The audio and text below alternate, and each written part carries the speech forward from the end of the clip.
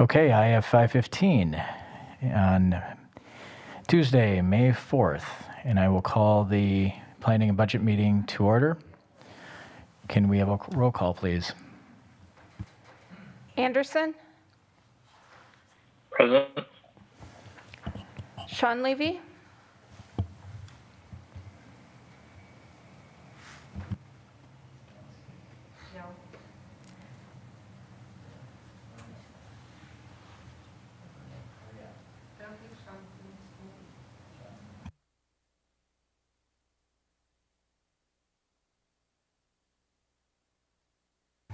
Delgado, I am here. I hope I'm supposed to be here because I want to be here. okay, and Wong. Here. All members are present with Wong in the boardroom. Okay, can we have approval of the agenda, please? So moved. Second. Okay, and approval of the agenda. Any discussion? All those in favor signify by saying aye. Aye. Aye. Aye. Opposed? Motion carried. Approval of the minutes. So moved. Second. Approval of the minutes and a second. Any discussion? Hearing none, all those in favor signify by saying aye. Aye. Aye. Aye. Opposed? Motion carried. Move on to budget, or item 2A, which is the audit service RFP. And we are going to have Ms. LaPointe that will be presenting along with support from Ms. Armstrong. Good evening. Can you hear me okay? Yes. Okay. So our 3-year contract with our current audit firm is ending June 30th. So we went out for RFP and received 3 bids. Ms. Armstrong and I reviewed the responses and rated them on work to be performed, experience, qualifications, and cost. As you can see, Kerber Rose received the highest rating. So therefore, we recommend contracting with Kerber Rose to perform our audit services for the next 3 years. Any questions? Any questions from committee members?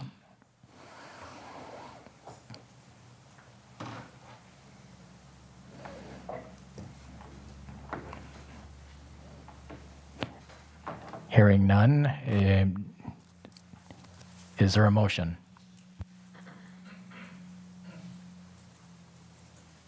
I'm sorry I was not quick enough to put my question up there. Go ahead. Is there going to be a difference as far as payment goes to this new provider?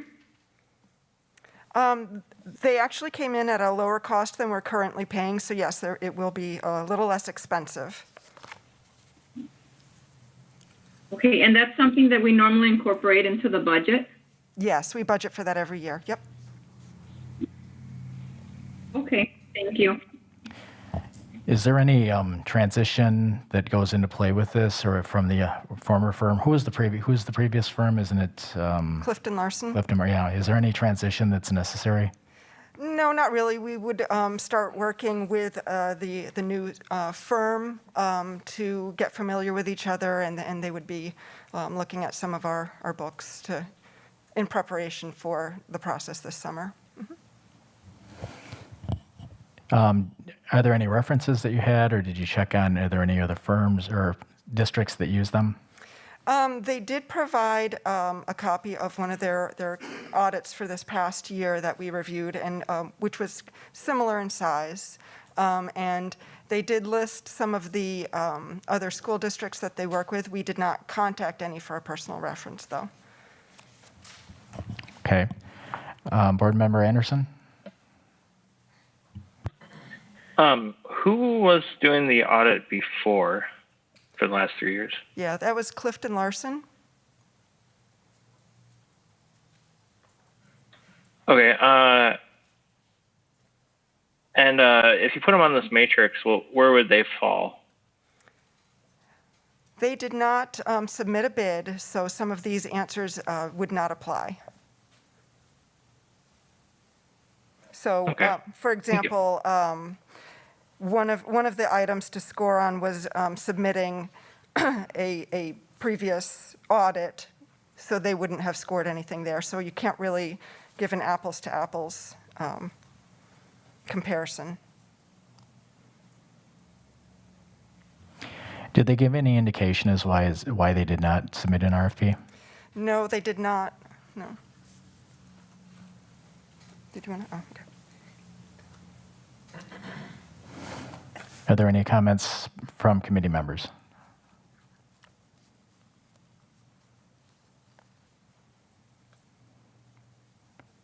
Okay, does anyone care to entertain a motion? I move to recommend to the School Board of Education approval of hiring Kerber Rose, SC, for audit services for 2020-2021 through 2022-2023, the amount not to exceed $70,800. Second. Okay, we have a motion and a second. Any further discussion? Okay, we have a motion on the table to move to recommend to the full Board of Education approval of hiring Kerber Rose, SC, for audit services for the 2020-2021 through 2022-2023 in the amount of not to exceed $70,800. All those in favor signify by saying aye. Aye. Aye. Opposed? Motion carried. Thank you. We'll move on to item 3A, which is the summer school lit camp. And we'll have Ms. Mortek presenting, and I think she's running solo tonight. Good evening. So I'm just here to ask for approval of the Lit Camp materials that will be used in our summer programming. It comes in both English and Spanish. And upon our kind of needs assessment, we recognize that there wasn't a continuous core resource that's used during summer school. So this is a research evidence-based program. Also, what makes it special and a sole provider is that it embeds social emotional learning and really targets the joy of reading through trade books. So we're excited about this opportunity and just are seeking approval to buy the items.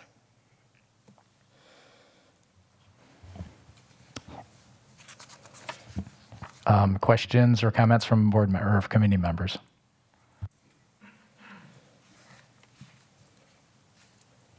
Go ahead, Ms. Board Member Delgado. So where are the funds coming from for this petition, for this recommendation? We're paying with this through our Title I funds.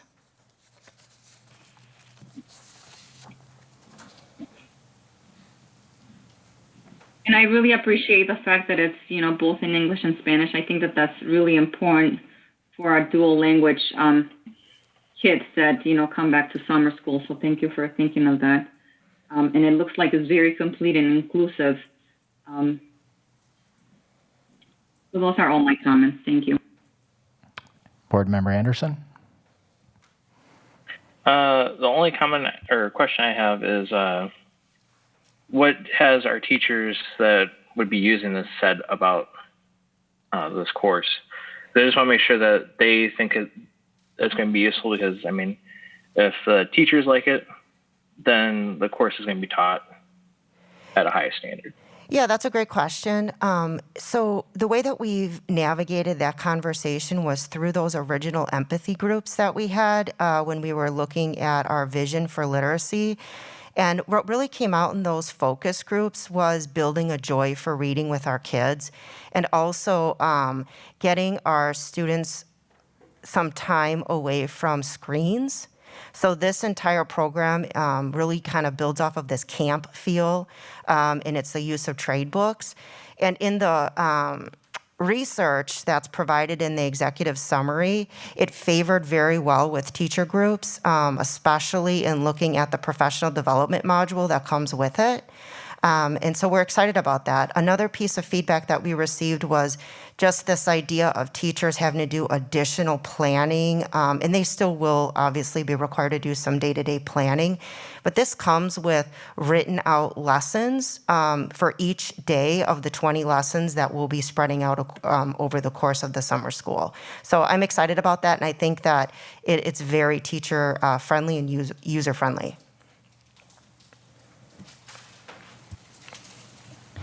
I do have a All right, question. thank you. Yep. Okay. What curriculum did you previously use or was previously used in summer school? That's a great question, and I can give you my best shot, and then I actually have a couple literacy people here in the room because I'm new to the district. But basically, it was a homegrown curriculum. So when I say that, what I mean is that our own team put together resources, which in those situations, it's people doing the best that they can, but you will find gaps in scopes and sequences. And so what's nice about this is that it's a thorough scope and sequence. There aren't patches in it, and there's ways to assess student learning. Is anyone in the group want to chime in? Just an extension of the universal, using some of the same resources that were used during the school year. Okay, so what they're saying to me is that they used an extension of some of the resources that they already had in-house. And some of the kids noticed, so this is kind of nice because this will feel kind of new. And it actually has like a camp song, so when the kids come in, there's a daily camp kind of theme and song that they go through as they go through the chapter books.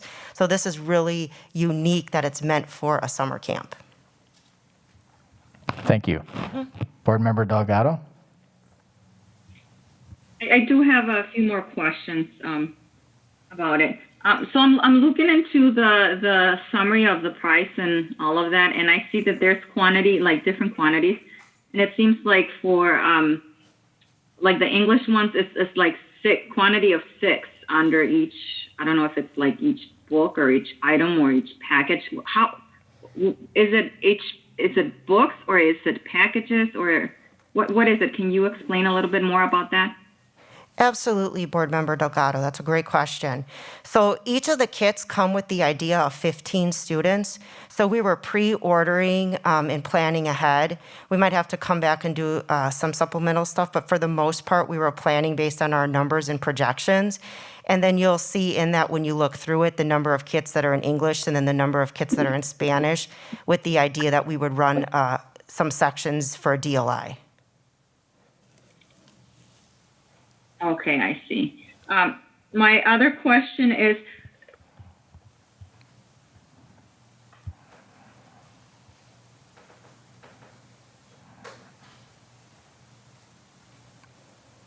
Go ahead.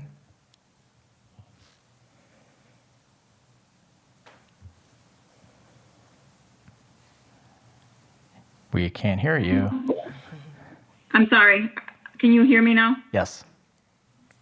Okay, sorry, seems like I cut off there for a minute. My question was, what is like the lifespan of this books? Like for how many years are we going to be able to use them? Or is it just meant for this summer school year? That's another great question, Board Member Delgado. That is the point of this, is that we establish a core resource that we can use. And so our plan is to have these like a checkout kit, and then they return them at the end of the school year. So the life of these is the typical life of a book, you know, a kit or a book that you would buy. And so I'm hoping in a sole source provider in the policy, it's for 3 years. So that's the idea going forward, and it's set up so that the kids, you're getting enough things in each kit for 15 students. So that's why it's multiplied by those numbers in the quote. And so then at the very end of the session, the books are collected just like you do with other materials.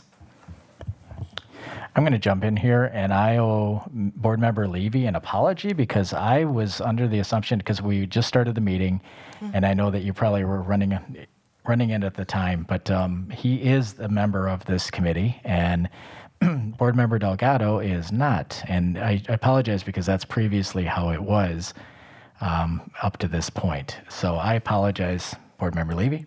And you are welcome. Fortunately, we did have the majority votes, so I think that I'm not sure if we need to go back and revote or how should we conduct that? Okay, you vote. Okay. All right. With that being said, did you have any questions about this topic at all? Okay. I apologize once again. My bad on that. So, Point of order, as long as you're on that topic, I would probably redo the vote on the audit simply because Delgado made that motion. So Okay. I would probably redo that one. She was seconding on the other two, and if Mr. Levy was voting on those, I don't feel that's quite as critical because we're a small board, so it doesn't always have to be seconded, but I would redo the one on the audit just to be safe. okay. Should we finish up with this topic first and then jump back to that? Okay. So,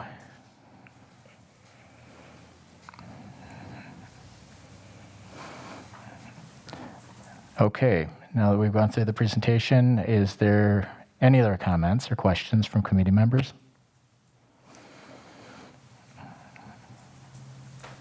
Does anyone care to entertain a motion?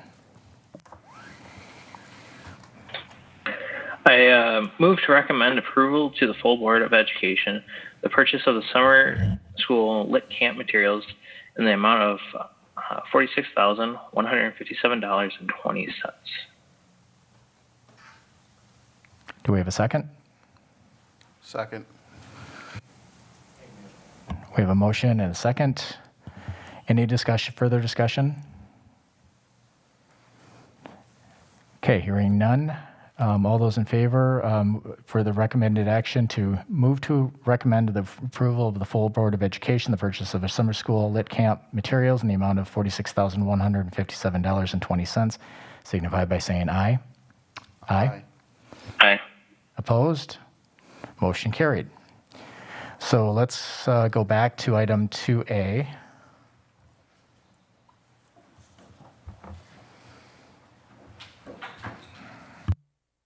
Bear with me one moment.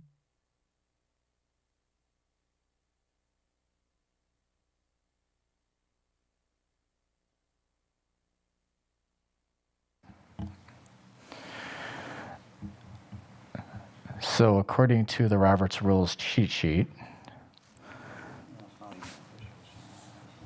what's that? Yeah.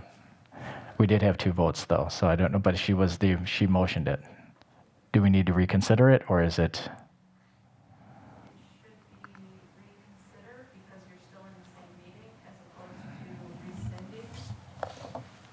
Okay. Okay, so. Right. It says here to reconsider something already disposed of. You want it? So you have to have a motion to reconsider the motion, and then you have to vote, make the motion. Okay. 2 motions you have to do.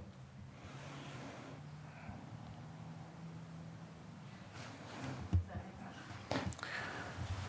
sense? I move we now reconsider our action relative to audit, item 2A, budget audit services, RFP. I'll second. Okay, we have a motion and a second to reconsider item 2A. Any further discussion? Hearing none, all those in favor of reconsidering the motion signify by saying aye. Aye. Aye. Opposed? Okay, motion carried. And now we have to have a new motion.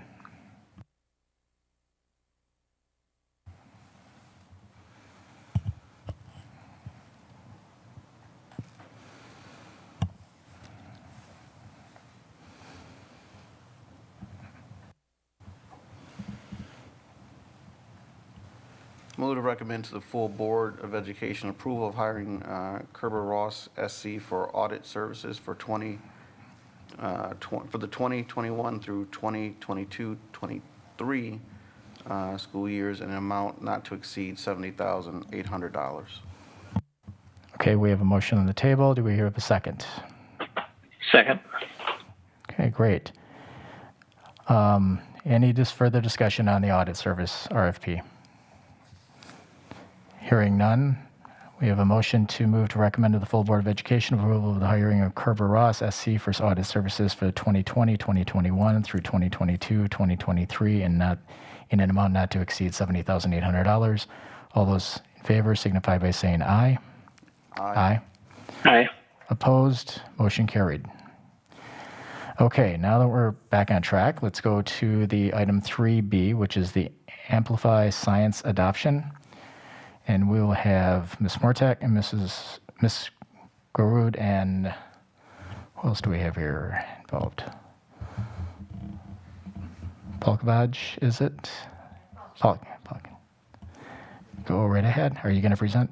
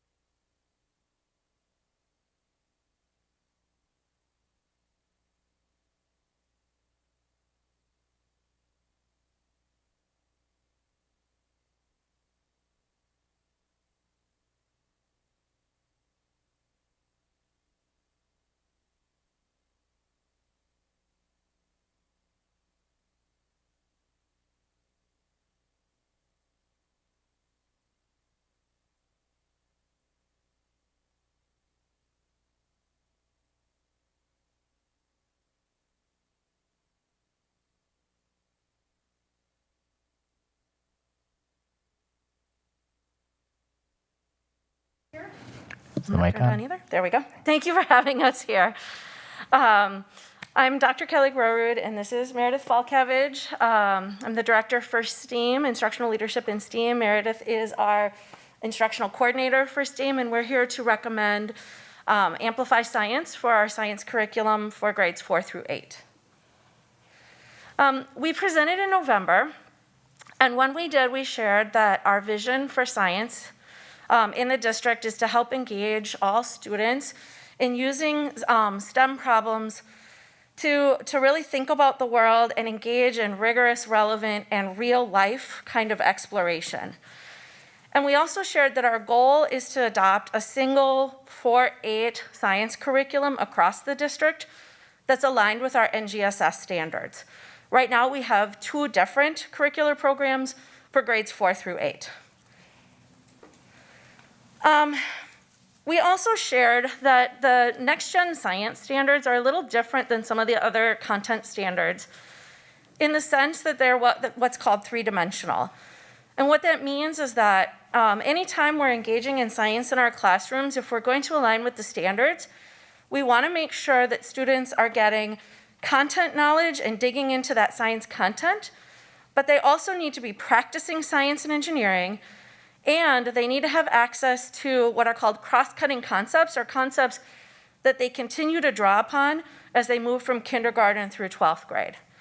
So if we're doing our science education correctly and in an NGSS-aligned way, to students, science should really feel like they're in a world of, an interrelated world of inquiry, like asking and answering questions, and studying phenomenon, really trying to understand the world around them. And one of the things that we're thinking about in the district is that our science curriculum is really just a foundational point for most of our students. So that universal science curriculum should be a way that students engage in science content and practices and really start to understand what it means to do science. But as they progress through their learning, we really want them to also connect their science learning to understanding, making predictions about the world, and doing math modeling, and also having some opportunities for self-directed exploration. And so our science curriculum is that foundation, but we really see, especially in this grade band, opportunities to connect to some of our electives like the STEM extension that was approved last year and some of our Project Lead the Way courses. So in the fall semester, we asked our 4th through 8th grade science teachers to engage with us in reviewing 4 different science vendors and to look at some curriculum materials. Through that process, the teachers selected 2 that they wanted to pilot. And so in term 2, our science teachers piloted Twig Science, and in term 3, they piloted Amplify Science. We had 22 classrooms that participated, and in 6th through 8th grade, this included all of our 6th, 7th, and 8th grade teachers and the DLI teachers that teach science. And in 4th and 5th grade, it represented a portion of our teachers because some of them were engaged in other pilots within the district. We had a pilot feedback process that was not just sort of one and done. We had multiple touch points throughout both term 2 and term 3 with our teachers. So we had regular meetings with these teachers. We had office hours with the vendors that Meredith and I were a part of. And we did multiple surveys of both our teachers and our students to collect information about how that pilot curriculum was working. And then at the end, we did one final survey a few weeks ago with our teachers to understand what they wanted to put forward as a recommendation. And fortunately, their recommendation agreed with what we thought was the best program as well. So our recommendation to the board is to adopt Amplify Science for our universal science curriculum for grades 4 through 8. All right, so when we asked our students which of the 2 pilots they preferred, Twig or Amplify, over 73% of our students chose Amplify. And it was really interesting to read through their free response answers, and what made Amplify stick out to them. They talked about the assessments being easy. They weren't easy assessments, but the fact that they thought they were easy is great. They liked the different stories, and we'll talk about those when we talk about how literacy is embedded into this program. The navigation of the system came out over and over again, that students were able to find what the teachers were asking them to look for. And then the content was relevant to them. They called it mature science, which blew me away. So we took those free response questions and we actually made a word cloud out of them. And you can see some of the big words that are jumping out: metabolism, learning, molecules, some of that science content. But then words like system and modeling and others like that are those science and engineering practices and those cross-cutting concepts. So that really shows us that with this Amplify curriculum, it really is interweaving the 3 dimensions of science. So we feel confident that we're going to do a good job with this curriculum. We also asked our teachers about what they liked about Twig or Amplify. And again, overwhelmingly, 21 out of 22 of our teachers recommended Amplify Science to us. Things that came out in their free response answers: the level of student engagement. They talked as the weeks went on with using the Amplify curriculum. More students were being active participants in class, and this was in the virtual setting, so that was a huge win for them. They talked about the higher order thinking that the students, when they had to answer questions, it wasn't just a quick feedback, it was they had to think about their answer. The teachers also talked about the ease of navigation and being able to find everything in one place, the support for reading and vocabulary development, hands-on experimentation, which is really big for 3-dimensional science. And then our DLI teachers were very excited about the resources. Everything was available in both English and Spanish, and very easy for them to toggle back and forth between the English and the Spanish materials. So some of the things that make this curriculum a winner from our perspective is really about the level of rigor that's embedded throughout the program. And so on this slide and the next slide, what we're showing is our current curriculum on the left for 4th and 5th grade, and on the next slide, 6th, 7th, and 8th grade. And then the rating of Amplify as a comparison. And these comparisons are done by Ed Reports, which is an independent third-party reviewer of curriculum. And as you can see, for 4th and 5th grade, Amplify partially meets the alignment with the NGSS standards. And I want to kind of pause there for just a second, because that partially meets is actually the highest score a curriculum has gotten, a 4th or 5th grade curriculum has gotten through Ed Reports since NGSS has been the standards, the national standards. And again, the coherence and scope, it meets expectations. So this is a pretty high bar.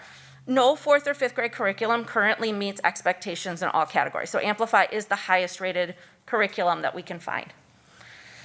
And then for 6th, 7th, and 8th grade, Amplify is also, again, the highest rated curriculum for middle school science right now. The difference between what we are currently doing in 6th, 7th, and 8th grade and what this program can provide, this resource can provide for us, is really quite amazing. And you'll see that it meets expectation for alignment with the standards and that level of rigor, the coherence and scope, and for usability. So again, this reinforces for us that the platform is easy to navigate, that students and teachers will be focused on the learning and not focused on trying to find what they need within the program. So we wanted to give you just a little bit of information about the curriculum itself and what the resources provide. One of the things I personally really like about this program is that all of the units are organized around big questions. So the unit itself is organized around a big, broad question that students are trying to answer. And then each individual chapter is also anchored in a question that students are trying to answer. So as they answer these smaller questions, they're really building to answer a much larger question about the world. Again, we mentioned those planning materials. The teaching planning materials are quite good in this program. And again, one of the things you can see here on the left, that all of the resources for teachers are kind of found in one space. So when they're looking for something, they can always kind of come back to the space within a unit to find what they need. But one of the things that Meredith and I really like about this program is that the teacher materials are provided in multiple formats. So on the right side, you can see that's a narrative of the learning progressions for one of the units that was piloted. But if you look at the next slide, that same learning progression is in a flowchart, which helps the teacher see across the entire unit what are those key questions, what are those key learnings for students, and sort of what's the final answer, what's the conclusion that students are supposed to be drawing after they get through that entire unit. Another element that we really like about this program is that most of our fourth through 8th grade teachers of science are really more generalists than they are specialists, right? And we ask them to teach science in a generalist sort of way. So even if our teachers have a science license, they may have studied a science field that gives them one strand, but not all of the strands that they're being asked to teach. This is true nationwide. It's not unique to Beloit. So one of the things that Amplify has done is really provide strong background science content materials for teachers that's really readable. And some of the feedback that we have gotten from the teachers, not just here in Beloit, but also as we've been able to participate in other statewide events, is that these background materials are a really good entry point for teachers and help them build their understanding so that they're not walking into the classroom feeling like they can't answer some of the questions that students are about to pose. So another great thing about Amplify Science is reading is an essential component in their science learning. At the 4th and 5th grade levels, this means both a physical and a digital science library. Each unit is 4 to 5 books. One of those books is a reference style book. So the Animal Eyes and the Water Encyclopedia are two of the reference books that students will use throughout the entire unit. They're not reading it cover to cover, but they're reading it like a reference material when they need to find some information out. The other 3 to 4 books are more of that high-level engagement reading, where students are reading it cover to cover, like a story, but as they're reading, they are gathering evidence and knowledge to help solve that question. One of the books that Drinking Cleopatra's Tears came through on the survey loud and clear. The students really loved that book, and they thought it was really cool how they might be drinking Cleopatra's tears because the water cycle is constantly moving water around the Earth system. At the 6th through 8th grade level, they're not reading books, but they are reading science journal style articles. And here, the students are reading each article, sometimes multiple times throughout a unit, each time gathering a little bit more information and looking at the article with a slightly different lens. Amplify Science also is providing strong resources and support for the teachers and the students to help them not only develop that science content, but to develop literacy techniques as well, such as annotation. And then again, with that science phenomenon, students are asked to try on a role to help solve that problem. And this is going to help expose our students to a wide variety of STEM careers that they may not think of, such as a water conservation engineer or a medical student or someone that is out there being a geneticist. And these are careers that maybe our students don't know about in the STEM fields, and through this they get that experience and knowledge of different fields that they can go into. And then we want science to be data rich, and Amplify Science helps us by providing hands-on opportunities for our students through those general labs that you and I did as a student. But one of the really cool things that Amplify provides is every unit, 4th through 8th grade, has a simulation that goes with it. And these are low stakes entry points for students to be able to explore and to collect data. The simulation that is up there was attached to our metabolism unit, and students could control how much oxygen the patient was getting and how much food that patient was intaking.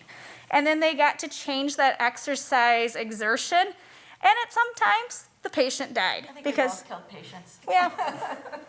But what's great is they hit the reset button and they get to start all over. But that's part of that learning process where they can make mistakes and they're not worried about messing up a lab experiment in the classroom. Okay. Just a few more key points here. So finally, one of the other things that we really like about this program is that the engineering standards, which are actually a strand within NGSS, are actually treated as integrated with the science content. And so in many curricular programs, the engineering standards stand alone as maybe one unit per grade level where students are asked to design something, test something, maybe redesign it. And it's really treated as sort of an offshoot of science and not actually embedded. And so Amplify takes a really different approach to this. And one of the things that they do is throughout the units, or throughout each grade level, there are multiple units. In 4th and 5th grade, there are 2. In 6th, 7th, and 8th grade, there are a few more. And what they do is they connect an engineering unit up to the science content.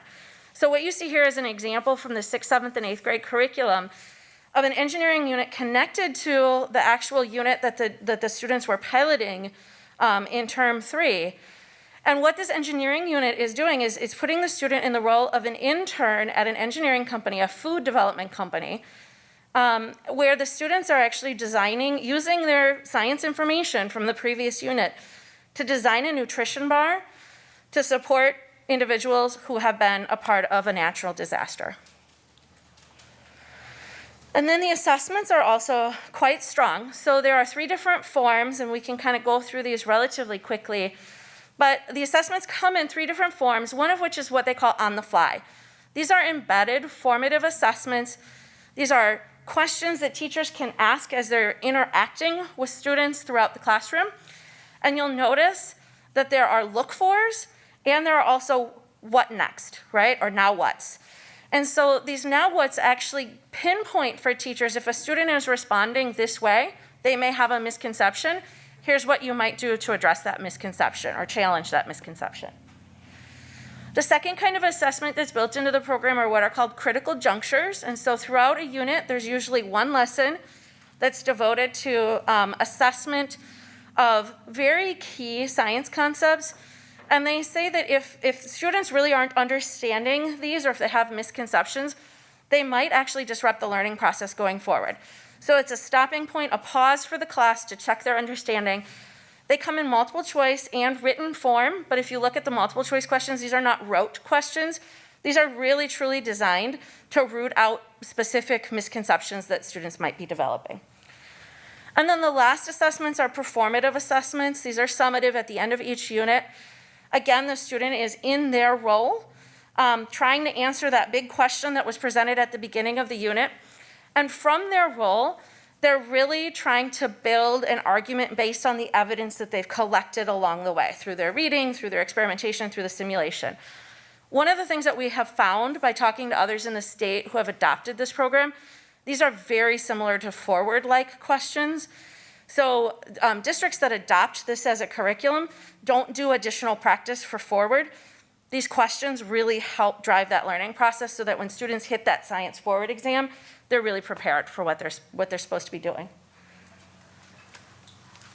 So one last piece of the puzzle that we looked at was, what is that family and guardian engagement? What tools and resources is Amplify providing that we can push out to our families?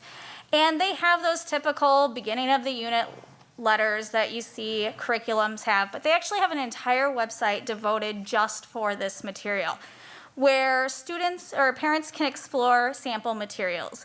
Guardians can log in and actually get an overview of the next gen science standards and how science education is different now than in the past. This website is available in Spanish and English as well, so that we can reach our parents and guardians. And then finally, just a couple of weeks ago, we were actually able to go into a classroom now that students are back and see Amplify Science in action, one of the hands-on activities that our 4th grade classroom was doing. And this was a really interesting experience because how the teacher had set it up was perfect. They were going to sniff essential oils, and she showed them the proper science technique of wafting the smell. And they were in little film canisters, so the students had no idea what they were. And she asked them to figure out, think about what comes to mind. And she was talking to them about how your nose is connected to your brain and how the sense receptors are working. But she took it a step beyond that, and she asked them, what is that smell triggering in your brain? And one of the really cool conversations was about scent number 1, which was lemons, and the students were able to get that, and how they were able to have a conversation about what that smell meant to them. Some talked about cleaning products that there was used in the house. Another one, cute little kiddo, talked about how her sister loves to eat lemons. And so she gets home from school and her sister has cut up a lemon and she's eaten it, and it triggered those kinds of memories.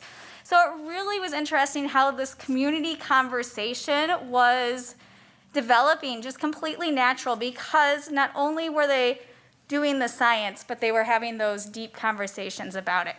And again, it's all inquiry-based. The teacher multiple times talked about how it's okay to be wrong. You may not know what all of those senses were, but this is our first chance of learning, and we're going to come back and we're going to talk about the different smells, and we can bounce ideas off of each other till we can get the right answer. Oh, this is me too. So finally, the professional development that we want to do with our teachers for Amplify Science, some of that will be provided by Amplify, and some of it will be provided to our district. We want the professional development to not only be for our teachers, but to be for our administrators and our coaches as well. Teachers looking at the actual content, how we're going to teach it, how we're going to use the resources, but for our administrators and coaches, how are you leading science instruction in your class? How are we moving science instruction to that next level? And then at the district level, we're going to talk about literacy, content, and pedagogy. And one of the concepts that we're already throwing out there is a coffee and content kind of thing in the morning where teachers can log in, kind of that just-in-time training of helping them understand that content, since again, a lot of our science teachers are the generalists versus the specialists. Okay, 2 more slides and we're done.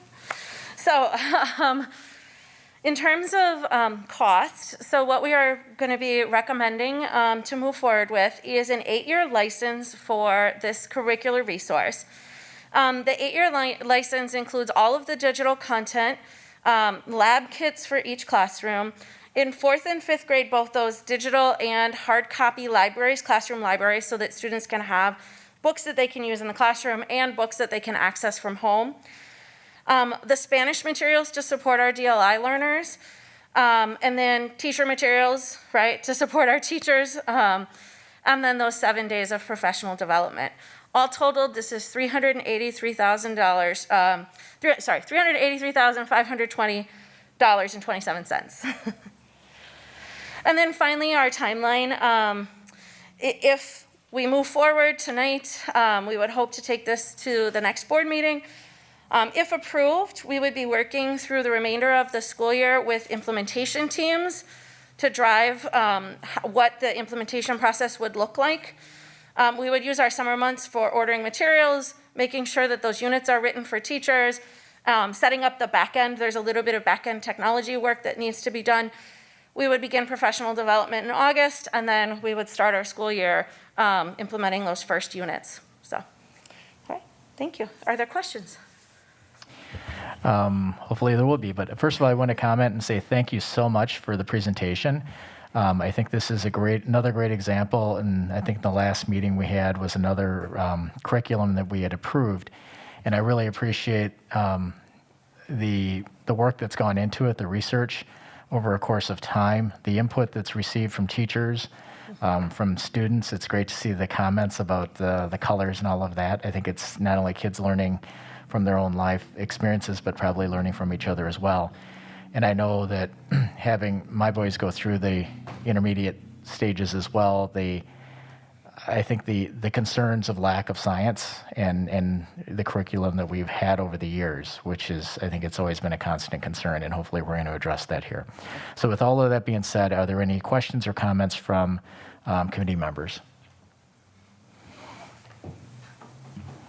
Can you go into a little bit more detail about the assessment resources provided and how that in grades 4 through 8, understanding that grades 6 through 8, students are receiving letter grades? What is that practice going to be, and just describe the assessments and some feedback from the pilot? Sure. So, yep. Thank you. So, in one of the really nice things. So, there's formative assessment that's embedded in here. That will happen day to day in the classroom. A lot of times that kind of assessment is used by teachers to guide their instruction. So that helps them determine what their next moves are for instruction. Can you go forward? So the critical juncture assessments, again, these are not designed to be summative, so those may or may not play a role in the grade that the teacher provides at the end. Those are really designed to stop learning and reteach if that's necessary. And I think one of the things that can be really tricky in a curriculum is to help teachers identify when that learning is just starting to get off so that we address it right away without having to, big gaps start to develop. So this assessment is designed to really help with that piece. Thank you. We really see the summative assessments as being the thing that should support grading our students. The really nice thing about the way these summatives are designed is that they are three-dimensional. It's one of the few programs that does what's called 3D assessment. And what that means is that when the assessment is given, the teacher is assessing the science content, so the science concepts, metabolism, ecology, those kinds of things that we think about from our science classrooms. But the teachers are also then assessing science practices, which is one of the things that we are working right now with groups of teachers to try to get embedded in our assessments, particularly at that secondary level. So science practices, and then those cross-cutting concepts. Cross-cutting concepts are things like structure, function, relationships, or energy, right? This is like something that you don't just do once, you do it multiple times. So it'll help us understand over time how students are conceptualizing some of those things. Did I answer your question?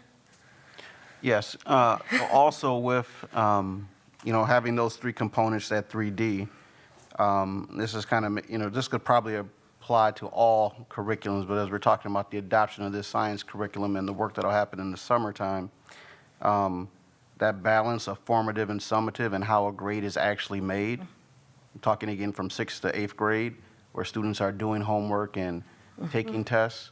What is the conversation along those lines about the making of a grade from the beginning of the semester to the end of the semester using this curriculum? So I don't have an answer to that question yet. That is something that we are actively working on. What I can say is that the conversations that we have been focused on right now is on more equitable practices. And one of the things that we know in science is that if you only assess those science concepts, particularly if you only assess them in a way that's through rote memorization structures, multiple choice tests, you don't do an equitable job in your classroom. And so the conversation that Meredith and I have really been having is about how do we make sure that these questions are open-ended so students can show you what they know in multiple ways as they're going through the unit. So I appreciate the question. I'm sorry I can't answer it completely, but that's work that we will be doing. Okay, because one of the other questions is, like I said, to have it explained that there's 3D assessment, the science concepts, the science practices, and the cross-cutting concepts, how that is translated into Skyward when a parent is looking at their kid's grade, that's a concern that I have. Yep, and that's the work that we're doing right now in professional development. So hopefully we'll have a good answer for you in the fall and some updated guidelines. Can I answer that? So the physical textbooks, there are physical textbooks that are a part of these curriculum resources? There are, there's not a physical textbook in the way that we might think about a science textbook.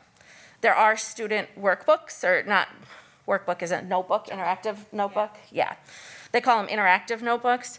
So there are those materials, and then there are the science articles, and all of that is printable, so we can have any of that material printed off and ready for students in the classroom.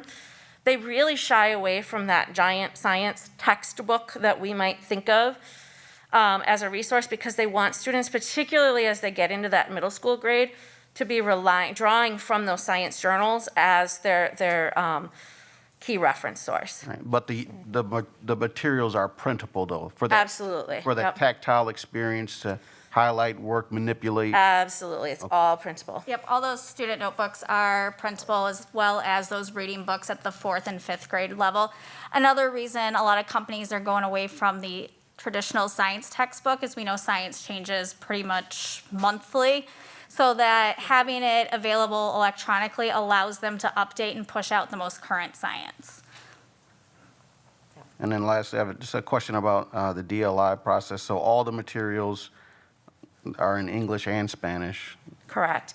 And And the same- we will get printed materials in Spanish. That was one of the things that Amplify recommended to us, is that most districts have found it useful to have those materials pre-printed.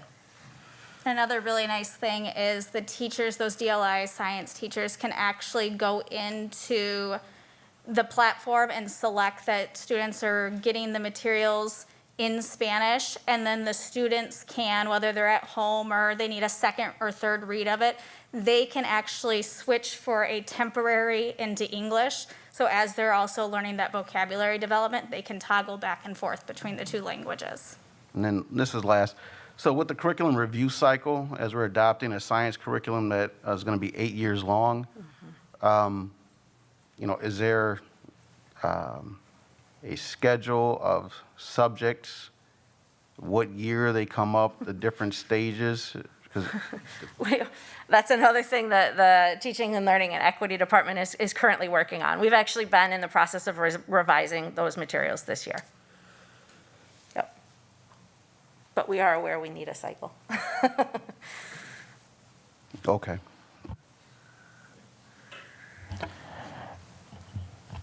Board Member Anderson, do you have any questions or comments? I just want to say that with the kind of pilot program that you guys have, it seems that kids like it a lot more than what we currently have. And I know as a student, if you have something that you actually like, you're going to be more engaged, and it seems like that's what's happening. And also, I really like that it's dual language, so that, as you guys are saying, if kids are in DLI, they can go from English to Spanish or Spanish to English, to help kind of, if maybe they might not know a word, and they can flip back and forth and be like, oh, okay, that's what that is. So I think this is actually a really good thing for us to have. Thank you. Okay, I do have a couple of questions. First of all, you had mentioned that this curriculum involves a lot of reading. And I think, as we know, there's a number of students that don't read at grade level. What's the process, I guess, to implement or to help students that are not reading at grade level to make sure that they can understand and comprehend the material that's being presented? This was probably one of the things that teachers liked the most about this particular program. So, little background about Amplify. Amplify actually started as a literacy company. They have moved into other subjects over the last few years, but they really started as an ELA foundation.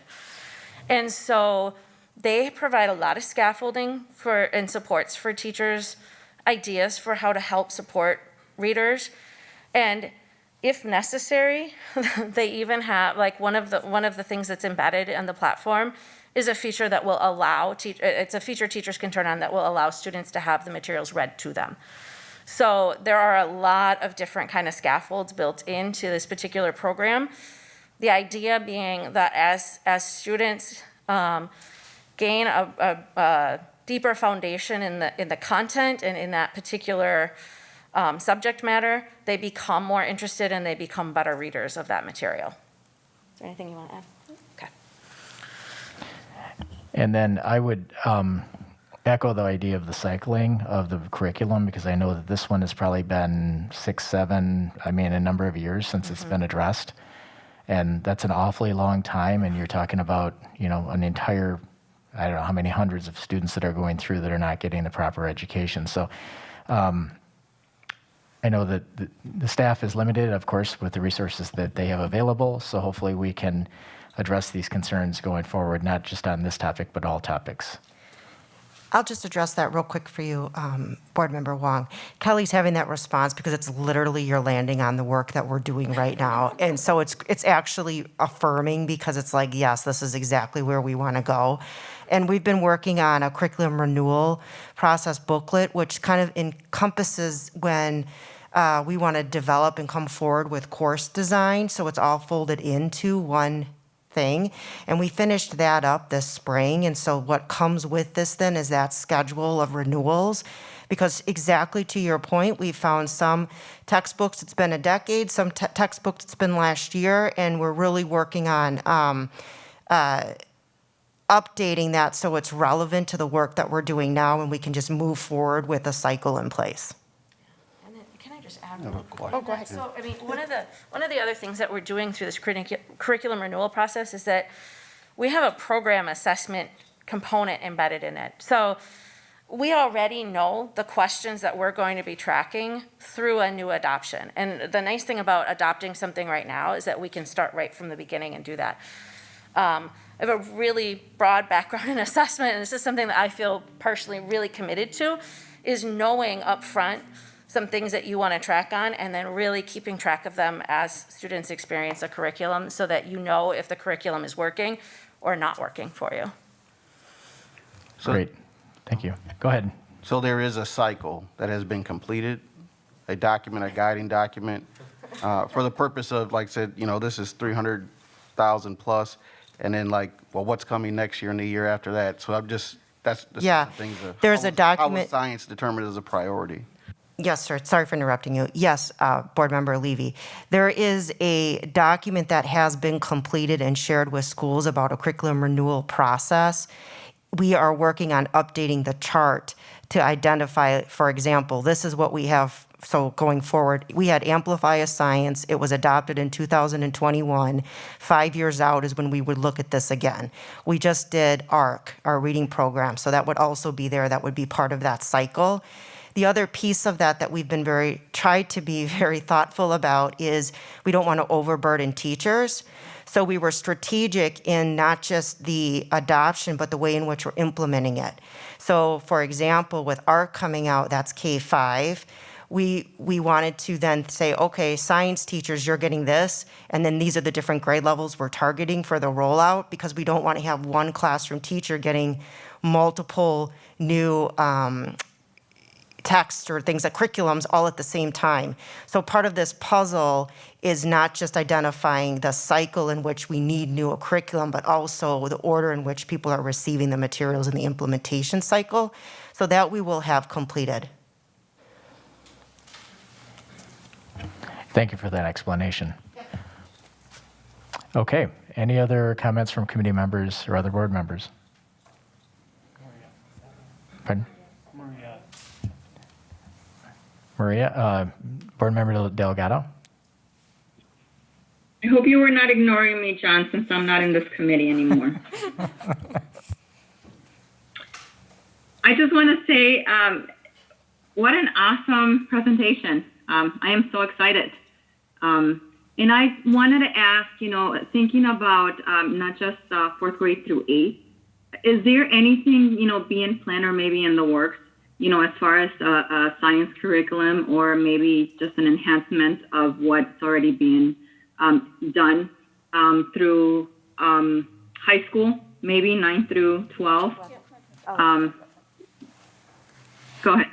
Yep, so we have been in conversations with the science department head over at the high school, Heidi, about coming up with an adoption cycle, a renewal cycle for those textbooks, because we hear that they are over 10 years old as well. So we are looking at going to start with the physical science class, which is that 9th grade class, so thinking of how these students will come up through the system and making sure that we are staying ahead of the game. So we're looking at the 9th grade physical science class next year, and then the biology class the following year, so we can make sure that we are upgrading those course materials in a timely fashion, but also spreading it out over the course of a few years. We do also have plans to go down to K3 as well, but we can only touch so much at any one point in time. Right, thank you. I do appreciate that. So I know that during the COVID time, there was different things purchased for like the science department that, assisted through, COVID. Is that something that is going to be maybe extended for like the following year, since based on the information that I have heard, it went really well? I think it's something to do with like, I'm not sure if it's like the gadgets, I forgot my notes that I had for that, but it was something to do with science that we had purchased for to assist teachers and students through COVID time and remote learning. Yes, we purchased a few different materials. One of the things that we purchased was gizmos for the high school, because they were not able to do those hands-on activities. So it was virtual simulations that would work with the iPads. We have not had detailed conversations yet with the high school staff about that, but that is certainly something that we are looking to explore. We actually have a meeting set up with them in, about 2 more weeks to look into that. There was a few other things. One was a 4-8 science platform. That one we will not be looking at renewing, because we will have this beefed up science resource next year. And then at the K3 level, we did also look at mystery science, but we did purchase that as a 2-year fill-in for those digital videos, and have had great feedback from teachers with that COVID resource. Awesome, thank you. Okay, any other questions or comments from board members? Hearing none, does anyone wish to entertain a motion?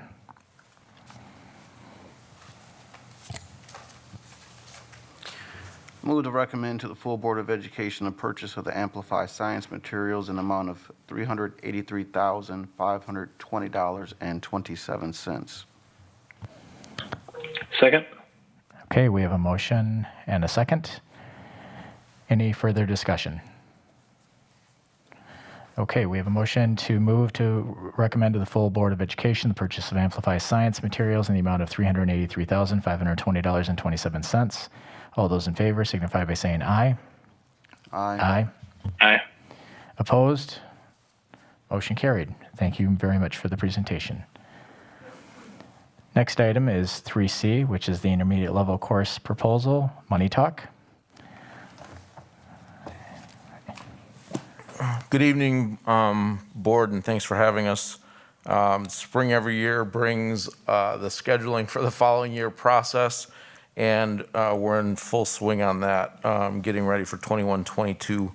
At the intermediate level, over the course of the last couple of years, we've been working to investigate or kind of determine how we can better align the intermediate exploratory programming with the academy structure at Beloit Memorial High School, home of the Purple Knights. And as we worked with the intermediate principals, we saw that there was kind of a void in the academy structure at the intermediate level.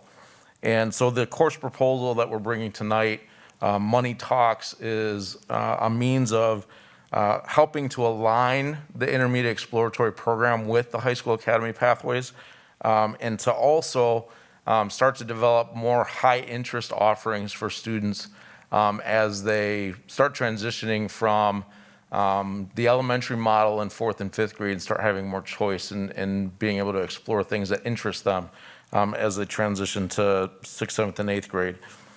And so the course proposal that you have here tonight, Money Talks, is in the Bach Academy, so it would be business, art, communication, hospitality.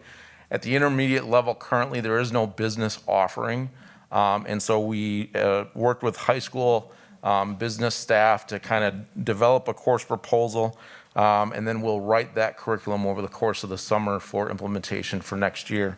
Again, this is in direct response to, as we analyze the course offerings that are currently at the intermediate level, we felt that we had offerings that aligned with the Health, Human, and Educational Services, or HES Academy at the high school. We had some courses that aligned with PACMEs, but we did not have anything, we did not have a full complement to support Bach. So the course proposal that you see has 3 primary focus areas, being business, marketing, entrepreneurship, and through our work with the high school staff, in development of this course would be a 1-semester course that would be offered for 7th and 8th graders on a 2-year rotating basis. So they'll take Money Talks year 1, and then the second year, as you can see on the sheet for the pathway alignment, we would bring in a hospitality class. Because one of the other things that we struggle with a bit at the intermediate level is having so many course offerings that teachers get bogged down in multiple preps. And so we're trying to really align those course offerings on a 2-year cycle, and Money Talks will help build the first year of that 2-year cycle. Questions or comments from committee members?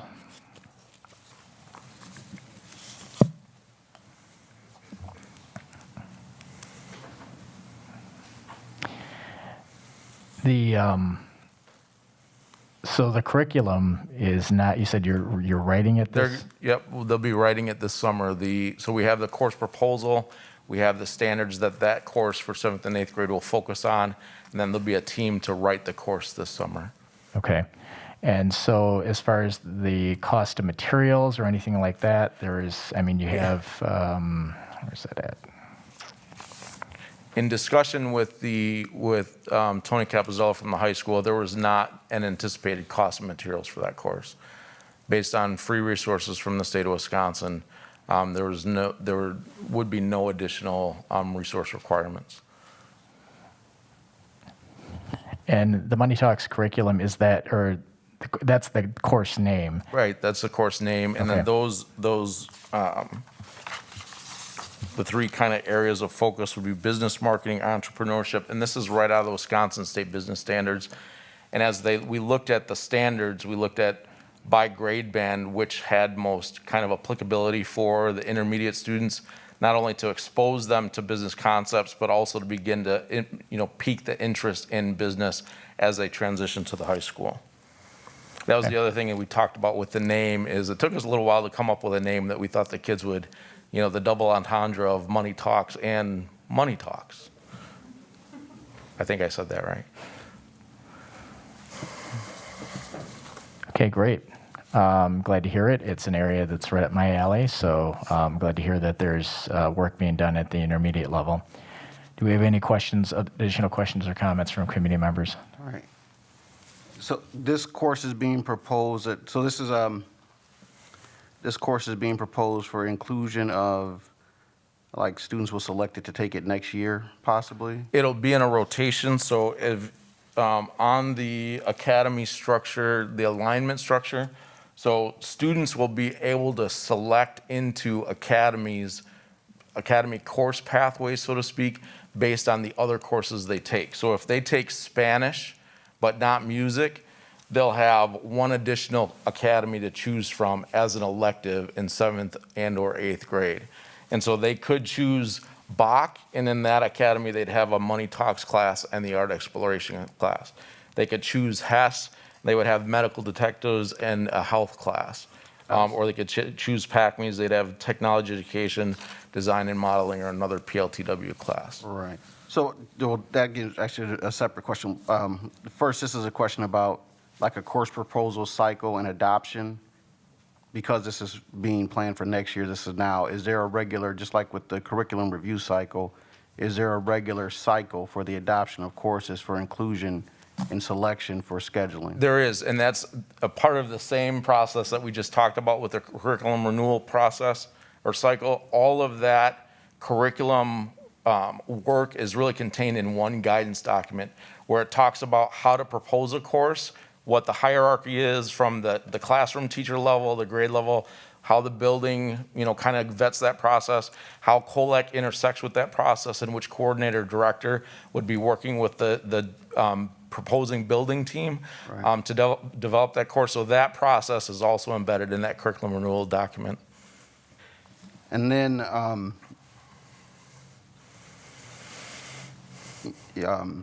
because it's May, so if the course is being proposed now and it's going to be done, then we get to the selection of scheduling. So there's a whole process, one cart, the next cart, and things that I'm thinking about. And then just as a parent, as an intermediate student, this understanding of what electives are available for a student to take. Looking at other districts, what their intermediate level offerings look like, what the offerings were in 1991 when I was, at Aldridge. Right. Kind of what is the plan as we look and see, other than the core area subjects, what students are taking? Because there's one part of listening as a parent and thinking about kids selecting into different areas is one thing. When, kids want to take art, they want to take tech ed, they want to explore in the middle school area. So kind of how is that available in this? It is absolutely available in this, and I think that's the beauty of this structure. So 2 things. I'm going to answer your first question about the scheduling timeline, and we are on a pretty tight timeline because that's how scheduling is. With this meeting tonight, and based on your decision, we're ready to roll with scheduling at the intermediate level, very shortly. So we have the process in place. We do scheduling in Skyward. That makes it a lot easier than having to do any kind of paper pencil stuff with students. So that part, the plan is already in place. As far as the variety of offerings at the intermediate level, we've kind of swung on a little bit of a pendulum with this because over the course of the last several years, when we had all 6 Project Lead the Way classes, plus you have art, Spanish, your music, you had so many offerings that it was kind of hard to schedule all of that within the limited structure of the intermediate model when, you'd have one tech ed teacher that would, be trying to teach multiple sections across multiple grades. And so this alignment with the academy pathway and kind of doing a 2-year rotation of these courses builds students not only the opportunity to have choice within the year, but then also doesn't, because we've had other situations where we didn't have the course sequenced correctly. So students would be in situations where they may have to take the same course twice. And so we're trying to work that stuff out so that students over the course of their 7th and 8th grade years actually get an exploratory opportunity to do some of that exploration based on their interests and aptitudes and not be confined to what the schedule allows, that we're trying to build a more, well-rounded opportunity for them at the intermediate level that aligns with the high school pathways, so. Board President Miller, you had a question? I did, thank you. Yeah, thank you for the presentation. It's really heartening to see all of the support for intermediate academies coming through. I'm just curious if we have a relationship with Junior Achievement as an organization, or if that works its way into this in any way, or an organization. That's not something that we explored as a part of this course proposal, but from past experience, I know that we do have a relationship with Junior Achievement, and I think that's a great kind of natural connection that we would definitely be able to make with this. All right, thanks, I was just curious. Yep. Thank you. Okay, any other questions or comments from committee members?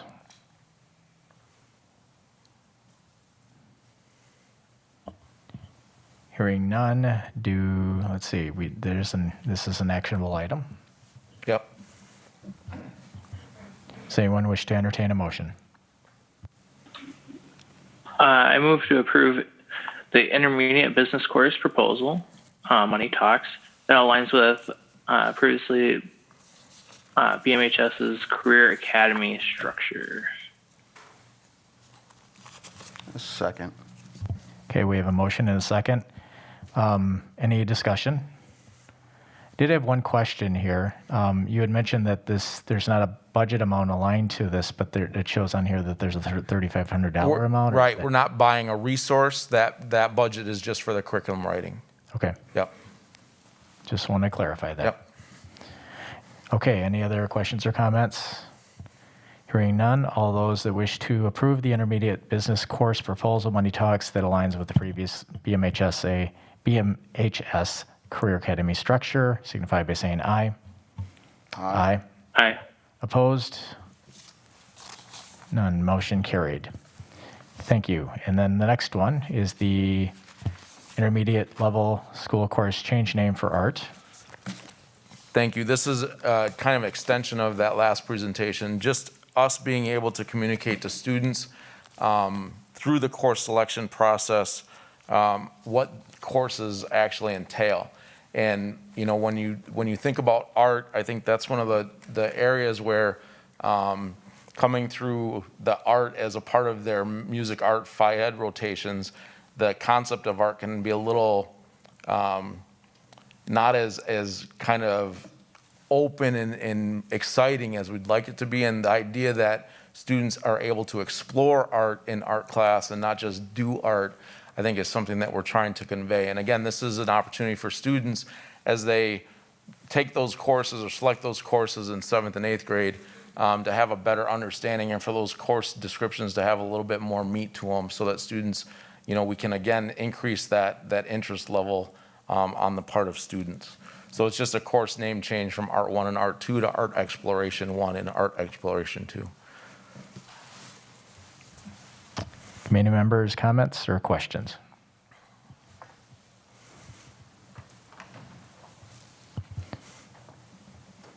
Okay, hearing none, does anyone wish to entertain a motion on this?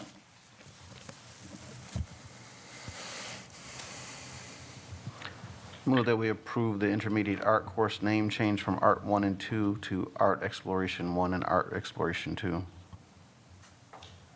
Second. Okay, we have a motion on the table to approve intermediate art course name from Art 1 and Art 2 to Art Exploration 1 and Art Exploration 2. Any further discussion? Okay, hearing none, all those in favor signify by saying aye. Aye. Aye. Aye. Opposed? Motion carried. Thank you. Thank you. Moving on to item 3E, which is the CISA 2 contract for 2021-2022. Okay, thank you. This is our annual renewal for our CISA 2 contracts that we use for their annual services. As you can see from the attachment, we do have our membership within CISA 2, and we have been using the Professional Resource Center and Assistive Technology Library, as well as the Transition Advisory Network and the audiology component for any IEP-based needs. So we are just looking at approval to have us renew the existing services with CISA 2 for the following school year.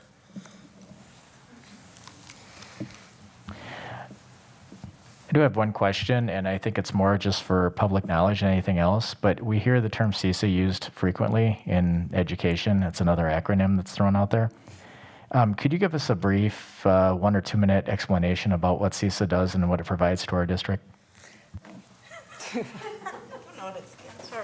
Okay. Yeah, It's an educational cooperative. So for districts that might be smaller, they can provide you resources that you might not be able to sustain in your district. For example, teacher of a visually impaired, you might only have a small need, so you don't want to dedicate a full-time position to that, so you can contract with the CISA. The items that Joanne listed, we contract with them for audiology services, which is hearing aid upkeep and teaching students how to use their hearing aids. The Professional Resource Network is it's a huge library that they have there that we are able to check out assessments for eligibility purposes that we may not have in-house. Curriculum that we may not have in-house, very specialized things. Okay. They also provide professional development for our staff. And we actually contract with other CISAs as well, so we use CISA 10 for E-rate services that allow us the expertise of their CISA. Some of the CISAs of the cooperative educations, they have specialized areas and they are available to districts outside of their central region of their CISA for those services. So instead of us having to be at the top of knowledge game of E-rate, which happens really once a year, that we employ them to have those referral services. We also have another one coming up tonight to talk about the Perkins Grant and having CISA 1 work with us on that. So it allows us not to necessarily have to have all the housed employee groups and specialties within our district and use the network of the state to enable us to do that. Thank you. And then along those lines, there's different CISAs. Are those based upon geographical location, or are they, okay, you're nodding? Yes, they're divided out across the state and regions. So our location is actually in CISA 2. CISA 1 is out towards Milwaukee. And then I know CISA 10 is up in Chippewa Falls. So they're all geographically located. What's our region? What's the coverage? I don't know. CISA 2 is the largest one, and geographically it extends from just west of Monroe in Greene County all the way in towards the Kenosha, Racine counties. Up to Madison. Great. Thank you. And then just also CISA, so the Cooperative Educational Service Agency, or CISA, is something that was established within state statute to help support growing school districts. So. Okay, and then this is a budget item, correct? Is there a dollar amount on this? Yes, this, the proposal is just for, this is the renewal. We'll get our actual costs when we have the audiology services evaluated. So according to the invoice that was attached right now, it's about $15,500. But that does not include those audiology services because those will be based on the need in the district. So I have one question. So I saw our transition services, this is for special education, are handled through our CISA. Is there, and this kind of goes along with the thought, and I understand the contracting out for different services, but just a question about the development of the expertise or the administrative staff that we have to handle some of the things, not all of the things, but how are transition services handled in the district? Are they just handled by CISA, or what else is actually taking place with the administrators in the district? We actually have a transition coordinator within the district that is in charge of coordinating all transition activities, children ages 14 and up. should have a transition plan included in their IEP. And so this coordinator works with teachers from the middle level all the way up through age 21. Also at this time coordinating programming specifically for our 18 to 21-year-old students.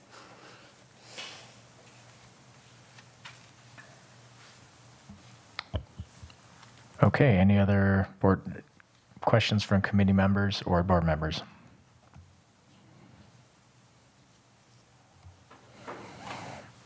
Hearing none, does somebody wish to entertain a motion? I move to recommend to the full Board of Education the approval of the 2021-2022 CISA 2 contract. Do we have a second?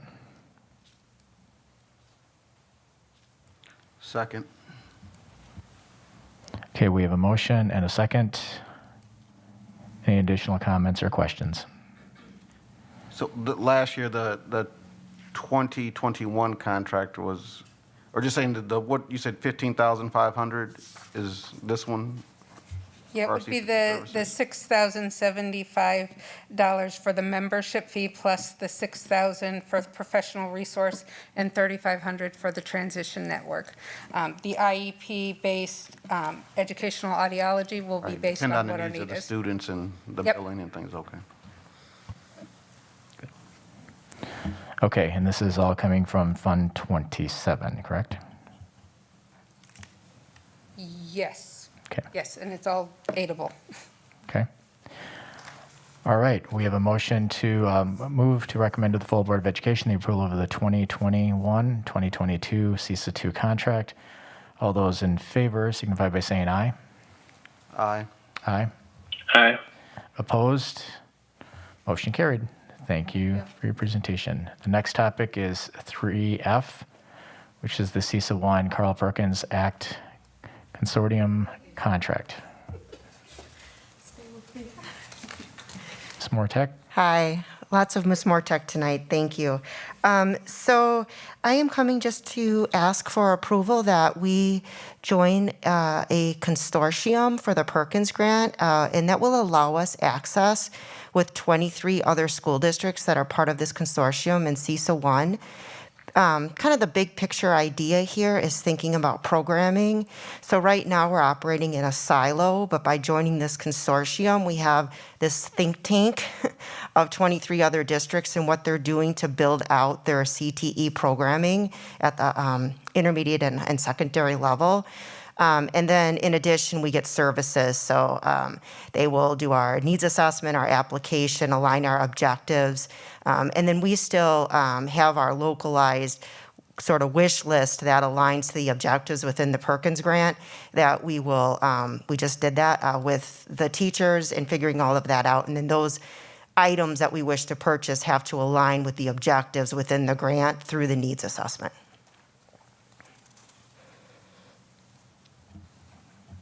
Any questions or comments from committee members? So this would be our first year in this Perkins Consortium from CISA 1? Yes, it will be. So who's been handling Perkins prior or we'll- right now? Yeah, thank you for asking. That's a great question, Board Member Levy. So formally, we have done it in-house with our Director of CTE and then with the Finance Department. But in thinking about that, we've been operating kind of alone. And so we will still manage the Perkins Grant in the sense of, like I said, it's localized in what we need and what our objectives are saying, but it's in alignment then to a larger consortium. And we did that work already. It was approved by DPI because you have to prove like our needs align with the CISA's needs, which already happened. So with this approval, we can just move forward and having them as a partnership.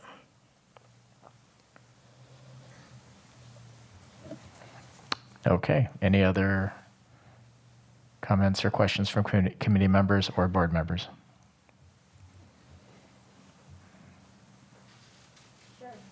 I just want to thank you. I think that that's having in my prior role at Blackhawk, worked with the CTE places in the area. Like, I just think that would really give Beloit a leg up. And, there's really good work coming out of CISA 1, and I'm excited that this is coming forward. Oh, that's great to hear. Thank you. Okay. Does anyone wish to entertain a motion?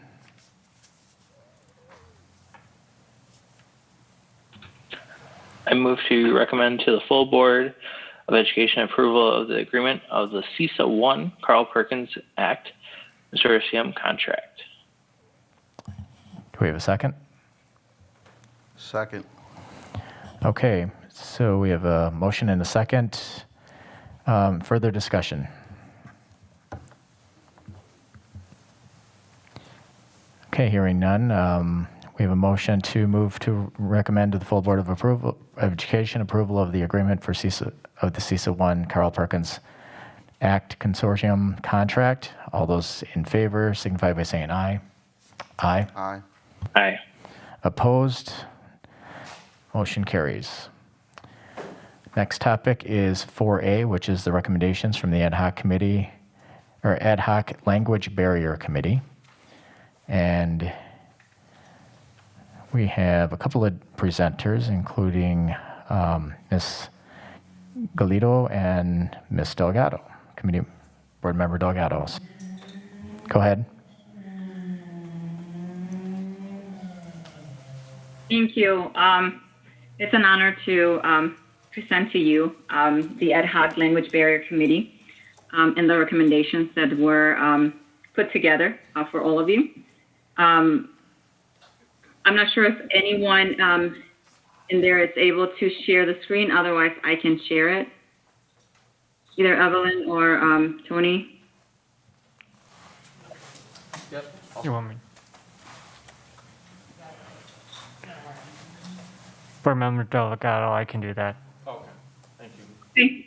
Thank you, Dr. Fleeser. I appreciate that.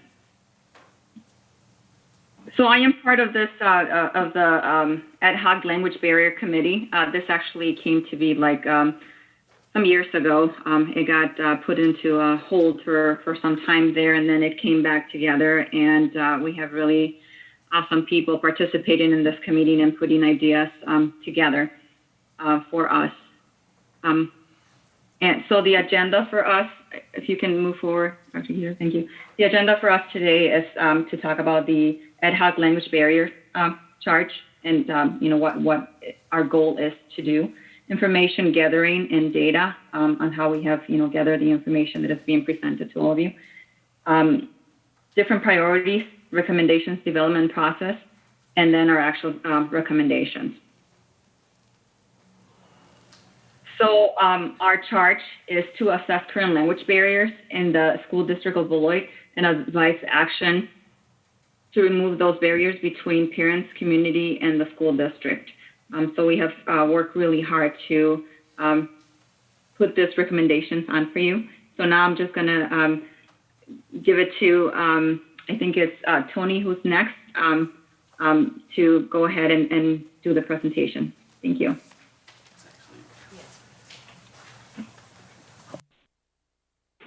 Oh, it was on. Hi, it's actually Rosa Maria Lorson. So the first thing that we did is that our bilingual family outreach specialist helped us with this, Tulio Duran. He got our bilingual homeschool liaisons together and had them call families to ask them the questions to be able to gather information. We find this to be a very friendly and relatable way to gather information rather than sending out a survey. And I think it was pretty culturally responsive to do that. So the next slide, please. The next two slides just list the questions that they asked. The first one being, what communication barriers existed between the schools and between themselves, the parents and the child's school. Satisfaction with the communication with the school. And the next one was a little more focused as far as the communication between parents and the child's teacher. And then also just asking parents, how do you prefer to receive information from your child's teacher, from the school or from the school district?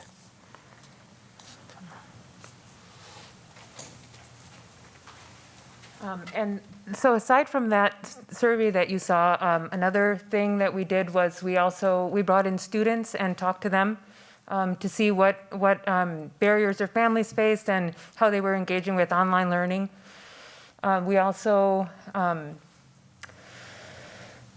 talked to the homeschool liaisons, and we had the human resources director come in to talk to us about what the school district has been doing to recruit and retain staff. And we developed from all of this, we developed basically 4 primary priorities to mitigate what we saw as cultural, linguistic, and systemic barriers in the school district. And we have several recommendations that support our priorities, or these priorities. Okay. So our first recommendation it goes along with the second one that Kurt will be presenting in a moment, but it's basically that we feel that the default for our district should really not be just translating and interpreting, but having kind of the default be that everything is provided in both languages. And so we discussed whether it would be just board policies that would be available in both languages, and it's not only board policies, but signage. And so anyway, our first recommendation is specifically that there's Spanish translation and interpretation services for all written, verbal, and visual communication at the building and district levels. And we really considered that all word, and we decided that it should be all. And the second part of this is building level signage should be audited so that we can assure that all signage is in English and Spanish across school district of Beloit facilities using consistent standard district approved language constructs. And we thought it was important that there be discussions around the level of language that's appropriate for our families, whether it should be formal or informal, and what specific variety of Spanish would be used. And so all those discussions we felt that need to happen. And then Kurt.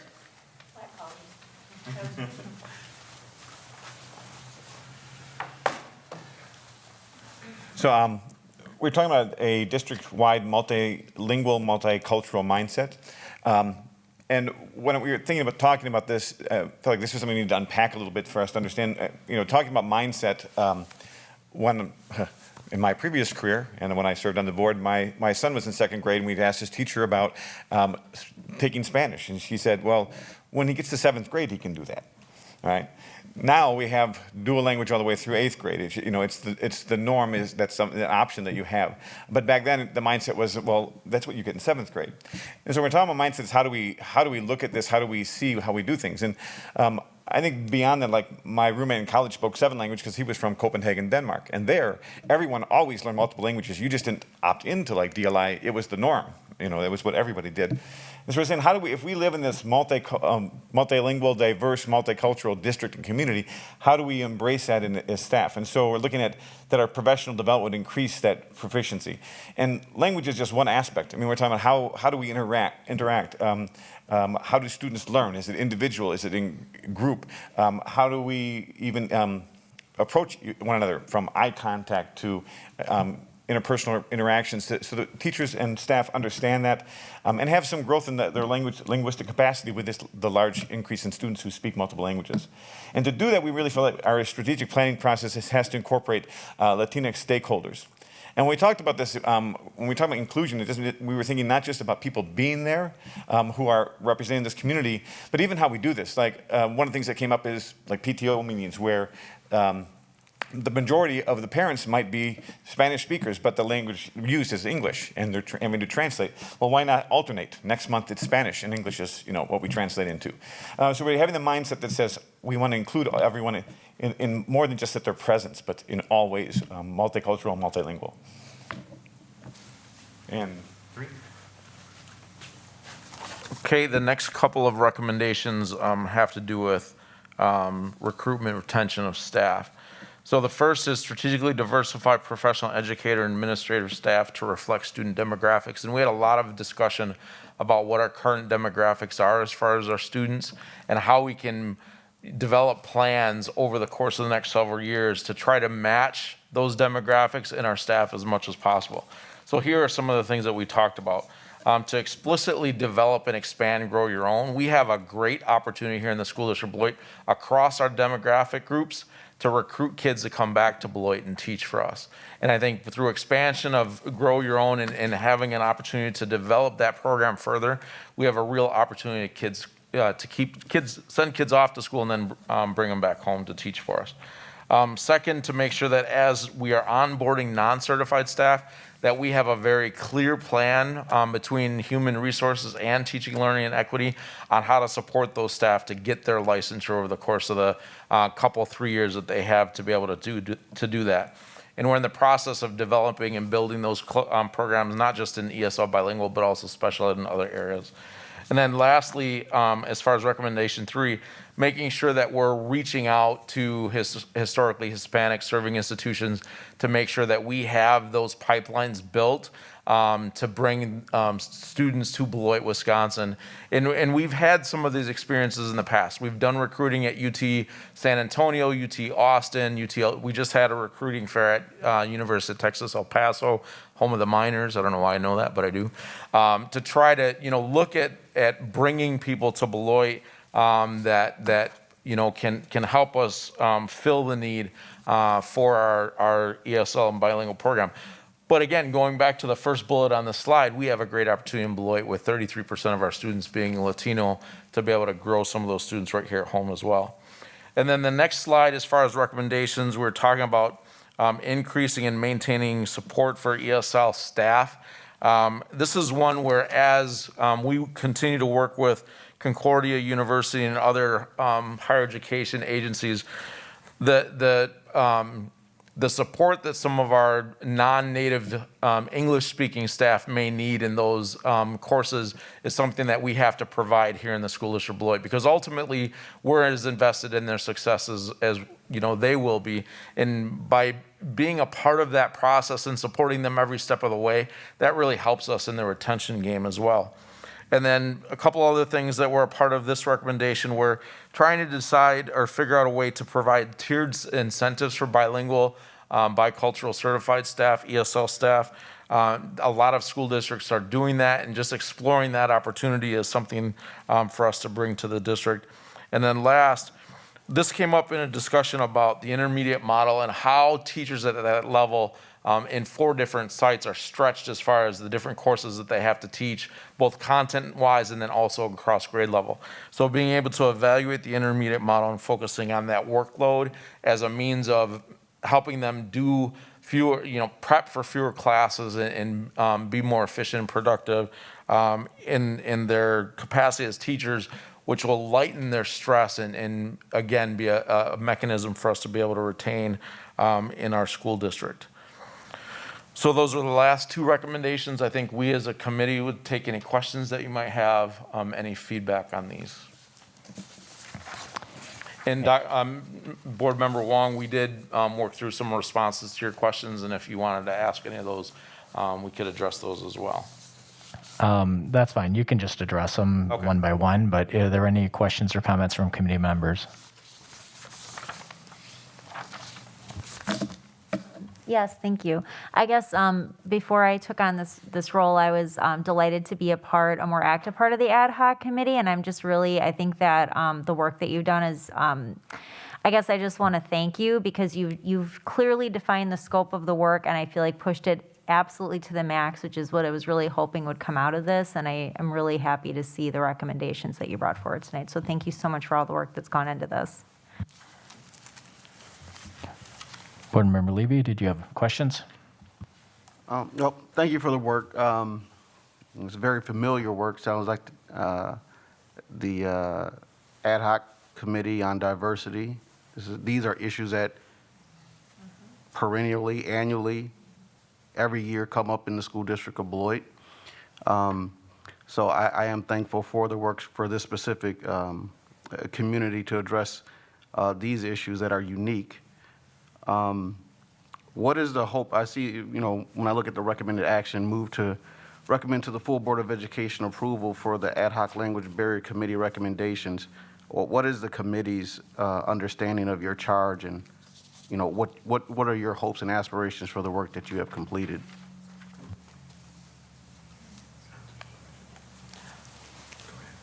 I think our understanding would be that based on these recommendations, this committee would forward the recommendations based on any consideration or input to the full board to be considered, and then those would be forwarded to the superintendent to operationalize as far as those priorities and recommendations that would be moved forward.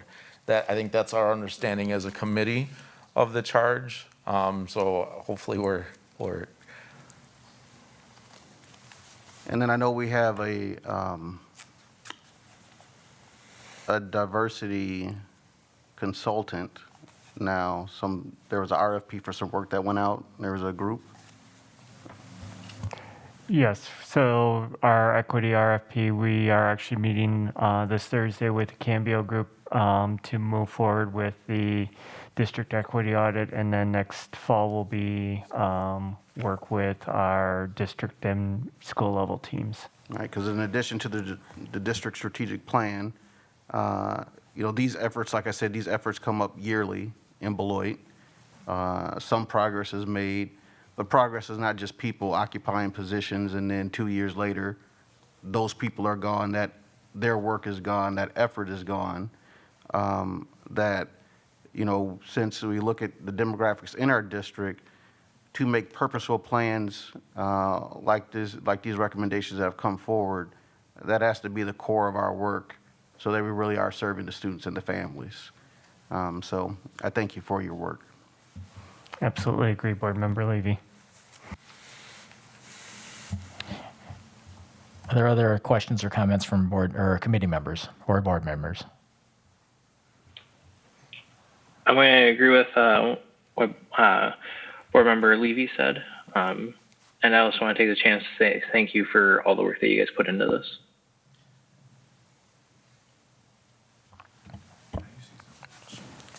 Go ahead. Just thinking what Board Member Levy was sharing, I think part of the plan, the way this was laid out, is looking at immediate things we could do, like the signage that is clearly designed to show how we include everybody in all ways.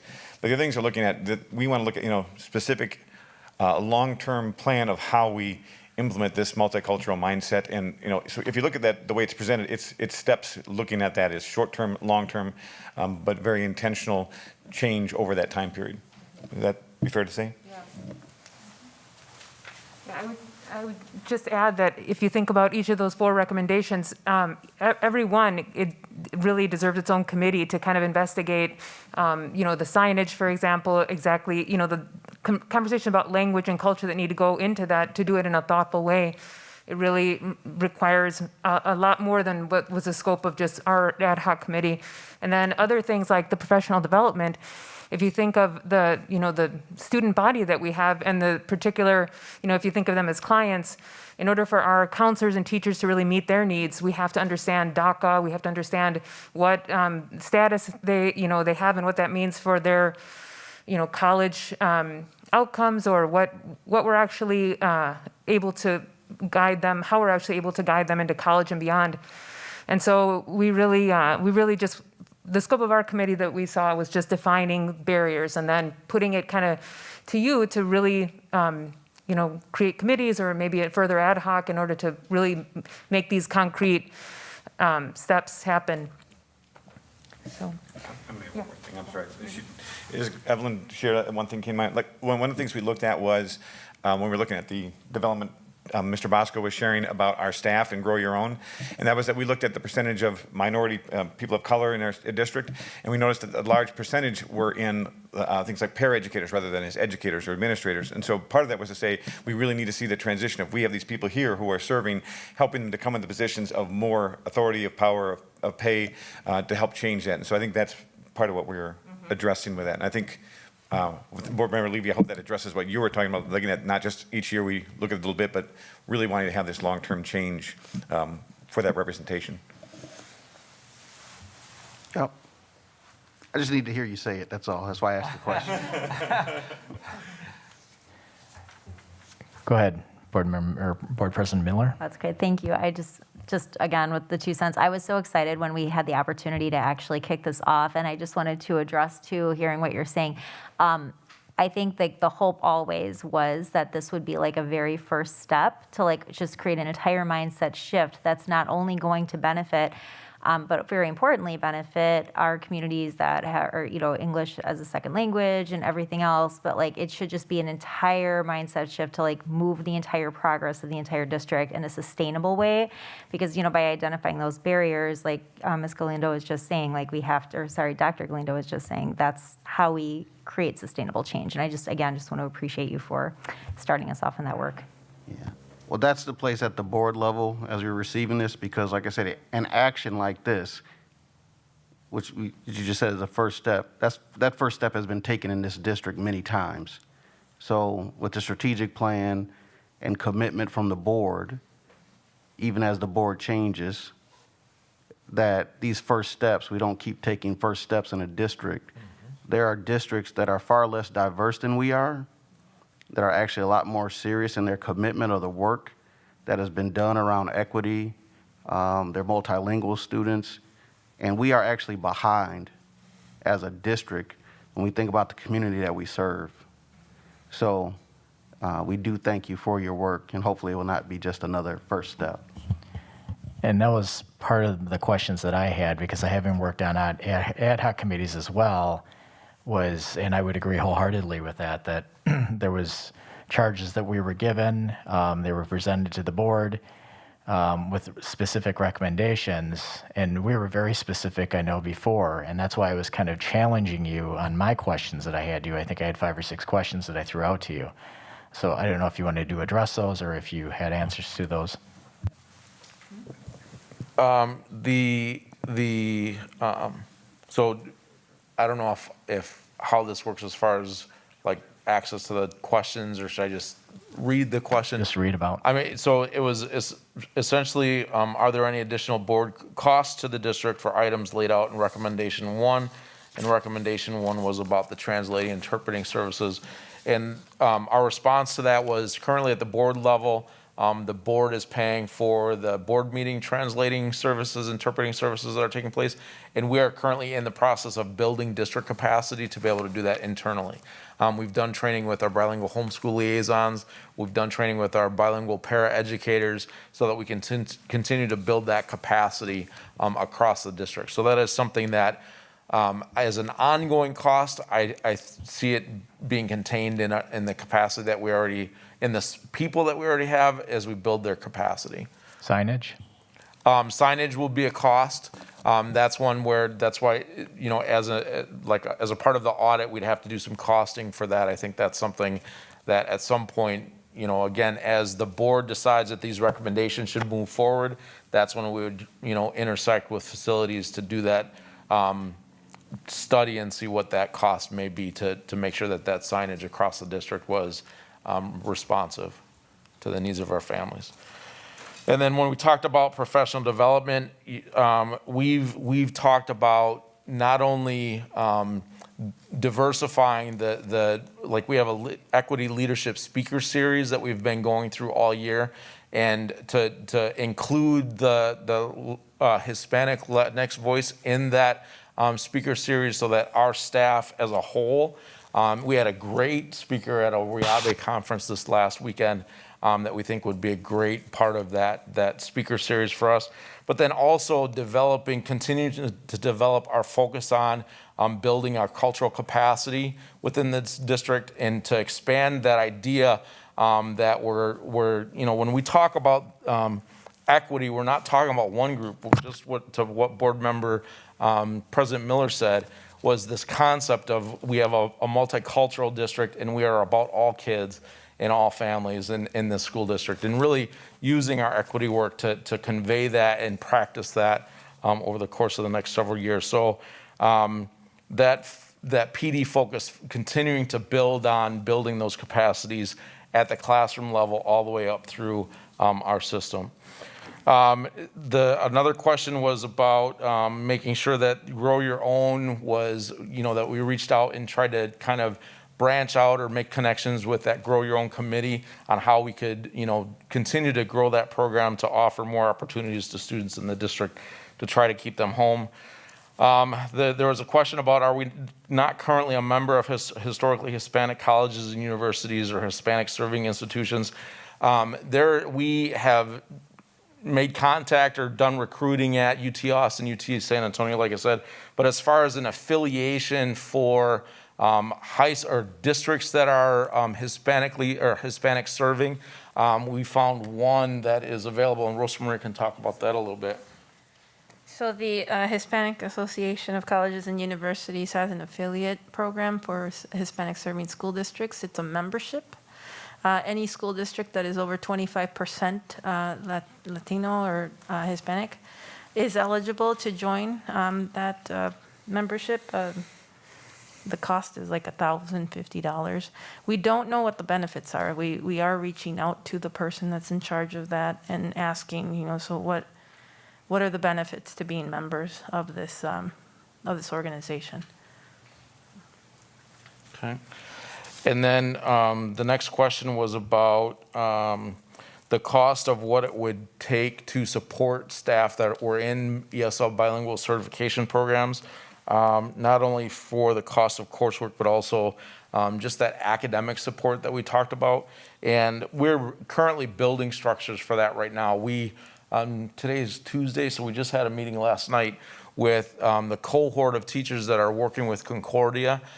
We met with them after their first class, which was last Wednesday, to develop that academic support structure, meeting with them biweekly to make sure that they are, having their needs met. And the university reached out to us offering support that they typically give international students to help them with any of that, the language challenges that they might have not being native English speakers at the university. And not just the university, at the master's level, which is a great collaboration between the district and Concordia to meet those needs.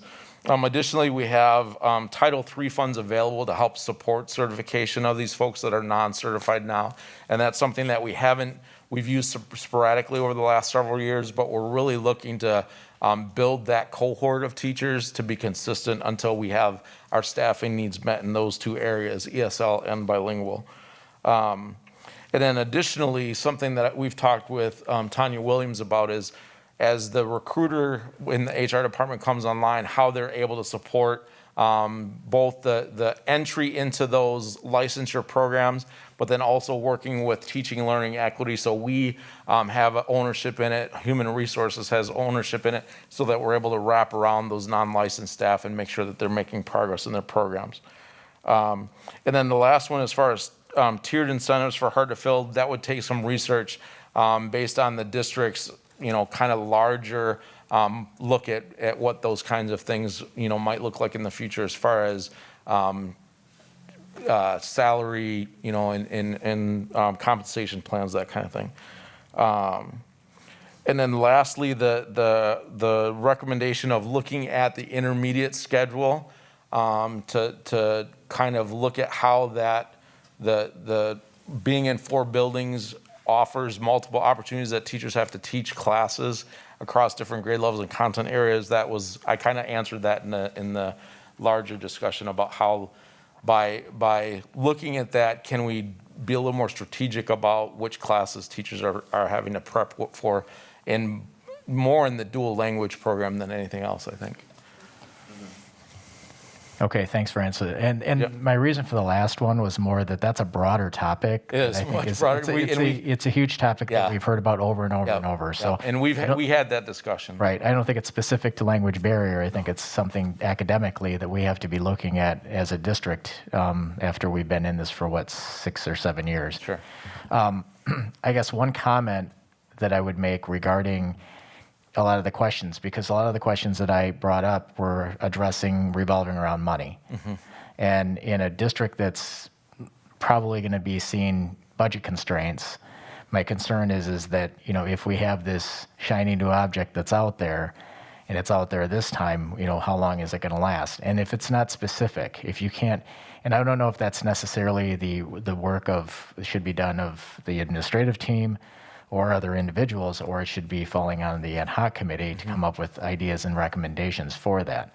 I think that the more information, I kind of look at an ad hoc committee as you're developing a business plan or a business model, and the more information you can bring forward, the more useful it's going to be for not just the board for approval, but also the administrative team to be able to implement. I think that making it more of a turnkey package is much more useful. And I'm not trying to downgrade the work that you've done, because I appreciate that. And I know how much, trust me, I know how much work goes into ad hoc committees. But I think that if there's a way to put some money to this, to say specifically, or this is the range, it would be helpful to be able to use for budgetary purposes. And maybe perhaps, like I said, if there's title funding coming, it's coming from specific areas, that would be very useful. Okay. I think in that regard, some of these things that we're talking about, as they articulated, when these ad hoc committees present to the board, they're giving them to the board. The board, as we decide to support recommendations, then those are things that we have to actually see through. An example is, in our community, we decided to have a football team. We went through a long process to make sure that we did have spring sports, and that football coach that we hired got paid. That was a long time ago when football came about, and everyone thought football was dangerous as a sport way back when. We've had football through the years. Today could be the first day, as we looked at these diversity initiatives that we say we want them to happen. They get articulated, make it into a strategic plan, and then 100 years from now, these things are there because the commitment is consistently there from the people that are elected in these seats to make sure that the workforce is tasked with making these things happen. That's where these things fall down. So we thank you for your work. But that's the way it has to work together for us to really support the things that are brought forward. Thank you.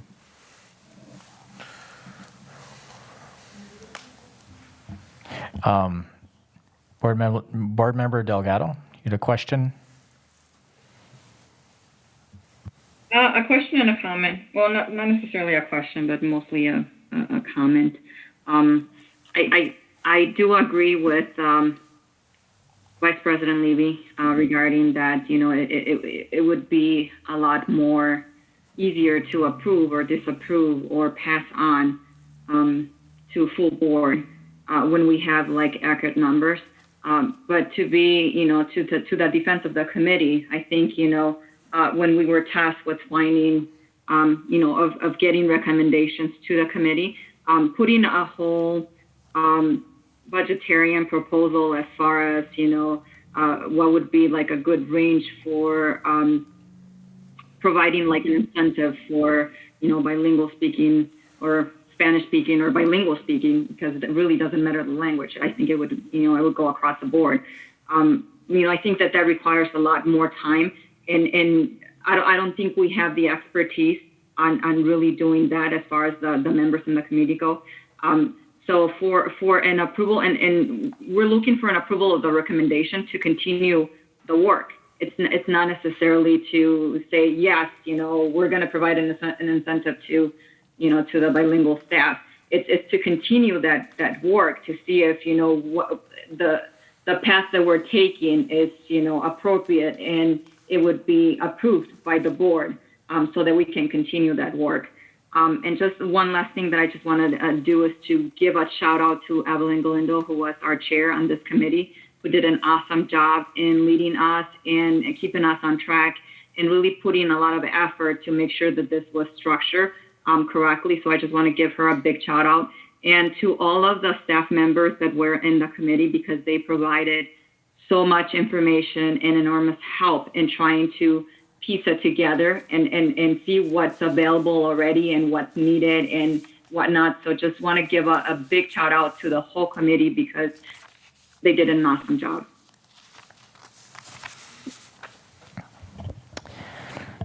Okay, with all that being said, does anyone wish to entertain a motion? I move to recommend to the full Board of Education approval of the Ad Hoc Language Barriers Committee recommendations. Do we have a second? Second. Okay, we have a motion and a second. Any further discussion?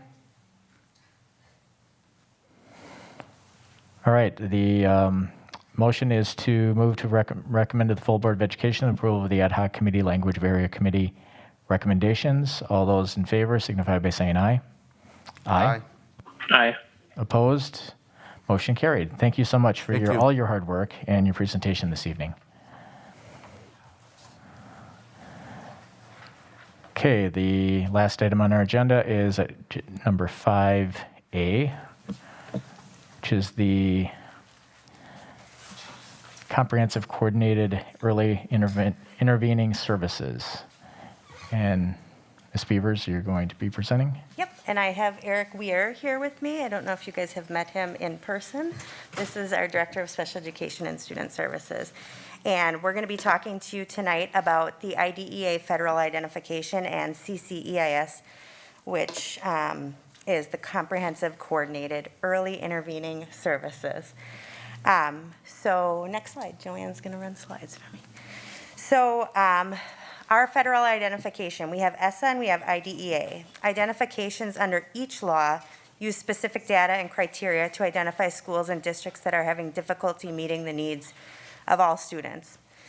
For example, a district identified under IDEA may show a pattern of identifying students for special education in ways that are racially disproportionate.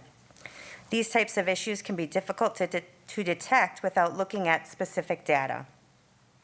Identifications bring issues to light and allow the Department of Public Instruction to reach out and make sure schools and districts have the tools, the resources, and the support they need to move forward and continuously improve. The vision is to not only improve student outcomes, but also to close achievement gaps and to provide equitable instruction. So historically, not yet. So historically, districts have been accountable under IDEA for 100% compliance. This is a more technical approach, focusing on meeting federal deadlines, deadlines for federal timelines, and ensuring appropriate IEP development. So essentially checking boxes that things are done appropriately in the IEP. There was very little focus at that time on results. In 2019, Wisconsin introduced what's called results-driven accountability, which now focuses on 50% compliance, that technical piece, and 50% on student outcomes. With this change, then, was born the IDEA Federal Identification. So this is a new process for us starting in 2019. Thank you. So based on child count and enrollment data, Beloit has been identified as racially disproportionate in special education, specifically in the area of identifying students with emotional and behavioral disorders.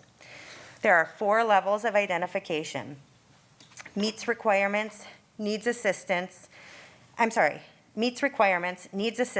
needs intervention, and needs substantial intervention. In March of 2020, Beloit was initially identified as needs intervention. And as of March 2021, we are currently identified as needs assistance, which is showing improvement. Next slide. So how must the district respond? Instead of mandating the specific model of improvement, DPI requires districts to demonstrate that they're engaging in effective continuous improvement. Improvement that identifies and addresses root causes, that improves existing systems and changes adult practice to help and support students and student achievement. This continuous improvement process includes looking at data, conducting a root cause analysis, identifying evidence-based strategies that align with the factors that were identified through the root cause analysis, and developing and implementing a plan which must be submitted to DPI for approval in the fall. This is a process we have already gone through, submitted in the fall, approved by DPI. Once this plan is approved, districts are required to then set aside 15% of their flow-through funds to spend on the identified strategies. This results in the creation of a budget, which also must be submitted to DPI, and that typically happens in winter. So I'm going to pass it on to Eric, who's going to explain more about these set-aside funds. All right. So what is this process? So the Comprehensive Coordinated Early Intervention or Early Intervening Services is that 15% that we have to set aside from our Part B funds when identified as being significantly disproportionate. So these funds are meant to be used to benefit all of our students, regardless of their age, grade, and disability status, through the district's multi-level systems of support, which includes our universal. The funds must be used to address the reasons why the district is identified as disproportionate. And we have 2 years to spend a single year set-aside funds. For example, with the current identification, we have the 2020-2021 and 2021-22 school years to spend the funds, and we will be responsible for setting aside funds for as long as we are identified.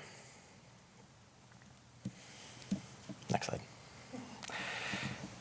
So in order to help identify our factors and strategies, we've taken advantage of the technical assistance provided through DPI and CISA 2. The factors come from our root causes, and we've identified them as professionally developing our staff to give them the tools that they need, being intentional about ensuring equity, that equity is embedded into everything that we are doing, and that we focus on family and student engagement. So our strategies really are meant to work to address those factors.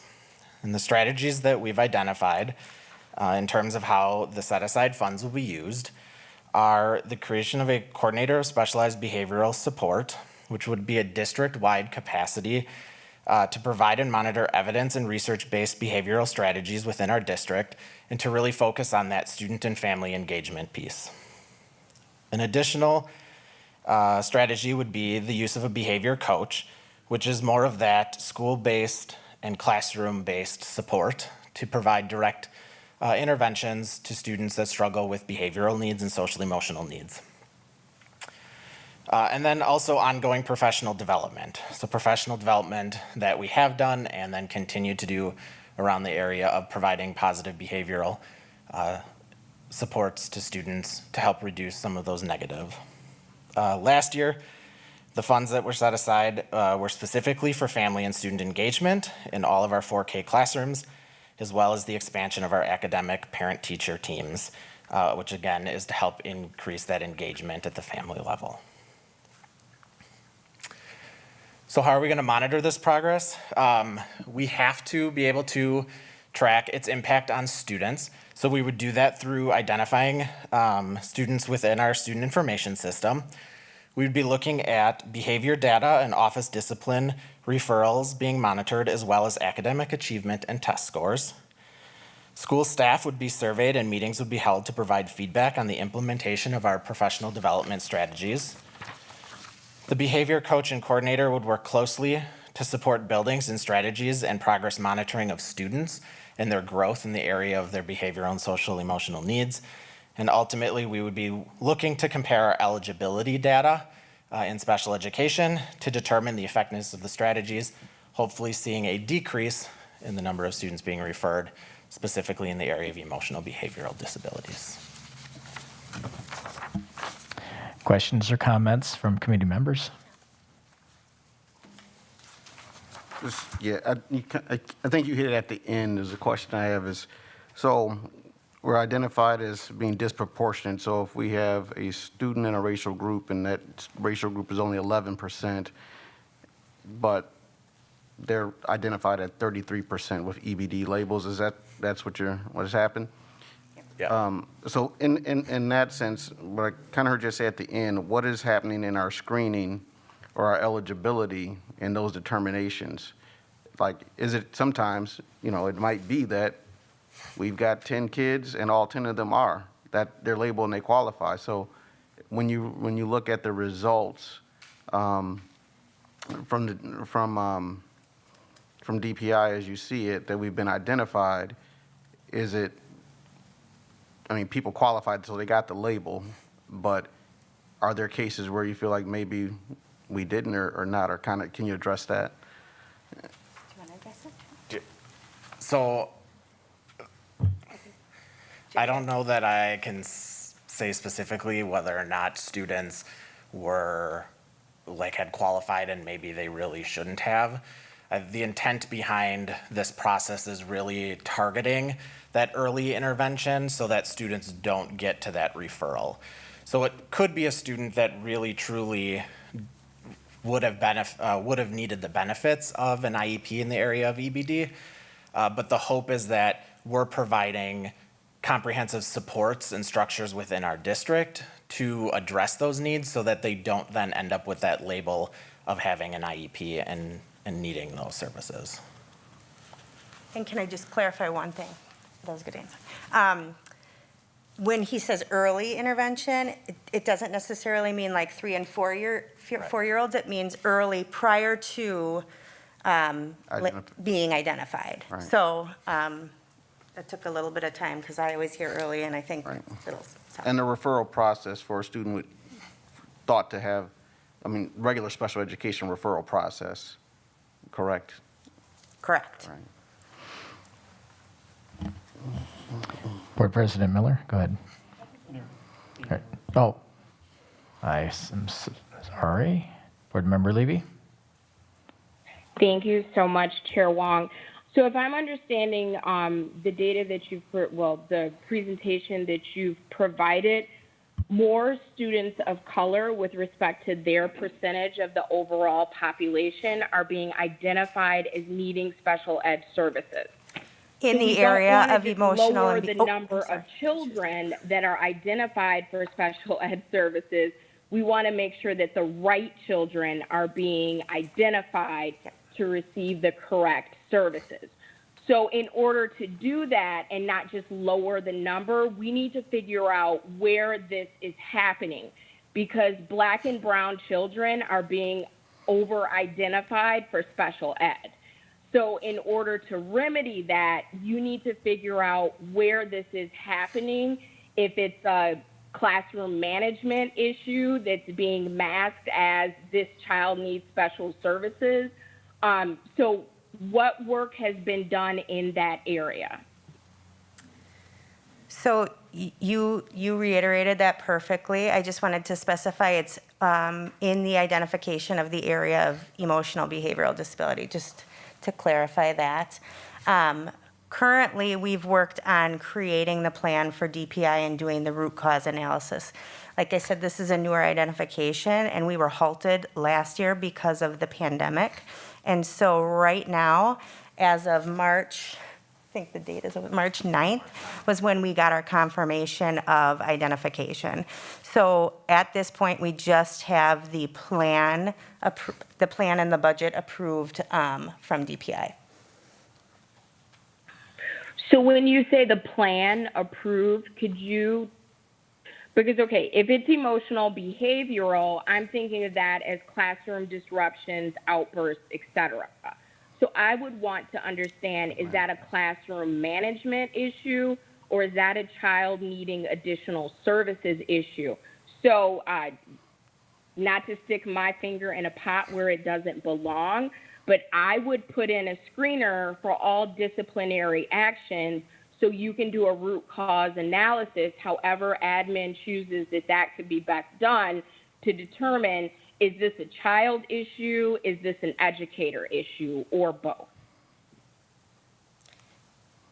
Yes, I agree. And we looked at that data when we were doing our root cause. We looked at OD, office discipline referrals. We looked at attendance. We looked at test scores. And so that was all taken into consideration to come up with the root causes. We did identify professional development, so giving the teachers the tools they need, in addition to the coach, like Eric said, which will be directly working with teachers and students in the classroom. So hopefully hitting both of those issues that you pointed out, the classroom management piece and the teacher, or the discipline piece.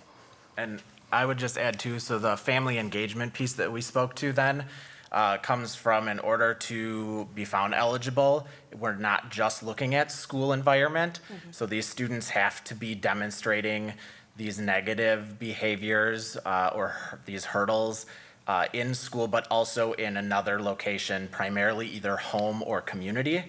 And so that's where working with families and engaging them in this process helps to hopefully shed light on things that are outside of our control, but are maybe areas that we can provide additional supports to. Perfect. Final point. I love that you are being intentional about having a holistic model. I think that's great. And is there a regular cadence being scheduled so that once you're able to roll out this plan, that there is review in front of oversight and finance, so that we can monitor this? Yes, actually, part of the process includes identification in our student information system of the students that will benefit from the services, supports and services that we are putting in place. So we will have a definite pulse on the effects of the strategies that we are going to implement. Perfect. Thank you so much. Board President Miller? Thank you.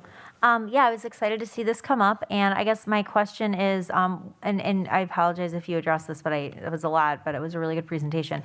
What are the kind of like built-in accountability? So in addition to like looking at student, the assist, I guess like what is the accountability for the new systems at all levels of implementation? So like I hear there's PD for, probably at the classroom level, and you've got the coaches. Like, I guess like what is the accountability if like we go through this for a little while, we look at this and it's not improving? Like, do you have kind of like that step 2? Like, what's the response to that? That's the technical assistance put forth by the state and the local CISA. Perfect. Okay, yeah. And then my other question was just about like, and I think Board Member Levy just asked it. Are we getting like a board like report like is that something that we're going to be like looking for in the next few months to see like periodically, or is that more like an annual? This is new to us, so if that's something you want, you let us know. No, I mean, I'm excited for this. I'm interested to see how it's working, but I would be curious to have once you maybe get into it a little more, your recommendation about when you think it's logical for us to report out kind of thing. But yeah, I think it would be really great to hear about. Yeah, we're really excited about it too. We think it's going to have a great effect. Cool. Thank you so much. Yep. Okay, it's my understanding that this is for informational only. So we appreciate the time and effort that you put in for the presentation this evening. And are there any other questions? Nope. Okay. Thank you. Thank you. All right, that brings us, our next meeting date is going to be June 1st is what I have on the calendar. And it'll be, I'm assuming 5:15. We'll talk about that as far as to confirm that 5:15 is still a good time on that given date. So with that being said, we'll move to item 6B, which is adjournment. Do we have a motion to adjourn the meeting? A motion that we adjourn. Second? Okay, great. All those in favor of adjourning the meeting signify by saying aye. Aye. Aye. Aye. Meeting's adjourned. Thank you.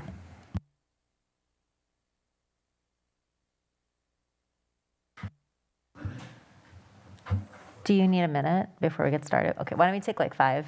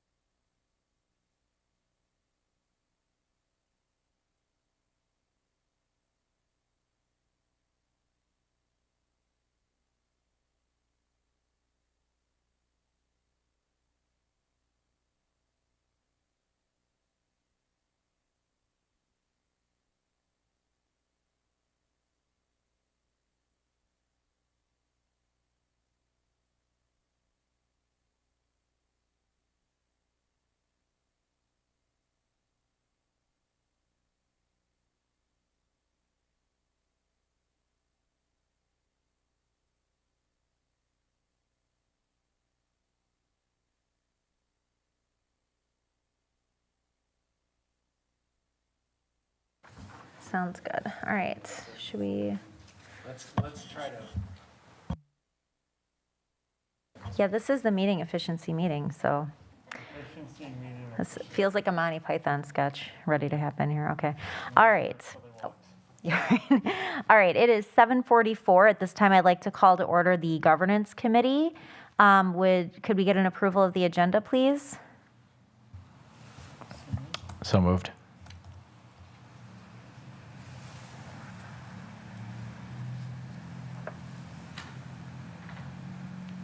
I guess I'll second.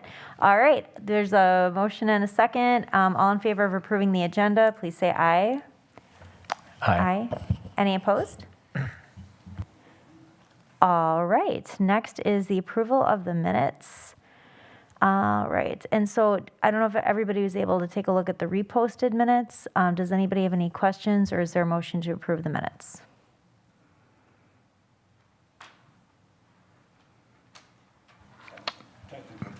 Oh, you're fine. Motion to approve the minutes from the April 6th, 2021 meeting. Vice President Levy, do you need a sec there? I'm good right now. Good. Second. All right, sounds good. We have a motion and a second. All in favor, please say aye. Aye.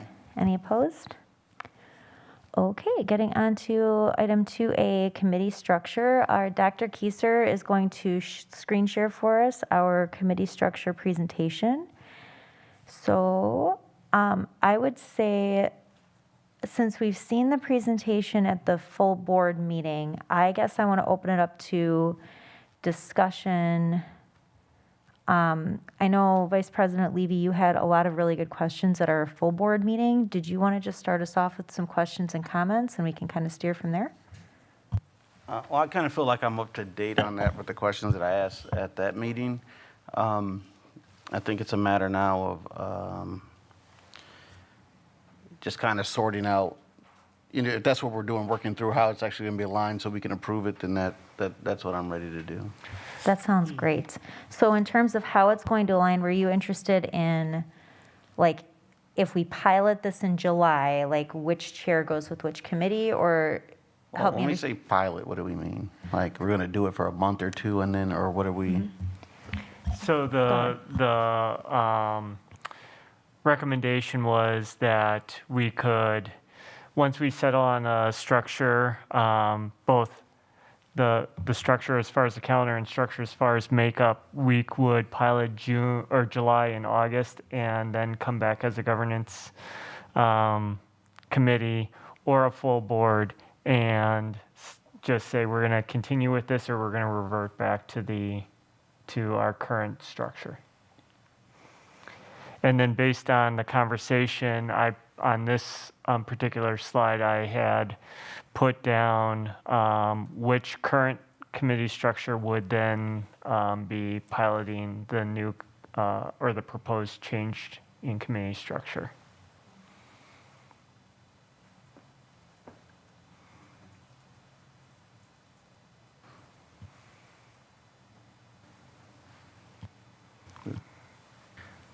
Okay. Well, I guess maybe for, if we think about what we assigned at our last meeting, and just tell me who's going where, and the committee, and, who's the chair of what committees, and then who's going, what is the membership of the committees, and then we, that, because that's just understanding that part is where I'm at. Yeah. So, starting with like tonight, so we had budget and planning, so that would be Board Member Wong, Vice President Levy, and Board Member Anderson. They would then take over the Business Operation and Finance Committee. So when you think of the topics that we heard tonight, a lot of the topics would actually fall within the teaching and learning because they had more to do with the instructional side. Oversight and finance, so Vice President Levy, Board Member Jacobs, and Board Member Delgado would then be would be piloting the Teaching, Learning, and Equity and Pupil Services Committee, which then would hear all of the instructional side. The thought being is annually in November, the board approves a budget. That budget is already assigned to all of the department areas, and so as long as departments are spending within the budgets that have been approved, there's no need for crossover between these two committees. So like the curriculum proposal this evening would have just came up during the Teaching, Learning, Equity, and Pupil Services meeting because they have a budget and that was in their budget? Correct. Okay.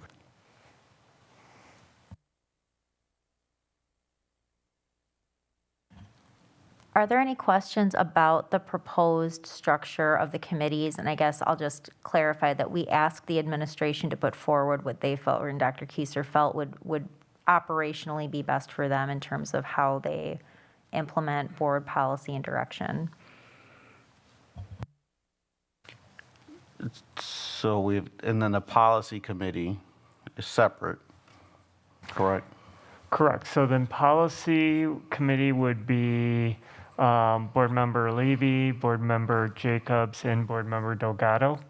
Yeah, and actually board member, we'll formalize, but board member Jacobs is no longer able to serve on there, and board member Anderson said he was willing to step up, and he's the only one permutation-wise who could go on there anyway.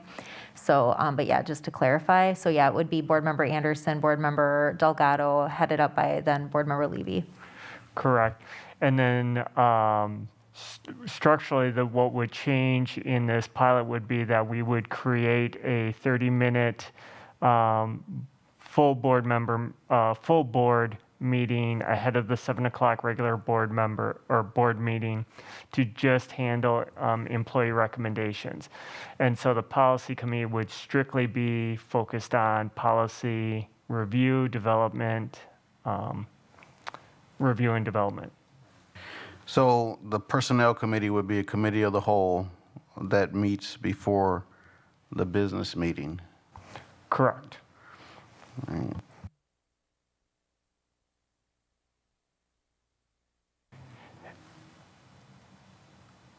And so structurally, the proposal that I put forward would be a week on, week off, and then as the Tuesdays would be our committee meeting at 5 to 6:30. Then the committee of the whole for employee recommendations, and then the regular or business board meeting. Policy would then be offset so that we wouldn't try to do multiple committee meetings in a Tuesday. And it also creates that intentional space to provide the full board an opportunity to review the work of the policy committee once the policy committee forwards to the full board recommendations. Now this is is this like in the proposal, this is first week being the first week of the month, like first Tuesday of the month? Correct. Okay. So business operations and finance on the first Tuesday. And then the regular board meeting and teaching, learning, pupil services, the HR policy. So the other question I have is that HR is the personnel meeting? That's just the personnel meeting. All right. Correct. So just thinking about personnel matters, employee recs, as things go to closed session, back and forth, is that enough time in between? Or is it possible thinking of like how things might be staged or presented in recs so that, it's just kind of able to be planned, so there's actually enough time to conduct the business that may come forward? Correct. So currently the way the policy is written is the regular board meeting can't start before 7 o'clock. So typically we're able to get through employee recs within that amount of time. The other piece that we could talk about as we move into the meeting efficiency would be the idea of if we're posting the Wednesday before a Tuesday meeting, if there is a concern that we would want a closed session or something, letting myself and Ms. Shope know, and then we can either have a discussion with Board President Miller if we need to extend that time and then work with the committee to shorten, or we could just notify everyone that the personnel committee might extend beyond 7 o'clock so that the community is aware that if we don't start right at 7, it's not an anomaly. We just knew that we were going to be taking a little bit extra time with the employee recs. And then on the policy committee, when you think about like the first reading, second reading, and all that jazz, only one policy meeting. So in a sense, when the policies come and they're under review, we're going to be working in, this was previewed for the month ahead and then approval. Is that kind of the idea? So correct. The idea would be that policy being it by itself could take the time it felt it needed. And so I would work with Board Member Levy to kind of set the agenda and say, okay, we're going to limit ourselves to a period of time. And then the way the policy currently has been revised is that it's 2 consecutive board meetings. So if we stick with this policy and have it on the first Wednesday of the month, we're ensured that the first reading will always be the 3rd week of the month, and then the second reading would be the Tuesday of the following, first week of the following month. So the first reading would be on the first Wednesday, and then the second reading would be at that Tuesday at the board meeting, at the regular board meeting, you're saying? So from this policy, whoops, I apologize. So from this policy meeting, this would become the first reading, and then in the month that comes after, the second read would be right there. Okay. Okay. All right, I'm good on that part. Yeah. And then one thing to think about here, and when we think about November actually has, yeah, that's right. When we look at the weeks and why first and third, typically the board has always moved up the December meeting because of winter break. What this actually allows us to do is November has 5 Tuesdays in a month, so we could actually offset up and have that last week in November. If the board felt that it needed to keep 2 regular board meetings in a sequence, we actually have space to do that.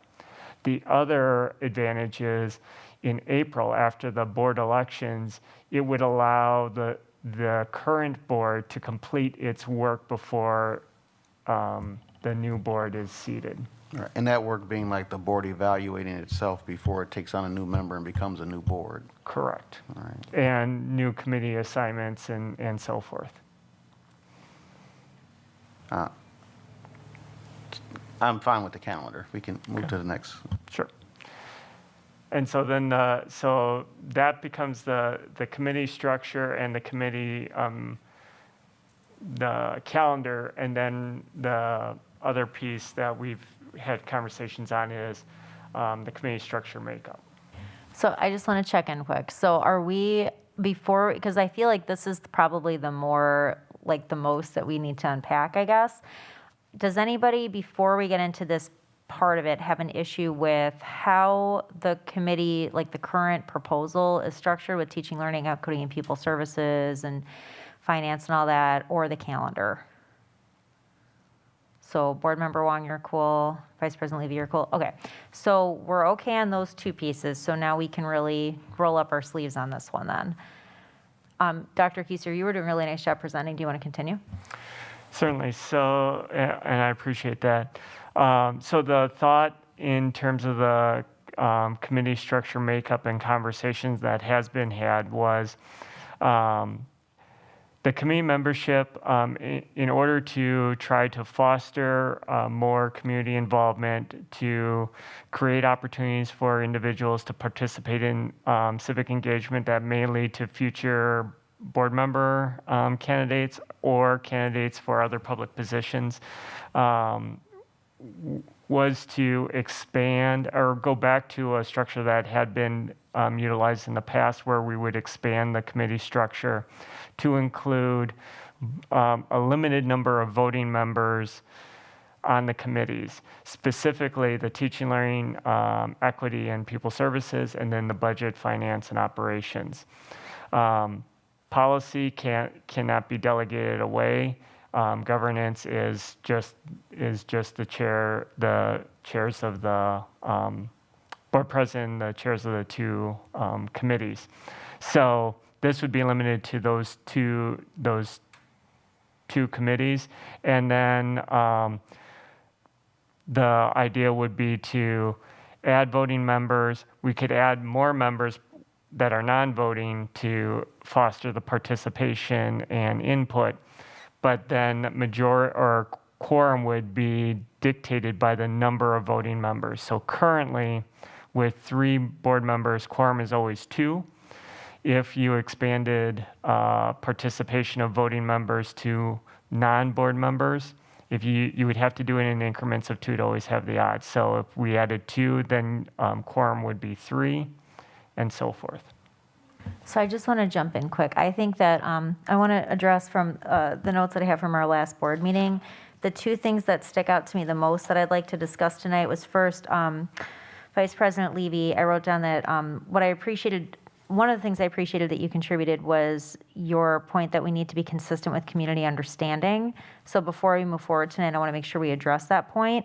And then the second thing that I thought was really pressing for how we move forward tonight, if we do recommend something back to the full board, is I liked Board Member Levy's concept of phasing this in. So what we could do tonight is have a discussion on this piece with the understanding that if we did move this to the full board for approval, we would implement first just those structural changes, like the first 2 pieces you've already discussed, with the calendar change and the committee structure change itself.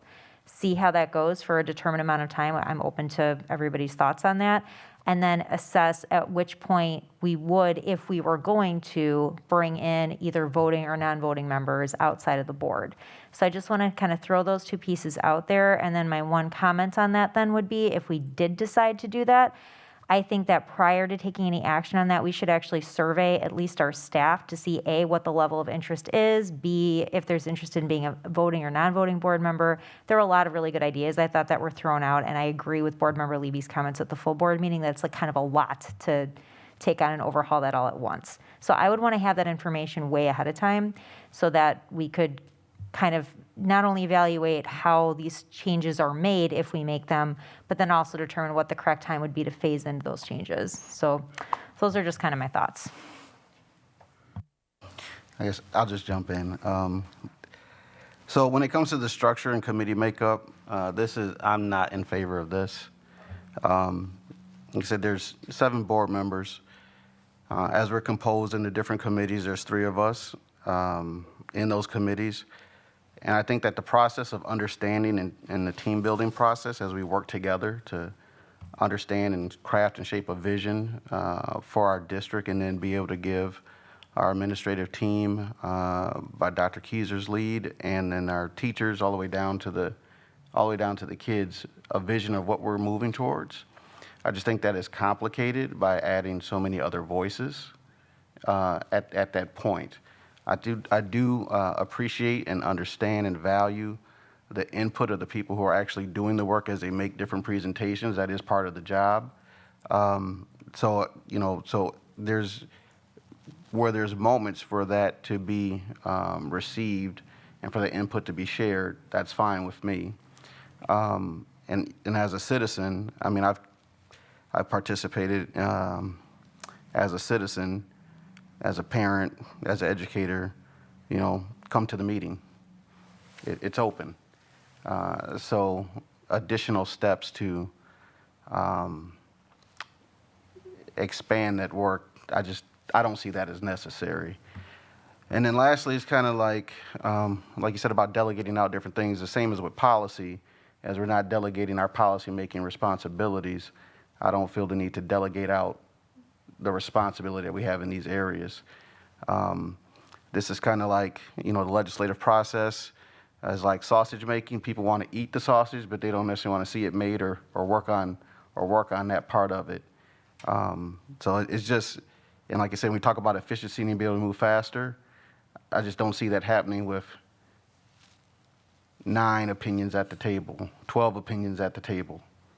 The 3 of us, however the committee is composed of board members, receiving feedback from constituents, from parents, stakeholders. I think that is enough to move us forward. So that's my comment on this last part. Thank you. Board Member Wong? I guess having worked on both committee structures before, having the previous one prior to this was where we had staff members and community members involved in the committees. I would say that now part of this could be the board makeup itself and how things are operated, but I thought that we were a lot more efficient in the previous world when we had committee structure built up that way. I also felt as though the input, because this school board right now is dominant with educators, and that may not always be the case going forward. Now, I understand we can always restructure the committees going forward, but I welcomed the input from staff members on a regular basis as far as, especially since we had staff members from elementary, intermediate, and the high school, and they were very involved. And I understand the idea that, we can have committee meetings and the public is welcome to come, but I felt as though the attendance at our previous meetings that we had under the old committee structure were far more attended than any of our committee meetings now. Of course, the last year it's been kind of silent because we've been through COVID. One other item that I felt as though there's some value to as well is that the board members themselves, one of the problems that we've run into time and time again is the ability just to even have a conversation. And I think that, we as board members never have an opportunity to really actually have a discussion. We can't even go out and have a cup of coffee together because a lot of times we're considered a quorum of a committee. And I think that that's one thing that from a board standpoint, it has not allowed our board members to get to know one another in a way that could help us to be more productive going forward. So I think, once again, the efficiency, because I've just seen this gradual decline to longer and longer meetings. And I think the feedback from the staff members, community members was difficult. I don't feel as though there was the buy-in from the community members as much as there was from the staff. So it's my 2 cents. Thank you very much. Hearing everything that's been said, I guess I definitely want to honor everything that everybody has said. I am more in alignment with what Board Member Wong has put forward. Those are kind of all my points for wanting to bring this up for discussion. But I also feel it's a heavy decision. It's a complicated issue. And while I hear what you're saying, we can change it. Like I feel like the less I want to create something that's sustainable as long as possible, and I know we all do, right?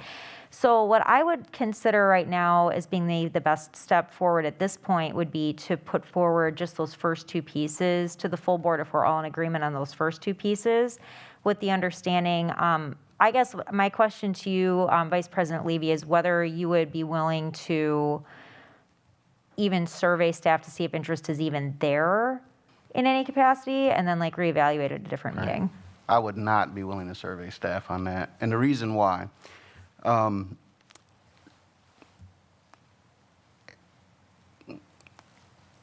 I think that once you start asking, so another reason for my reticence towards moving to this committee structure is, like I said, I've worked in a district, I work in a district. As community members, people can reach out. As employees, teachers, whatever position they they have building leadership. Building leadership can communicate to COLAC, and they can communicate to the superintendent. In some of these ways, the structuring of these committees or other things like that, it's just I don't see the need for the extra feedback loop. And then also for, I think this is important for all of our work together. For us to put a survey out, how do you guys want this? We want it this way. So we're not going to do it the way they asked us to do it when we asked them how they want it. And even likewise, I mean, there was something else, like we're going to talk about our calendar as it's going to come up. And I haven't had a chance to say this yet, but I just think that if there are things that are like have to be board decisions, then we need to make the decisions that the board needs to make first, and then offer input or let people know where we're at, other than like if we get things out first, and then it's possible that we could say something different, and then the things have to be retracted. So in all directions, I don't want there to be an undermining of anyone as they're trying to carry out their role. And I think that in this setup, that's one of the things that can happen. And I see it as an unnecessary process for us to establish, and I think it'll just trip us up in our own work. No, I think that's valid. I just want to clarify with the survey. I guess I wasn't going to say like, hey guys, what do you want to do? I mean, I think I was more interested in like the interest level. We did already get one email from a teacher saying that they were interested, for example. I think that if we could, like, let's say we surveyed and asked, you know, do you feel like this is even kind of to address your concerns? Like, is this even necessary? Like, would this be like, you know, et cetera, of the staff? Like, if offered the opportunity, would you be willing, et cetera, et cetera? If we decided not to move forward that way, I think that it's valuable to have that input about like where teachers feel their voices are needed, because if not at the board level, as we're looking into the strategic plan and looking for ways to kind of institutionalize teachers and, you know, all professional staff's input in the operations of the district, I think that's useful data to have either way. And I would make sure to, because I don't, like, you're right, I wouldn't want to give like get someone's hopes up for something that may or may not happen. So just to clarify. My other thought is like when you start asking people what they want, then that's when you begin to open the gate towards something different, a different possibility. And like I said, before I would eat, how many employees we have? Give me a number. 900. So before I asked 900 people something, I would poll the 7 members on the board first. I wouldn't ask 900 people first. I'd ask 7 people first. The 7 people who actually will say yes or no to make it happen, where it'll take 4 of us to make that happen. So that's kind of the setup and what I'm saying about how we structure certain things and who we're asking and when we're asking. And then when you think about like a strategic plan, the strategic plan is part of it's a broad cross-section of your community and your organization, so people have representative voices there.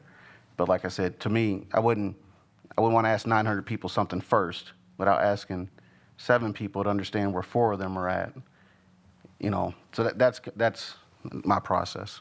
No, I think that makes a ton of sense. So I guess what I would be looking for right now is, it sounds like the best, in the spirit of efficiency and getting things going, I think the best way to move forward would be, could we get a motion to, or I just want to ask what you think of this first, but I'd be interested if somebody's willing to make a motion about moving to approval for the full board, a change in the structure. When I want to be clear about my language, because because like this slide is titled structure, so let me make sure like the right way to say this.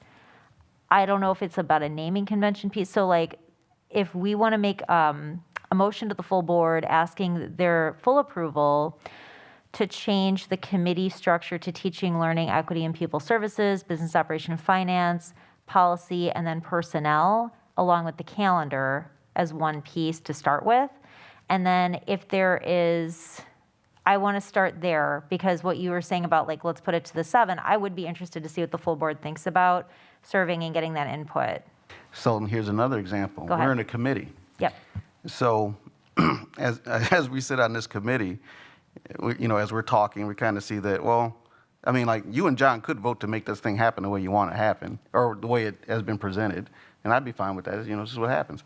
But like as we're talking our way through, we've come to the places that, oh, we're all in agreement about this, so let's push this part forward. Now, personally, I think I will feel the same about this next month, okay, on that part.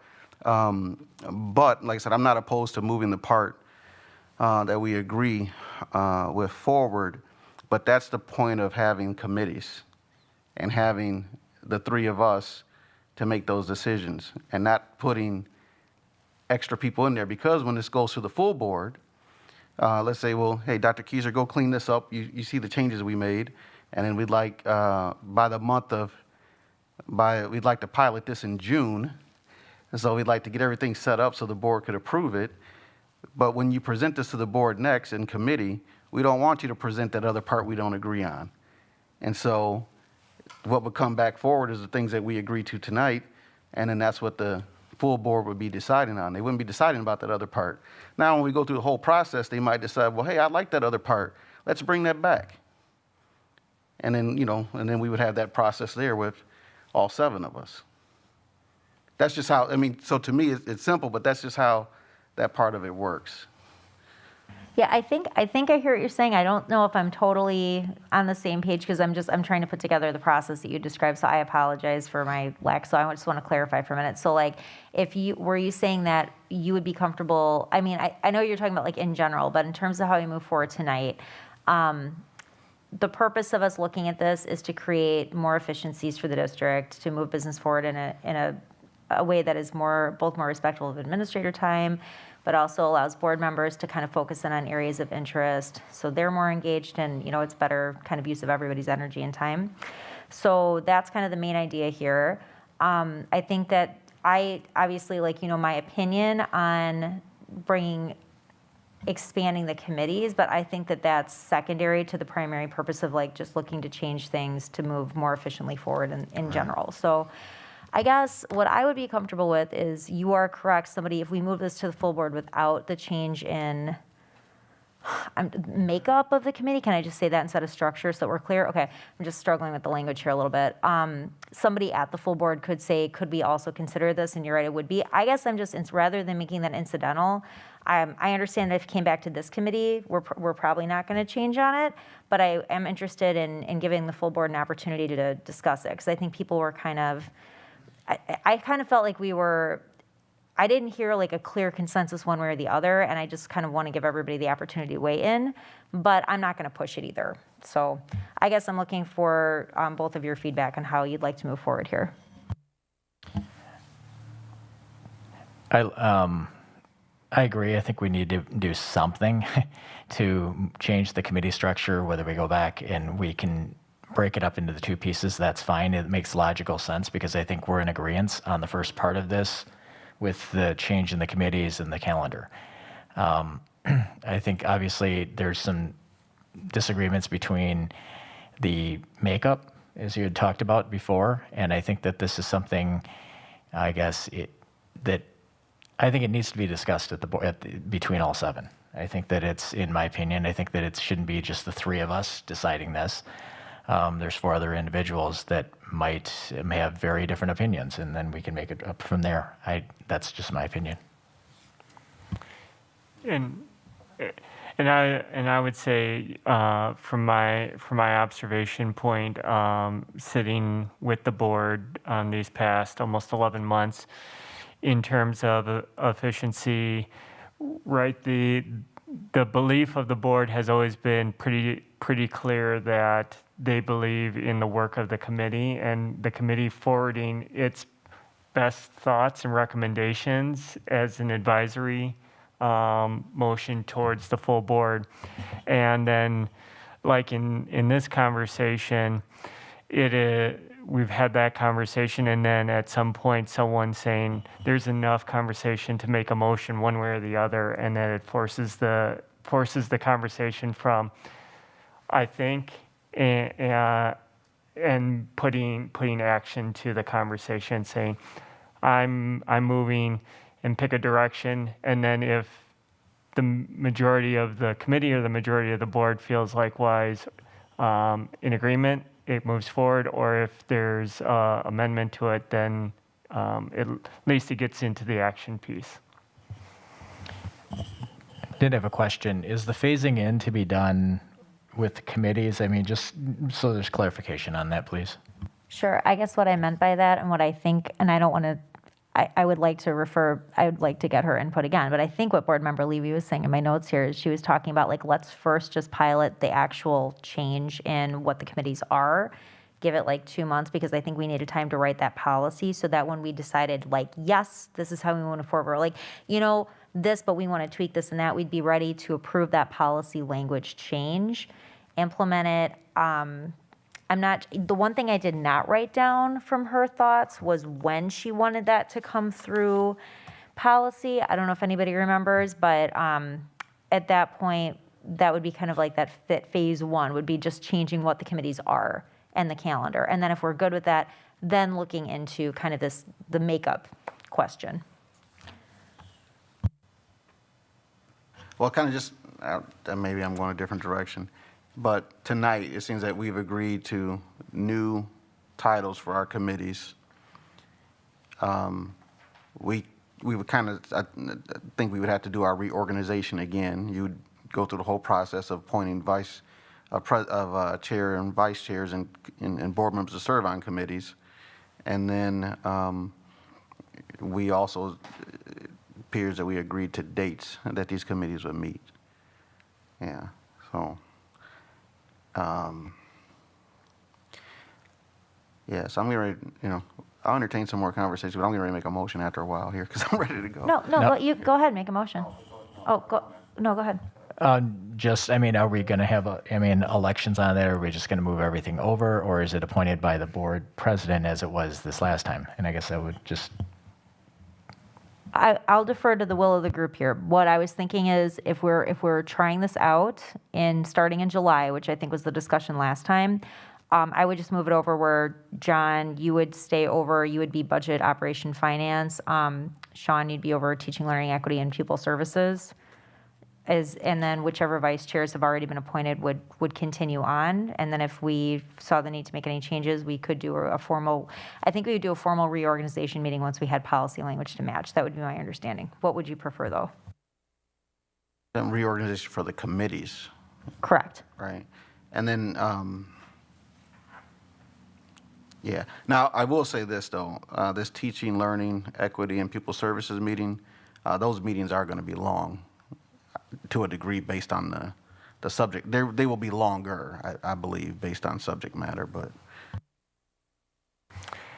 They potentially can be longer, and really what I see with moving in with this new configuration would be that typically I have worked with the chairs to determine how we want to set the agenda, and I would include the executive directors for those departments within that so that we can manage the agendas. And then also as part of efficiency, really focusing in on time framing and then being very clear to the presenters that this is the time frame. So as a litmus test, if I think of an item, I think of a 30-minute block, and then of that 30-minute block, no more than half of that time is presentation so that the other half can be for questions.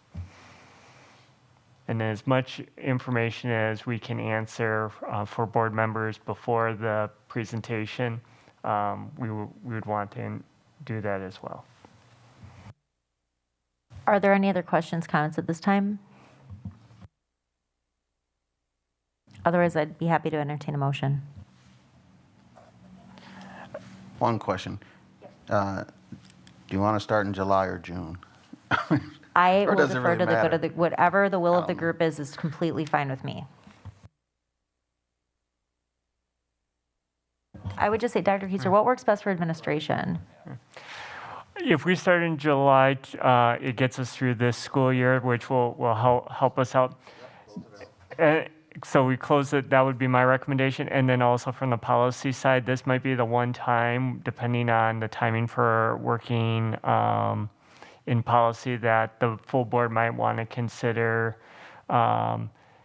implementing emergency rules and then implementing those policy changes effective after the first board meeting, depending on how that conversation goes. or, but I think we'll have time, but that, my only caveat.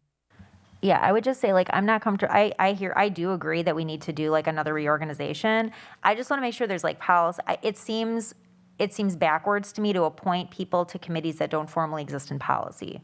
So as long as we're all okay and as long as the full board is okay with the concept of piloting, to me, the order should be pilot, approve the policy to match what we determine as the outcome of the pilot, and then we can we can schedule like 10 minutes before a regular board meeting or the first item in a board meeting to formally reappoint, okay, like, go ahead. I'm sorry. No, How do we please. conduct business in committees that don't exist, though? Well, and I think that's one thing that we could move to do is if we're feeling really confident about it, I have zero problem dropping the pilot and just switching over. I mean, my personal opinion is I think that this is a proposed structural change by admin that I'm taking it from Dr. Keister that you've run this by your staff and that this is good. Okay, so like if admin's good with it, as long as there's no major board opposition to it, I would love to just implement this as policy starting July 1st.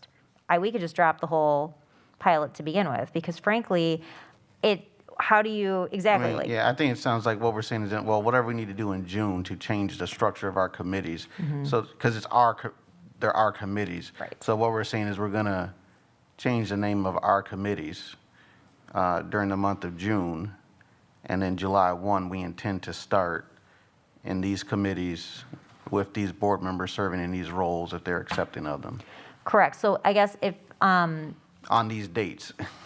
correct. So like I guess when we construct this motion, whatever we're moving to the full board tonight, what we need to stipulate then is that we're dropping, and I don't want to put words in anybody's mouth. What I'm hearing is we're cool dropping the whole pilot concept. We would like at this date, I think, is that July 5th or something, that Tuesday?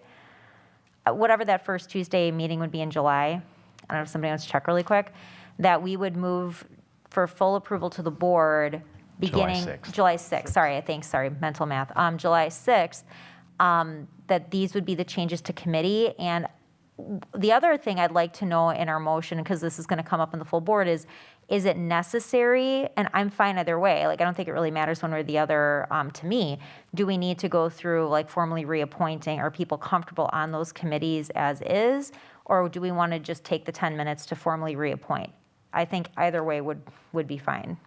Well, I'll just say like right now, that, as we're talking about what we're going to do, we're in agreement about what we're going to do, how to actually do it and do it correctly, Right. like on the fly. I'm not just ready to put it there. But I think that even if we adjourned, I think that we have consensus about what we're trying to do, and we've got a month to get it done, to be able to get it in front of the other 4 board members so that, they have an agreement too, and then we, do what we need to do. So one thing that we could do tonight then is rather than move to the full board is we could agree to move a recommendation. Are we able then just to move a recommendation just to the policy committee to determine? But that doesn't make sense unless the full board approves that Or we we want to do just it, finish right? what we're doing. What's that? I said, or we can just finish what, what, it's with us now to put it out. Right. So just, take the next month to clean it up, put it out. So everyone would have, it's May. And like I said, I just don't feel the need or necessity to draft a clunky motion right now without seeing the policies and actually stating things correctly. But it's the month of May. We're in agreement right now about what we want to do, starting July 1. So we'll take care of all this in May. We're not going to start in June for obvious reasons. And it'll be taken care of by, because we'll meet again or whatever, but it'll be taken care of by July 1, so we can implement what we've said we want to do here. If the other board members are agreeable. No, sure. My only question would be, so like, I'm not sure, like, something would have to trigger though somebody writing that policy, I guess is what I'm saying. So help me understand kind of where you're. Well, that's committee work. If I'm going to make a motion, like tonight, I'm not prepared to make a motion, so I'm not going to make a motion. If we said, hey, Sean, are you going to write that motion? Yeah, then I would go write it, and then we would have a meeting again. I'd present what I want to say, how I need to say it, which is representative of what we just said here tonight, and then we'd approve that. And then if we approve that, then we would take it to the board, the full board, and then they would vote on it. And then if they were agreeable, then what we all discussed would end up happening, and we would start that July 1.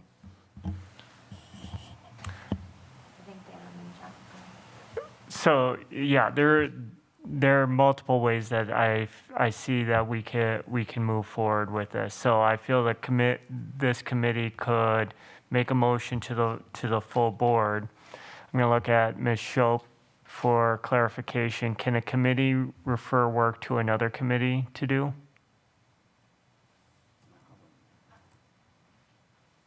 To be totally honest, I don't know. We haven't really done a whole lot of that, but I think your motion could be that you would like the policy committee to look at creating policies around, like to create the policies for the new committee language, and then bring it all to the full board for a motion to approve the policies for the new committees, as well as the approval of moving to that committee structure beginning in July. And I think this is why having a parliamentarian moving forward will be helpful. So not knowing the answer to that question, I would say that this committee could advise me to go talk with Board Member Levy as the chair of Policy and Personnel to say this is something that is coming to the full board, and so if her and I are able to, we could start doing the pre-work on that so that we would be able to get that done. And that would probably be work that would come at the end of May, and that would give us plenty of time to get all that work done. So, and I believe Board Member Levy. Yeah, no, that sounds great, but I think Board Member Wong, you had your hand up, and then I'll go to Board Member Levy. Yeah, so would the discussion, I mean, we're talking specifically about the restructuring or realignment of the committees and then the dates. What about the actual structure? Is that something that's going to come up as well, or is that going to have to come through another different channel? It sounds like, and I think that this is, well, I'll just withhold my opinion. So it sounds like where we're at right now is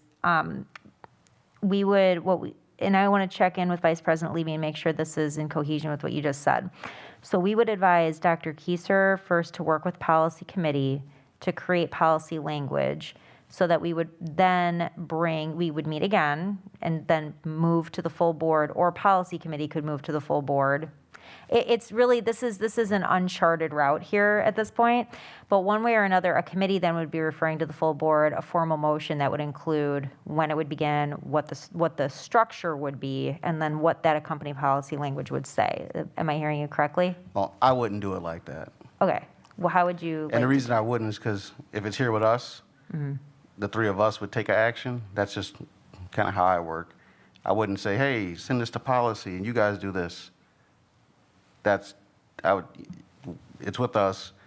What we all just agreed to in our conversation at our next scheduled meeting or whatever, that's what I would put out for us to vote on next, the three of us. And then whatever we vote on, that's what we would be sending to the full board, or it would be the full board. If it's a policy change, it's the full board deciding that at that point in time. I wouldn't be passing the work to another committee. We Sure. would do what we need to do for what we're trying to present to the full board. That's just the way I would approach it. Gotcha. Before we go, let's ask, I think Board Member Levy has a question mark in the chat. Go ahead, please.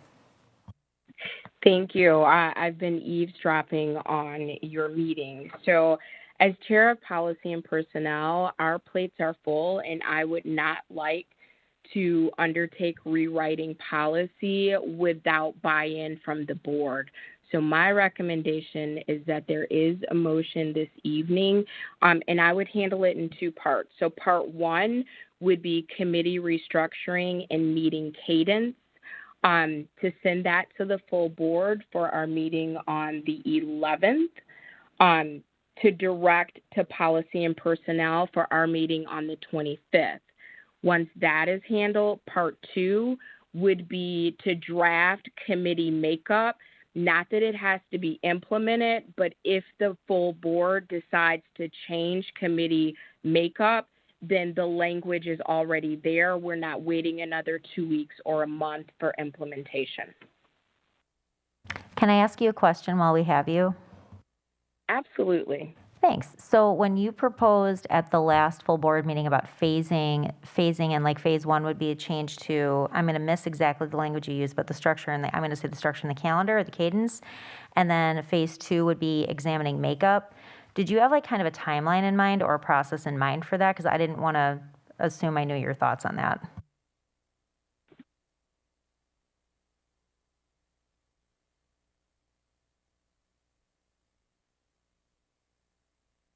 Board Member Levy, are you still with us? Oh, I'm sorry. I was being brilliant and muted simultaneously, which is not productive. All right.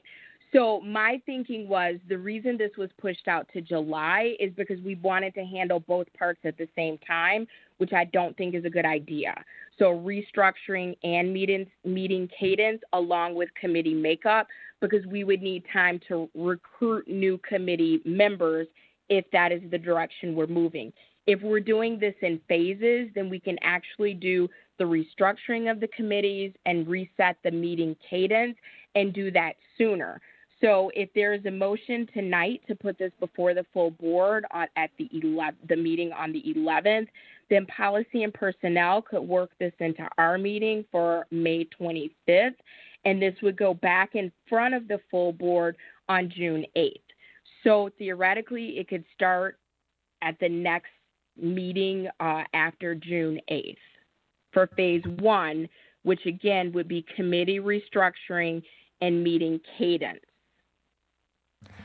So it's your opinion as chair of policy that you would need at least, it looks like, so you said, so the 11th, you would at least need one full meeting with at least a meeting gap before you could approve it. If we were to wait one more meeting, which just in case we did that, so like let's say governance meets after the 11th, but prior to the 25th, if board members need time to think this over anymore on governance committee, as long as we could get it on the policy agenda. Well, so no, what we would have to do then is that our regular board, if we brought it to the regular board meeting on the 25th, would you have time then in the June policy meeting to pass it before July?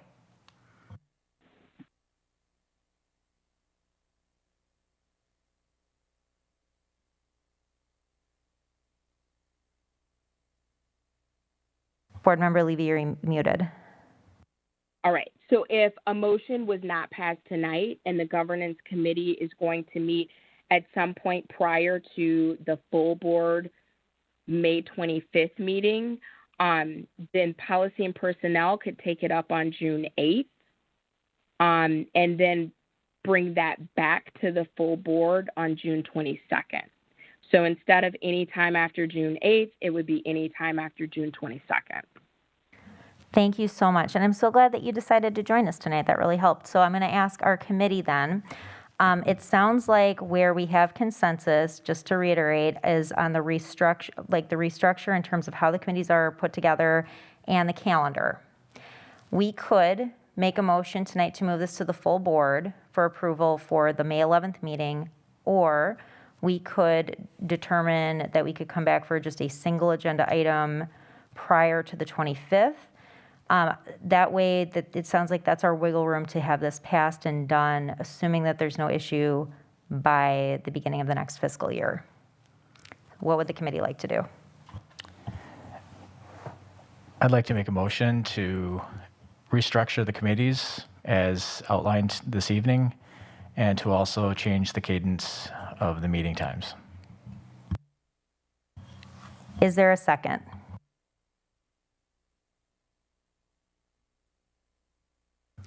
All right, I will second. So we have a motion and a second to move to the full board for approval, right? Okay, for the May 11th meeting.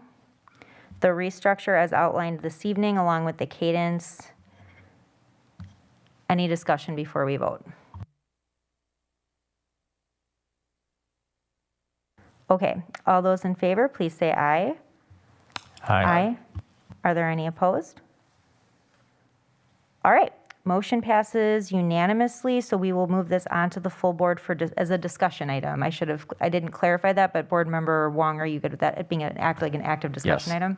Perfect, so it's not gonna go on consent agenda, it'll be on a discussion item for May 11th, and only on those items, so it's not touching on the makeup of the committee at all at this time. All right, does Can any, I ask one please, absolutely. clarification? So discussion, do you also want it noted for action in the event that there is a motion? Absolutely. And just to clarify, because one of the items that we will touch on tonight involves getting a parliamentarian, but while we're touching on that, if something comes up for information only, we're still able to take action on it. Is that correct? Correct, but it's just a little bit more clear to, Right. if we suspect that there's going to be action on it, to list it on there, just so that the community is aware. Oh, yeah, I fully agree. And I would prefer that we did that, definitely. Oh, go ahead, Board Member Levy. I would just double check that with open meetings record law, because if I'm Janice Q Public and I'm thinking it's information only, that may determine whether or not I show up to voice my opinion. But if it's information and action is taken, then I think that is misleading. Thank you. Yeah, and I agree again that we need to, whatever our intention is, it should be listed that way. I just wanted to, just for my own edification, ask that question, but thank you very much for that. All right, so we can definitely check into that, and we are then able to move on to item 2B, onboarding and board development. So we talked a little bit about, I wanted to check in and kind of see how that was going, and I want us to kind of, and we don't have to take action tonight necessarily, but I'm curious, although noting the time, I'd be happy to push this to a future meeting. I was just interested in, when would we like to recommend to the full board that we meet next for kind of an onboarding board development piece now that we have a new board? Vice President Levy, you brought up some really great ideas and, about like the schedule, for example, for like board self-evaluation. It's typical, like when we have a new board, we want to have a meeting with like the superintendent and the cabinet just to kind of like establish norms, look for, operating cohesion and all kinds of stuff like that, right? So I was curious, maybe if we skip kind of the whole discussion tonight about a sustainable, well-informed, kind of continuous system for board development, because I feel like that's a longer discussion, and we just want to pick a date that we think would be good to recommend to the full board to do kind of our next board retreat, and that would include obviously our new sworn-in full board along with Dr. Kieser and his cabinet for at least part of it. Does anybody have any thoughts on when we'd like that to occur?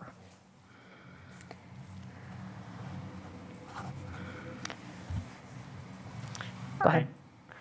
Just looking at some Google Docs where we've been keeping lists of topics coming up. If we wanted to do it in May, it would I would suggest the end of May, or June 8th would be the first full board meeting in June, and that seems pretty light because it's right after the school year has ended. Does anybody have an issue with doing it on, and when I say it, let me just be really clear. This would be just an overview of kind of like board norms. I would ask Dr. Kieser to bring up an abbreviated number of topics, kind of like what's the most important stuff so that we can get started on the right foot for the next fiscal year and getting ready for the next school year as a board administrative kind of team. And then do a little bit of board development, TBD. I guess I'd probably survey our board members. Right, and discuss our self-evaluation. So knowing that that's kind of like what we'd be biting off on June 8th, is that a date that we were comfortable with, or would somebody like to make another suggestion? Well, just for a question, so is June 8th is a regular Tuesday? Yeah. Well, I'm not a fan of board development and learning in the middle of a business meeting. Yeah, it wouldn't be. That starts at 7 o'clock, and I just think that I am for a continuous schedule of professional development for board, because I think that the more we learn, it actually helps us perform our role and function better. But I think that needs to be some set aside time, not just the Tuesday night of a board meeting. I don't think that for when I look at some of the topics and how the meeting actually plays out, to drop a 1 hour lesson in the middle of it, that's just not the place. I fully agree, and that's actually why it's on the agenda. So I was actually hoping we could carve out some time. And I know in the past, we used to do like Saturday mornings and things like that, but I'm not sure if board members and if cabinet members would be willing to do that. It doesn't have to necessarily be like a Saturday morning, but I liked it, to be honest, when we kind of carved out. We did like a 2.5 to 3 hour block of time periodically, not like monthly. So that is something that I will throw out there as a suggestion. But if we were to do it on an evening, it would absolutely be noticed separately from the board business meeting. And it would likely be after the board business meeting so that people who wanted to turn in, so that gets a little late. So what are some thoughts on that? I think regardless of what you do, stick to a time and stick to it, because our problem is our 2-hour meetings turn into 4 hours, and it turns out to be just a lot of chatter. And yes, maybe we're constructive in it, but this gets into the next topic that we'll be discussing. So that's my comment on that. Is anybody opposed to doing a Saturday morning? Well, I just think that at this point, we need to understand schedules, time and date schedules. Some Saturdays are good, some Saturdays are not. You know, it all kind of depends. And that kind of another point about, well, this is on a different topic, but just like about community input, I think that, you know, maybe this is a part of our board goals, but if we have regularly scheduled times when we're listening to the community or receiving feedback, you know, let's say if we're meeting in April, July, October, January, and that's a Saturday, you know, part of the day or some of the hours might be open listening session, the other might be board development at different times. So I mean, that it requires some purposeful planning. I would like to see but as we begin to craft the ideas of what we want, is just kind of where I'm at. But like I said, I think for coordination of schedules and, you know, commitment, people will share what their life is like and what is, you know, what works in their life. I love that you brought that up about public. So actually, one of the topics that I wanted to address next with meeting efficiency was to touch on regularly scheduled public hearings, just to make sure that we can, you know, move through our business more efficiently and get the feedback that we need from the community when it's needed, so we can have more predictable, well-planned meetings. So I'm glad you brought that up. Do we want to just like put a pin in 2B, move on to 2C, because I kind of feel like that's where our discussion is going, and we can always ask Board Secretary Shope to put out like a doodle poll. I guess I just want a little guidance. Is this, and we can talk about this in 2C. Are we okay with doing like weekend board development? So we can always expect that it's going to be every blah weeks or months this Saturday morning, so people can plan their lives. Go ahead. And I would just pick up where Vice President Levy was talking about in terms of, we know right now that we have Tuesdays, and I think the conversation is to create a space where everyone can talk about their lives and what would work out. So if the intent is to, as part of board norms, talk about what are the hopes and dreams of the board this coming year, and then have that being inclusive of the administrative team.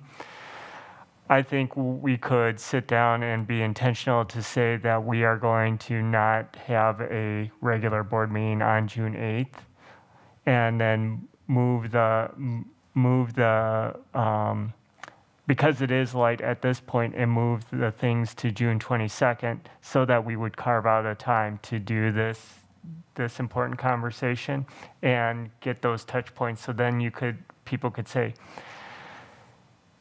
Saturdays are in, Sunday afternoons are in, weekdays are in, whatnot.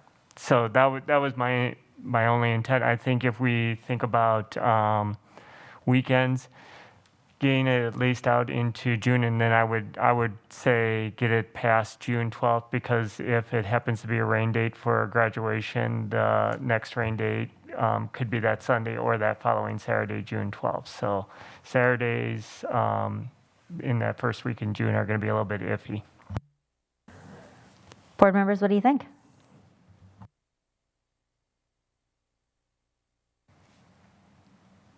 So was that to make June 8th not a regular meeting? Just because it's light, we could say that we're gonna make June 8th, make that, basically protect that for this work, and then not have regular board agenda items on there, push those off to the 22nd, so that it's right after the school year is out, and so we could work through the month of May to make sure that we pace everything out to make June 8th available for board development, board self-evaluation, board norms.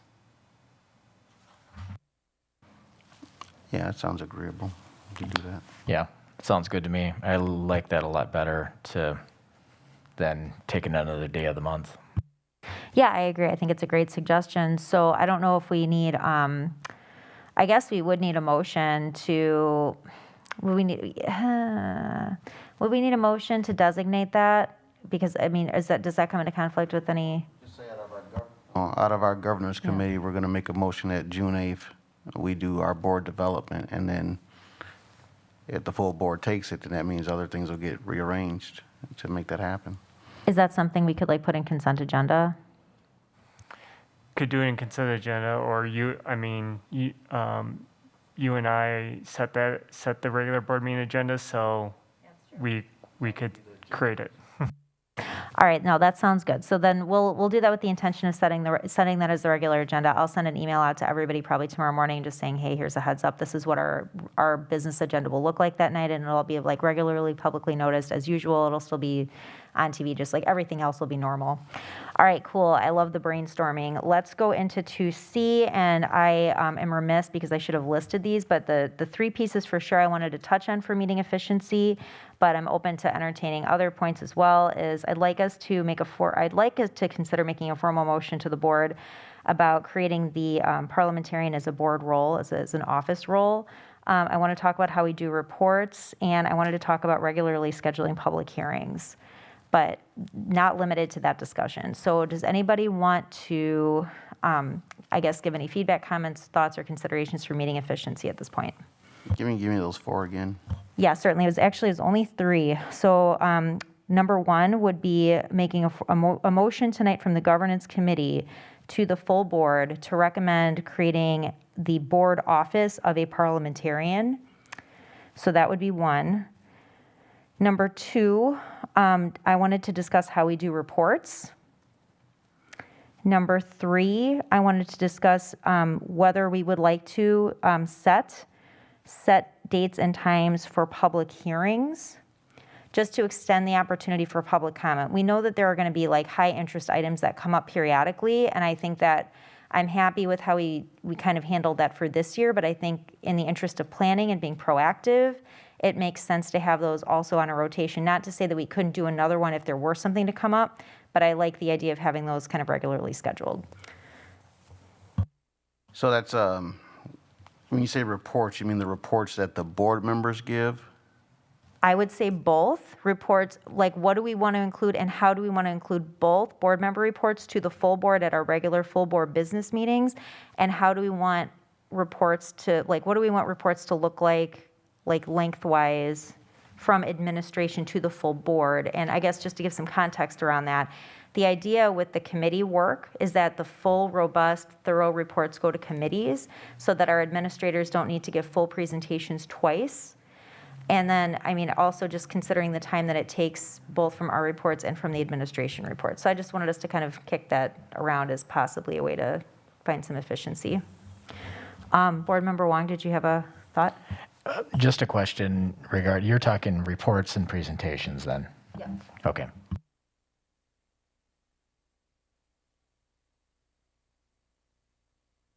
I'm so sorry I missed that. Go ahead, Board Member Levy.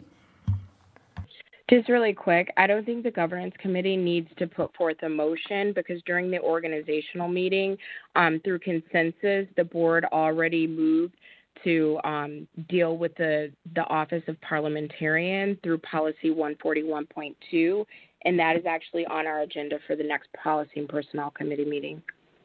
Thank you. All right, cool. Let's kick that off the list. That will definitely help, as mentioned earlier. Okay. Other thoughts from board members at this time? So back to reports. So what, like we're a committee tonight, you mean like the report that this committee gives to the full board of our actions?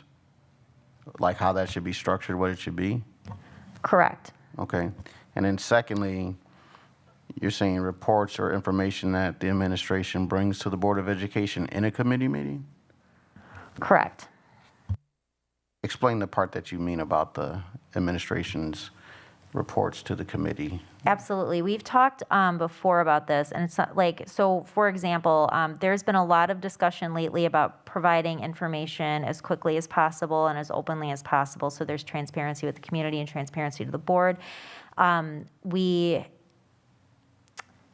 Okay, so if we get the full presentation, let's say, we'll use our proposed new committee structures. Let's say teaching, learning, equity, and pupil services gets like a full, 45-minute, go through all the details, curriculum adoption piece, right?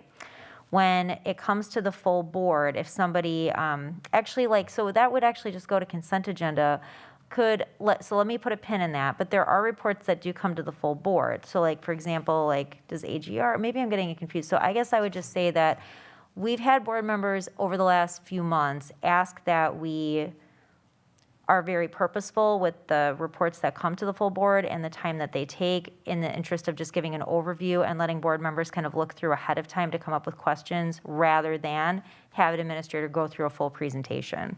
So that's the spirit of the topic, I guess. Dr. Keister, did you want to add to that? And the only thing I would add is that over this year we've been traveling in the direction of trying to do more work at the committee so that it would come to consent, so more of the regular board work would be in consent. There are a few items that do come up that the full board needs to weigh in on, and so in those few instances, those would be items that would come that would not go through committee, they would come straight to the full board.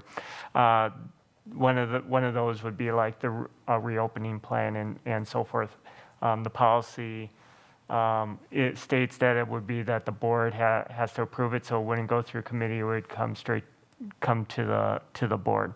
That being said, the intent is to try to do the work through the committees, and then how we, as part of the efficiency, I would add how we structure, and this I think is really getting some clarity around how do we want to structure in terms of assigning times to the presentations, and then also the procedure in which we are using during presentations. So i.e., if we are really diligent on trying to get our postings out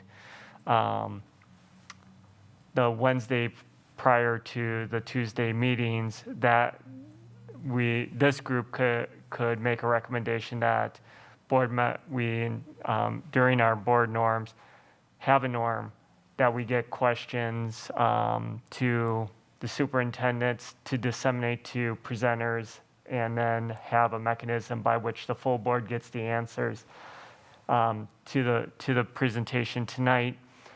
Instead of having to read the questions and then answer them during the presentation, we could say, all board members fill out a Google form, we're listing all their questions on a particular topic.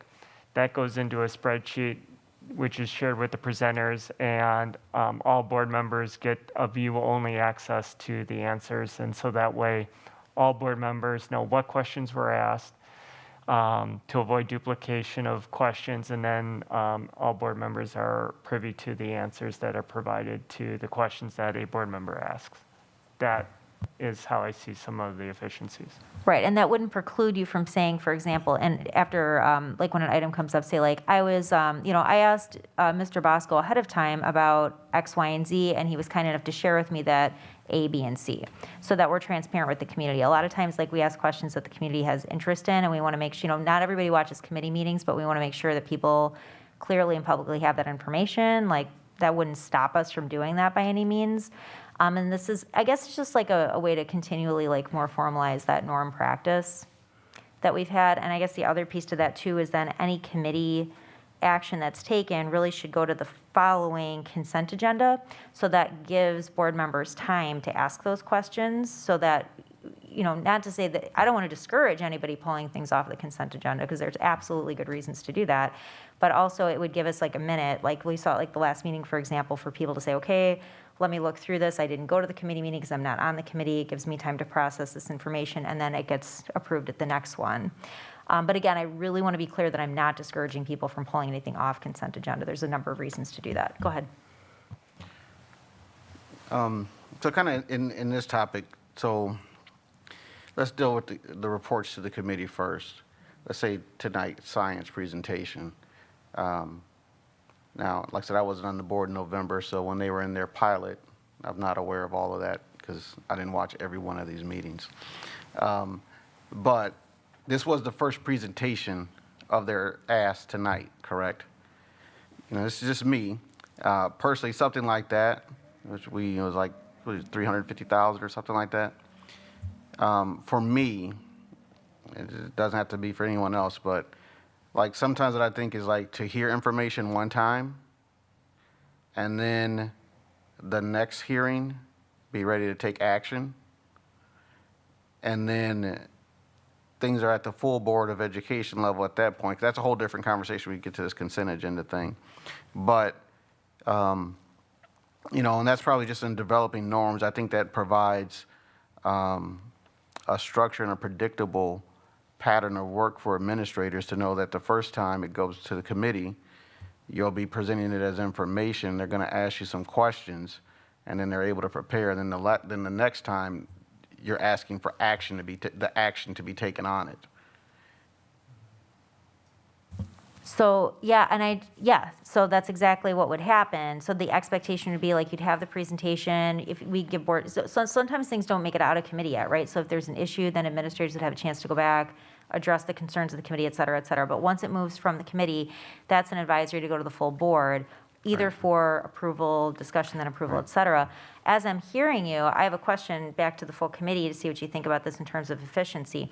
I've heard a number of times from a number of board members that we say, like, look, once it's 9:15, we're done, and then things get pushed to the next meeting because, like, it's really not good for anybody and for community participation and transparency and all kinds of issues to have, like, meetings that go ridiculously late, right? So what if we did, after reports, what if we had the consent agenda? People could pull what they wanted from the consent agenda, which would give us more of an opportunity to like kind of talk through those things. So we'd have the ability to take action on kind of like that long bucket list of stuff, which for the most part people don't pull from, and then move anything then to an action items. Would that help kind of, as I'm hearing you talk, Vice President Levy, like it would make sense because then like there's that expectation that things can then get pulled and put into that action agenda. Can I just ask Totally. clarification? And maybe I heard it slightly different, but what I had heard was at the committee level, using the science example, they would present tonight all of their findings and their recommendation, and then next month, at the same committee meeting, the committee would take action on the ask for the approval of the 300,000, which then would go to consent agenda at the full board meeting for the full board to approve. Is that what? Right. I kind of stopped short of because that was the next part. I wanted to deal with the committee part first. But that was on the committee part. So then at that level, people have seen it once. They've heard it once. It came for a full vote of the committee. So, now here's 2 times for all board members at large to even see it, and even for the community. So nothing's moving fast. Everything's going to happen 2 times. Employees understand you're going to make 2 presentations. So you're getting, feedback is getting shaped at the first presentation, if there's different things that, whatever. And then when we get to the full board, I think that it's kind of, if the stuff goes to consent agenda, that's fine because as a committee, we agree to it. But I do, it's the prerogative of board members. If they feel a certain way or feel like they haven't heard it or they've got questions that weren't asked or anything else like that, they're going to pull it and ask the questions that they're going to ask. But if that's the process that it comes out of committee and it goes to the consent agenda, and those things that people have issue with is what, that's board members acting individually as they, as they're right in the deliberative body. I I'm actually very familiar with that committee structure where you would essentially present, and then if you would essentially, so if I were the science committee, I would be saying I'm bringing this for an ask next month of approval, blah blah blah blah blah. Here's the information, so on and so forth. Get the questions, and then actually with that structure, the full board would hear the report.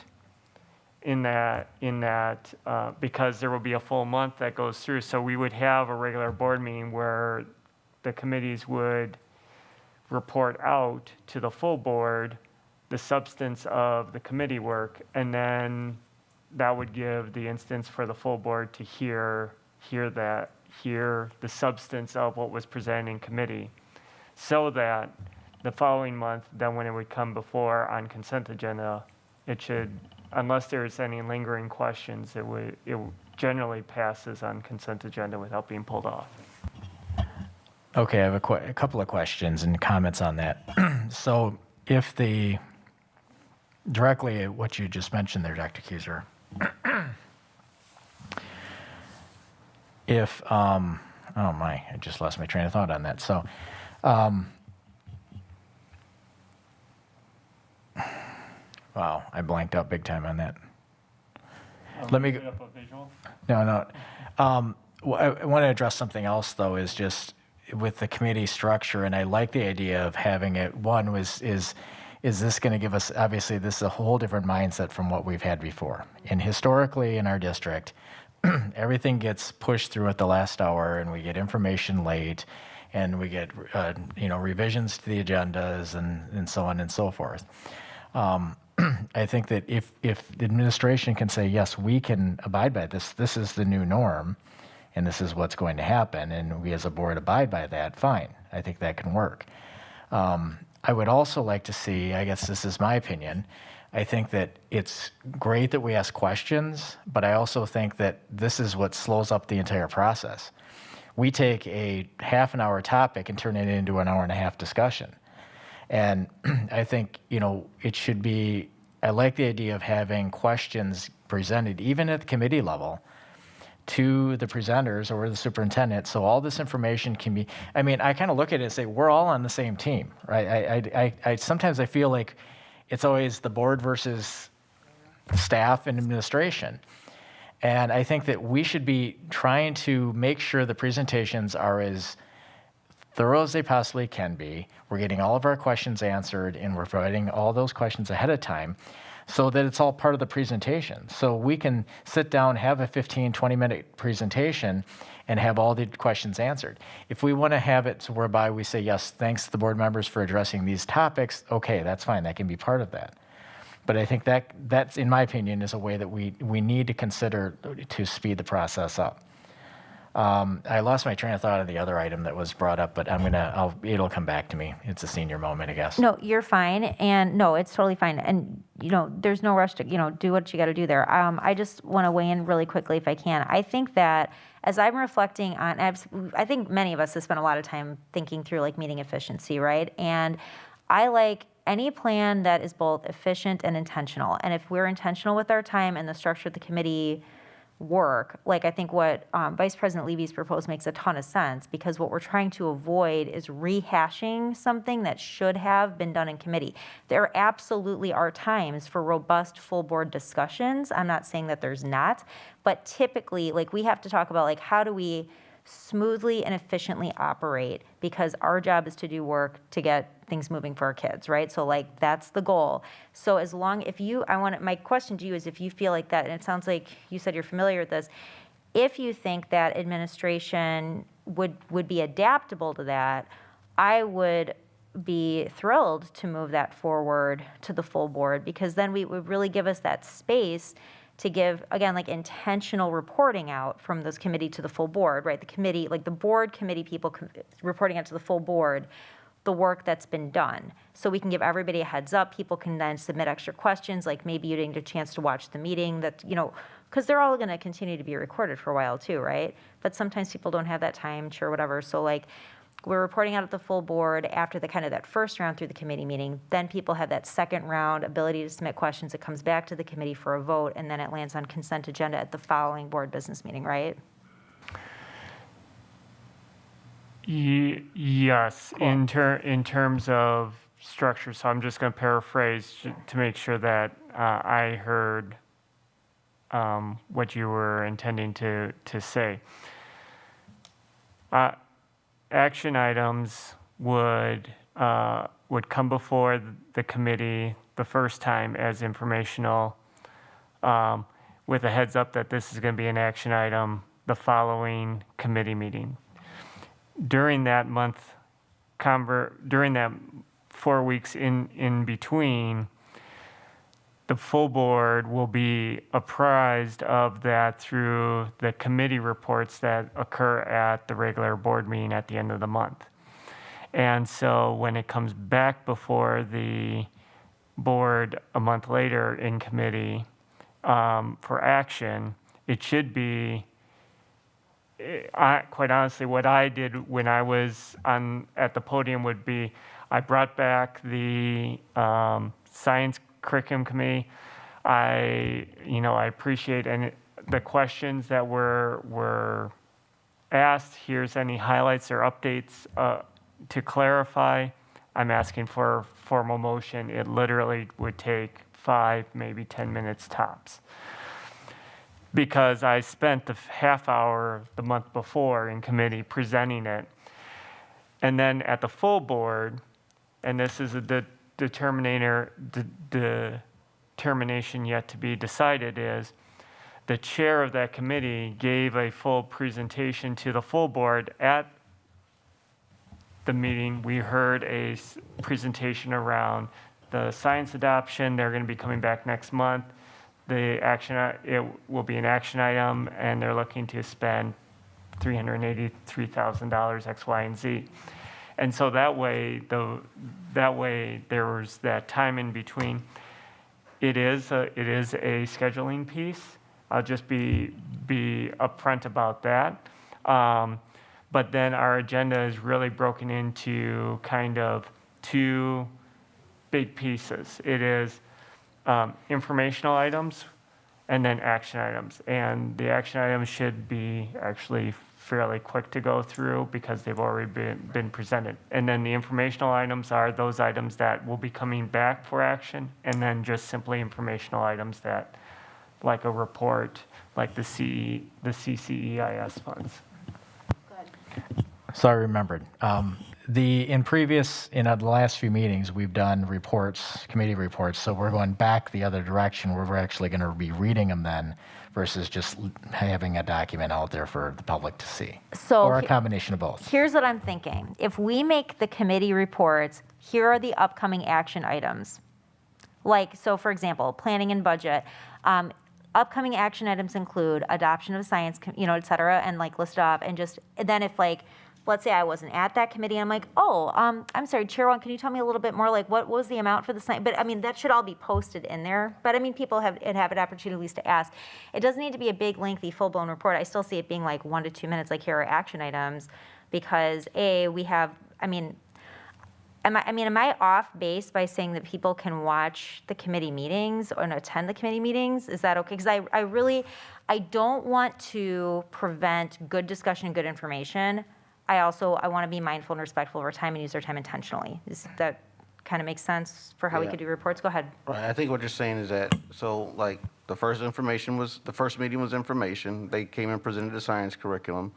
Then the next month, as the chair of the committee, I said, hey, we received information from the from the curriculum department about the new science curriculum. It's going to be X amount of dollars, and next month they're going to answer these questions, and as a committee, we're going to be voting whether or not to move it to the full board to the consent agenda. If you were not a part of that meeting, you might ask a question, and of course you can always go back and look at it. And then the next committee meeting, they respond to questions that were asked. They give answers, and they say, here it is. Again, we like to have it recommended to the full board. The 3-person committee votes, we approve it, it goes to the consent agenda. Exactly, and So there's I, like 3 times that a board member has a chance to preview this information. yes, and I'm going to add to that. So what we did in one of our previous meetings, one thing I think that we did that was kind of cool is we had a Google Doc, like we tracked the questions that were asked, and then administrator on one document that was view only. So because we have to be careful of open meetings and open record, like not open records, but open meetings. We can't all have edit access to a document because it counts as a meeting. So if it's view only, then everybody can see the questions that were asked at that committee or asked of the administrators who then are working through those answers. So even if you wanted to say, like, if you're interested to see like what questions were asked, here's this, and it could all be, it's totally transparent unless it's closed session stuff, like it's right on there. So everybody on the board, anybody attending the committee meeting can see what those questions are. Go ahead, please. Oh, go ahead. As an example, I know we need a science curriculum if we haven't had one. I moved for approval tonight because we need one. But understanding where we're at in the curriculum review cycle, oh, this was 4 through 8, so that doesn't address K3 or 9 through 12. But, so understanding where that cycle is and when these things are going to come up again, that's an important part. Because at that point, like we can take any individual action in a committee, but you want to know that there's a system, there's a plan. Because if it's not, because like if not, asking that question, having the understanding, when it's time to do the 9-12 curriculum, I was like, hey, didn't we just 300,000? Oh, that was only 4 through 8. So that's the important part of and I just think that that's fair to the employees to have an understanding of how to order their work and then see things move forward as a district. So the question I have then is regarding questions to the committees. I mean, is it, what's that? Well, one way too is like other board members can submit questions to other board members to ask during your committee meeting. Well, and I would say that so operationally, when Ms. Shope sends out the email to the board that says these are posted, and let's say it's the committee tonight, every board member gets a link to submit questions about that. So it doesn't matter if they're on the committee or not. If the understanding is that the full board gets to see what questions were asked and what was answered, that actually builds efficiency because those questions don't then have to be asked of the presenters.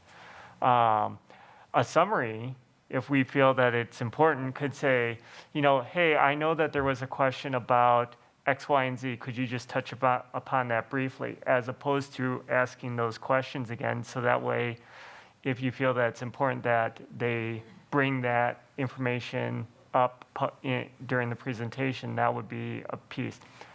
The other piece, and this is slightly off because things like curriculum adoptions are always going to be substantial in finances, but like the recommendations from our audit and bringing back up the policy around budgeting helps to build in efficiencies because, for instance, currently at the $25,000 threshold, there are a lot of things that require board approval that slow things down. I mean, the board is really looking at the $300,000 curriculum. The board approving $26,000 in supplies for summer school is something that, with a budget our size, that adds more time and more discussion. So these things are all interconnected, but I think we're on the right track in the discussion. So I have a question.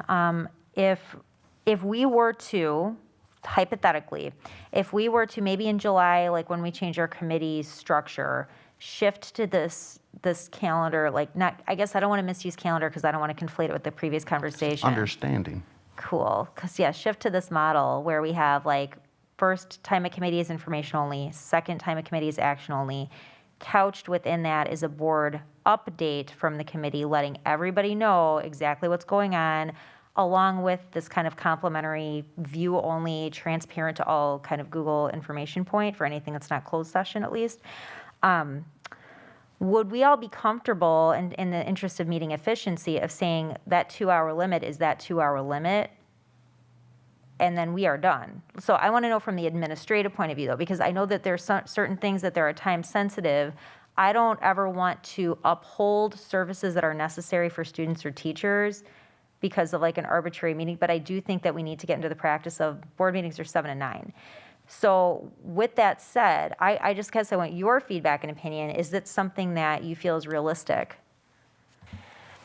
I appreciate you bringing up that because it potentially could, but if we know that that's the work at the committee level, because the committee doesn't have the 2-hour time limit. Right. It does have a time limit because we put it from 5 to 6:30, so it does have a time limit associated with it. However, if we're intentional in our calendaring of the agendas, and if we have that agreement in terms of how we're asking questions ahead of time and so forth, I think we can do that. And then just note that there are times when things are going to not go to committee, they're going to come to the full board, and those things the board will be needing to take action on it. But to the greatest extent possible, 99% of the things should go through a committee and be able to go through that process. Absolutely, and I don't want to deprive like the public from any of that decision making or consideration. So as long as we're all comfortable, just like we have right now, and actually, Vice President Levy, I'm not sure that you haven't had a chance to go over this with Board Member Wong yet, but there is actually like a future agenda item request piece on board docs. And there is a component to that is transparent to the community. So any community member, without having to like log in, can click on upcoming or like recommended upcoming agenda items or upcoming future agenda items, and it shows like who submitted what request at what time and things like that. Because we want to be transparent in that sense, because there really shouldn't be like board like decision making anywhere besides like a meeting. So we don't want to accidentally have a meeting. So what we would do then is have a view only, owned, I assume, by our board secretary. Where it would track like, okay, like, Megan asked this question for the Planning and Budget Committee about the science curriculum, right? And so then we know when it comes back, Ms. Moratek's gonna address that question so it's clear. So like if you have the same question as me, okay, well, Megan's got that on there already, or vice versa. So it not only increases the efficiency for administrators being able to like prepare and plan well, it takes away duplication of effort and questions on our part. We really just want to kind of protect our time and energy as best as possible because we need to use our time purposefully for our kids, essentially, is what I'm saying. Go ahead, Board Member Wong. Along those lines as well with the presentations, because I was just thinking of it as Dr. Keyser was talking about it.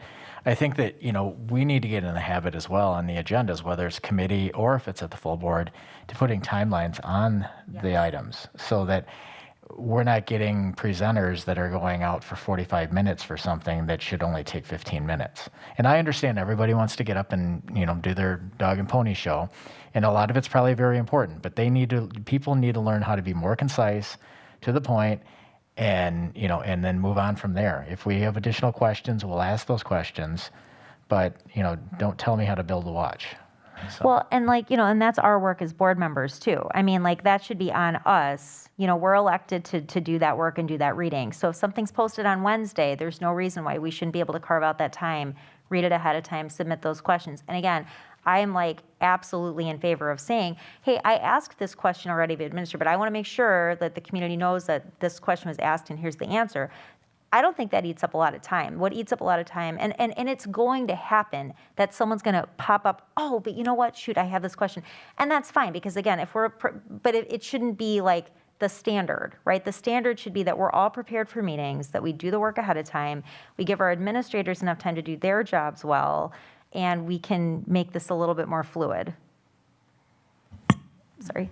Yeah, just one clarification. So if we're going to have a link for board members to ask questions and we're going to have a spreadsheet that's viewable by the board and by the public to answer those questions, there shouldn't be a need for us in the meeting to say, oh, I submitted this question, and so I want the presenter to answer that question. I think as long, so like if, so like, let's say if the presenter, I mean, I think if somebody accidentally overlooks something, we could say, oh, by the way, did you have an answer? I mean, like, because there's gonna Yeah. be human error there. I don't want to be real heavy-handed about it. I think it should just be the expectation is that like, here's what you've put together. So like, you put out a presentation on Wednesday. And then that's between Wednesday and that Tuesday meeting, or Wednesday if it's policy or whatever it is.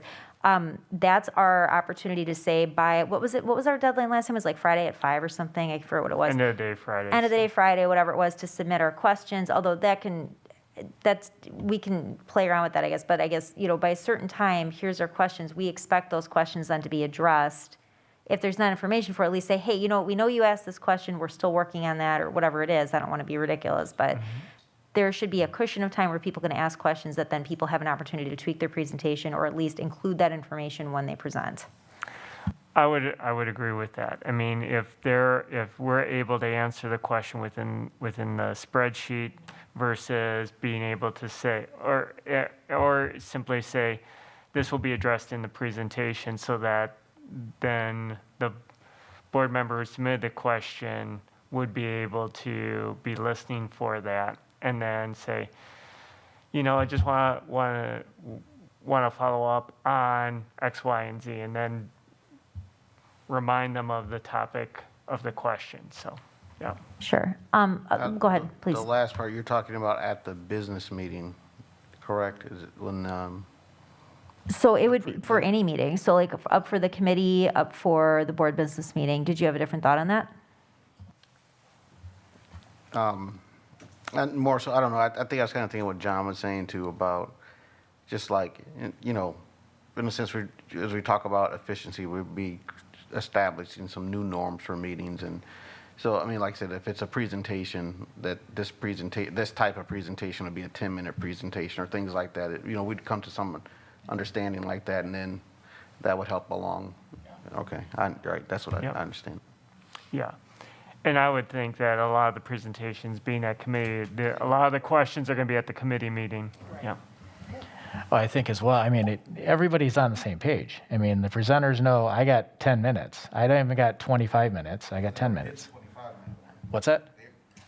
They did the 25-minute presentation maybe in the first committee meeting. I mean, Right, like, but- there's less time every time. But You know, even they're then, in I the think board that we meeting need to be again. conscious of and say, because we don't want all of our committee meetings now to turn into the 6-hour meetings.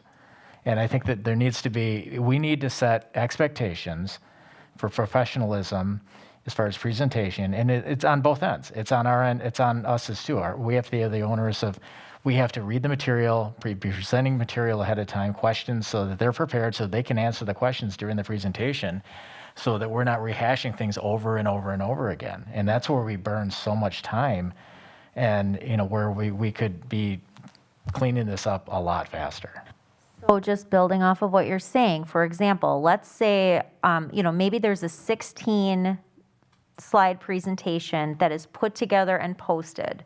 The actual presentation can be like the 2-slide summary, because we have all had the opportunity, as the community had the opportunity, to take a look at that presentation, go through, and then maybe one of my questions that I submit is like, hey, on slide 14, I noticed that you say it's going to cost this, or whatever it is, right? That's one of those questions we submit. But like the actual at the meeting piece, because where's the real work? The real work is in the question and the discussion. The real work isn't necessarily the presentation. We can all consume the presentation ahead of time. There can be like, all right, here's our in a nutshell. In a nutshell, this is what the issue is. This is what we propose to do. Here's how we'd like to move forward.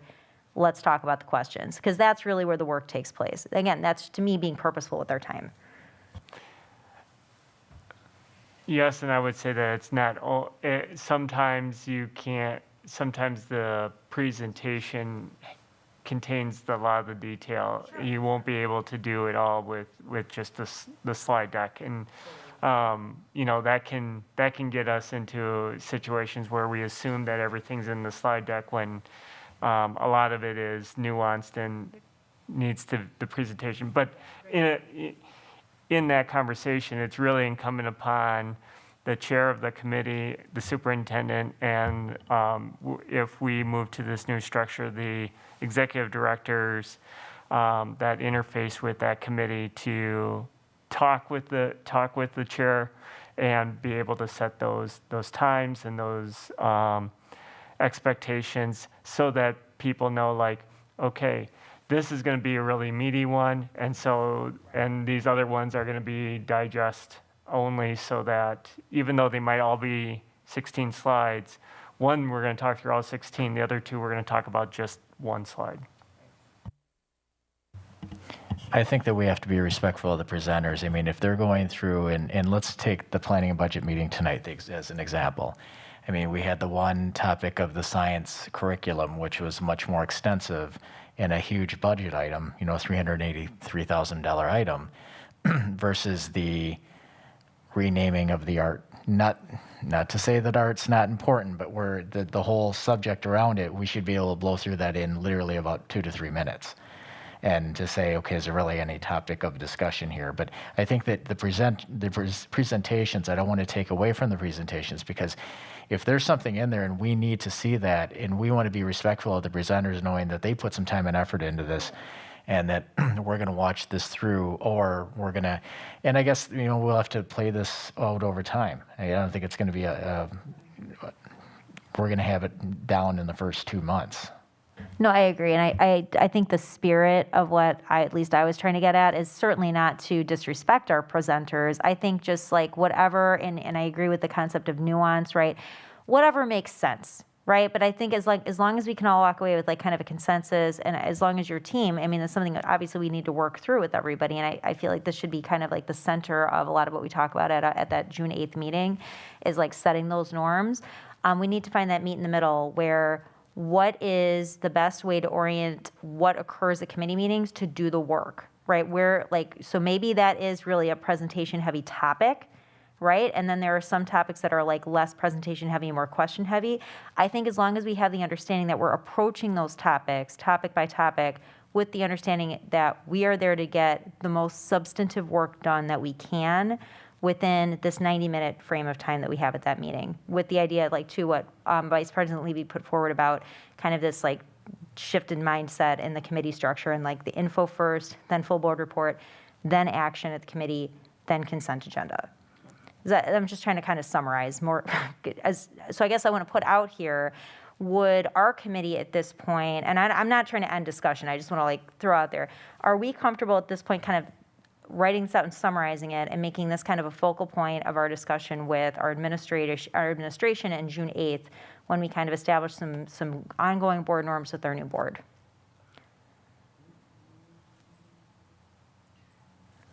Yeah, I mean, as far as the conversation, I mean, okay, here's 2 things. One, yes, we've had that conversation. We kind of talked about a way to proceed in the work, so there's consensus there.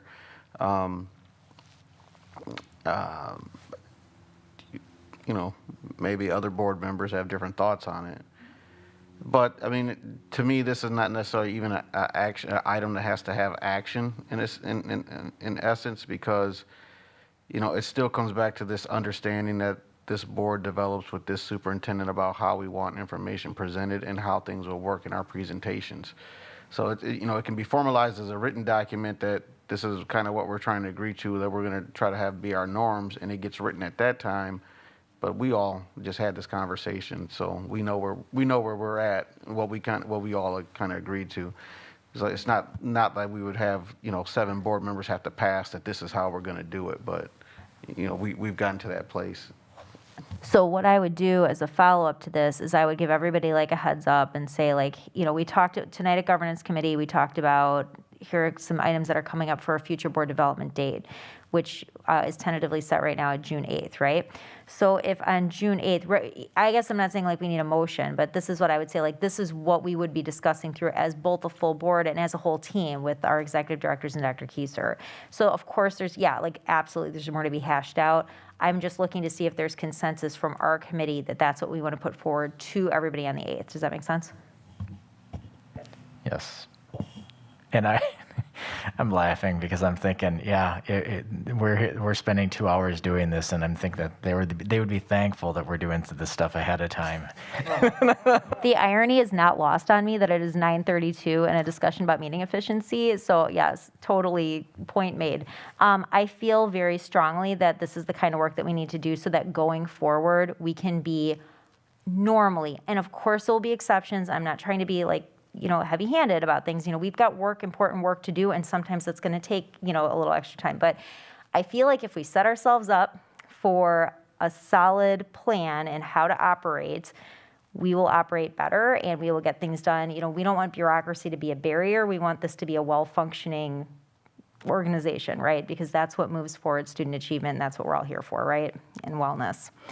So at this time, I have a lot of notes that I have to look through, and I don't think we need any action. I just want to make sure there's consensus that I'll send out kind of a heads up about what we discussed tonight to the full board, and then people, of course, can ask questions and kind of deal with that ahead of time. We'll come really hash this through on the 8th, and hopefully walk away on the evening of the 8th with a refreshed view on what committees will, what our board norms, like in our meeting norms, will look like, and then by then we should have some sense of how our committees will look going forward. But I don't want to shut any conversation down. Is there anything else that we wanted to discuss for meeting efficiency?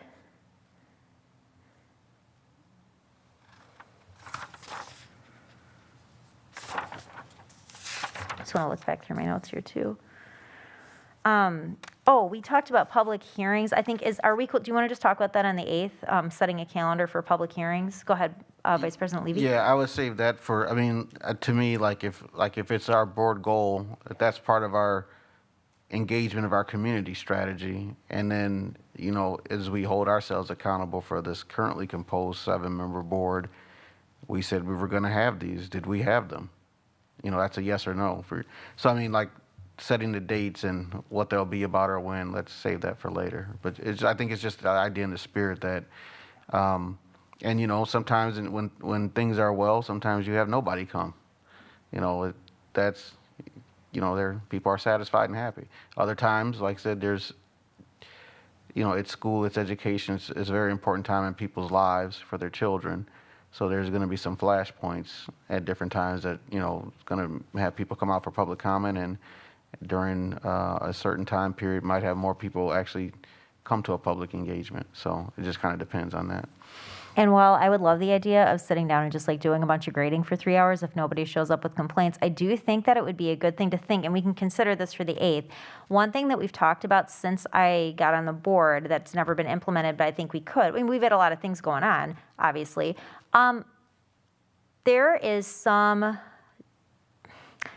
There's a gap in understanding, I think, with the public on how the district operates. And I believe that school districts are the heart of a community, and people need to kind of know what's going on and know how things function. And I think people get frustrated sometimes, if they reach out to a board member, but really they got to talk to the principal and things like that. I would love to just reserve the first 15, 20 minutes of any kind of public engagement to say hey, here's a little G.I. Joe, the more you know about how boards function or how the district functions, and almost like an FAQ, or hey, here's a quick run through on how to find policy on board docs or things like that. I would be interested in kind of kicking that around on the 8th.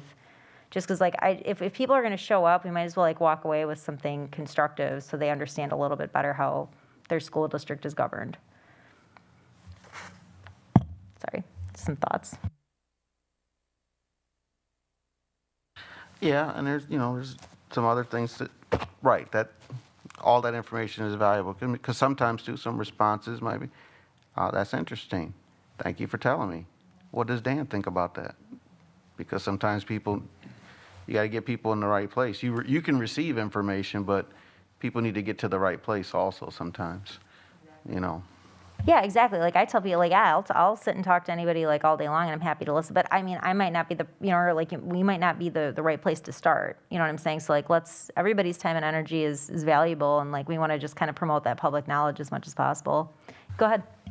I was just going to say, what if you did something as simple as, 5 to 10 minutes before the meeting? Well, if people are logged in, there's something that's floating around on the screen that's indicating, something regarding board docs or something that you're talking about, versus taking time and it's there. It's purposely out there to provide information for people on various topics that might be of value to them. It could be acronyms. It could be a number of things.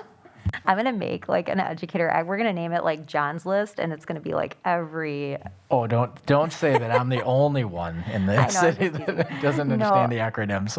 No, I I love that think you bring every that up. profession has their own acronym. I'm being a little teasy, but no, I think it's super helpful, and I really appreciate when you point that out. So I feel like we've got some really great work done tonight. I know it was really long, and it looks like that's in the future. We're gonna have some more efficient meetings. I'm really excited about that. Aside wishing everybody a happy Star Wars Day, is there any other board business at this time for the committee? Oh, right, yes, I do, really quick, okay.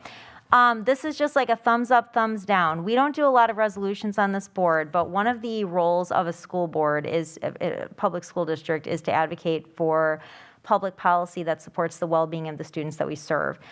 Wisconsin Public Education Network is a nonpartisan, nonprofit public education advocacy group that took the time to put together these state biennium budget priorities. Hopefully you've had a chance to look at it ahead of time. I don't know, Dr. Huster, do you want to share it really quick? Or you seem to be like screen sharing rock star here.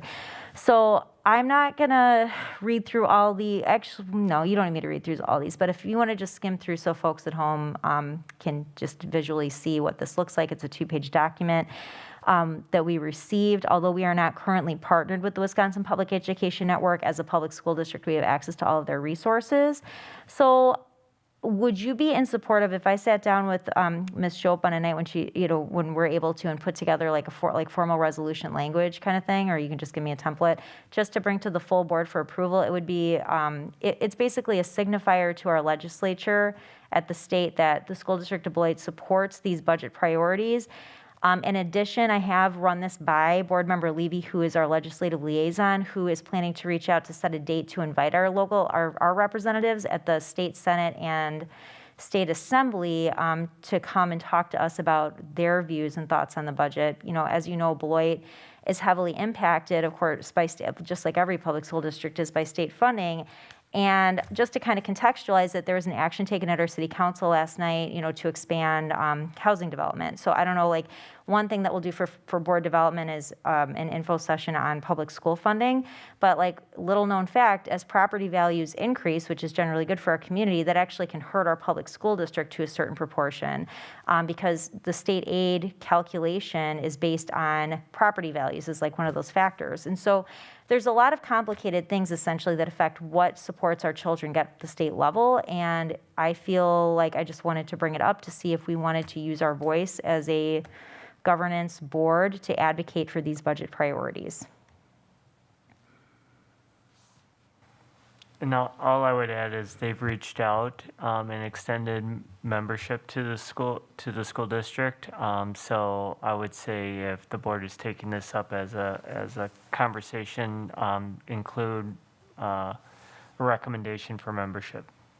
I would love to do that. In fact, you beat me to the punch, because I was going to invite Heather to come and speak to us, but I don't know if our governance committee is ready. I don't know. I'm going to ask the committee what we're prepared to do tonight. I guess what I've been looking for tonight is a consensus on whether or not we're okay with moving a resolution forward to the full board.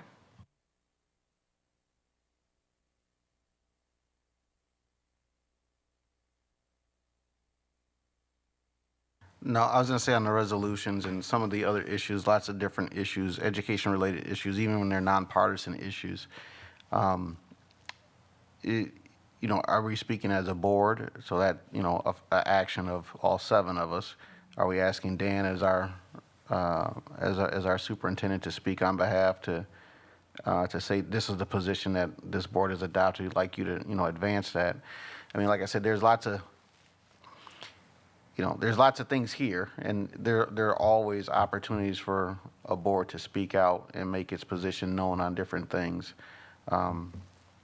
So it's a matter of when and if, and I would just say, like, maybe in our board development to talk about how do we want, because they're going to come up, they come up all the time.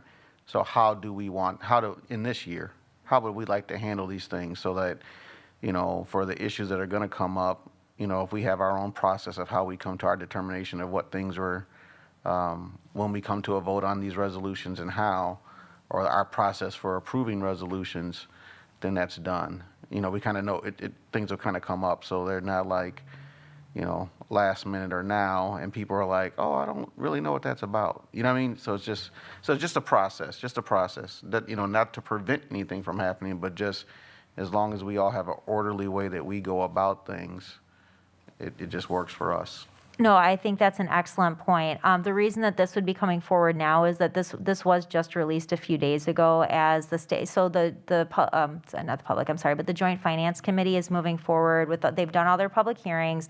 They themselves at the state level have come out with a draft. So in response to their first draft that's gone out after all these public hearings that have gone on for like the last 6 weeks or so, that's what this is in response to. So that's what the purpose is of this timing. The budget goes to a vote at the state level. I want to say it goes to the vote in July. It has to be passed in July and goes into effect in October, I think is how that works. So like it's the beginning of the fiscal year in July, but then the next biennial budget doesn't take place until October 1st. So I'd say that there's wiggle room here. This isn't, I'm the last person to say something like, oh my gosh, there's a fire, we got to do something now. So I would be fine, like if we want to if we think, yeah, this is something we want to do, but this doesn't belong on the May 11th meeting, for example, would you be okay with finding consensus to take the time to put together a resolution and then maybe bringing it up at the 25th? And we would only do it if there's the consensus of the board, because we have to speak as a board. Does that sound reasonable? And I would love the idea of like in the future kind of coming up with the process. Hey, that's reasonable. I agree.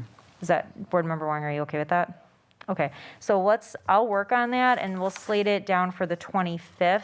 I probably, you want to see this as an action item or on, I think it should be an action item and not on consent agenda, because this, I think, should be a brief discussion. Or do you want it on consent agenda? What do you think, Board Member Wong? I'm just laughing about your comment about it should be a brief discussion. Okay, I promise not to jinx us. So would you be comfortable with it as a discussion/action item, or would you be more comfortable with that on the consent agenda?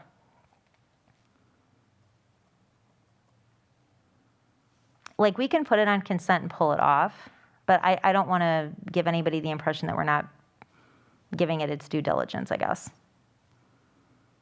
In the past, we did do a resolution last year ahead of the, I think it was ahead of the WASB conference. And we did vote on a resolution. It did come up as a discussion item, not on the consent agenda, but I'm open to it going on the consent agenda. I would say discussion items, because you're asking people to vote for stuff, Right. Yes or no, and to make a position. And so as people are going to take other positions, they want to know what they're saying yes or no to. So they need the time to prepare to understand the issues that they're advocating or advancing. I would agree. So it sounds like we have consensus to bring it up as a discussion/action item for the May 25th regular board business meeting. So now I believe that concludes all the business for our governance committee. Does anybody else have anything they want to bring up before we go here? Otherwise, do you want to set a next meeting date, or do we want to wait until after that June 8th meeting? Because just for some context, Vice President Levy, the governance committee prior to meeting this in April had not met for several months. It was not like a regular monthly meeting. I'm not opposed to setting a date for next month. Interested to what both of you have to say. Would it be appropriate, after the 8th, if we're having that meeting, to recap and see which direction we're going from there?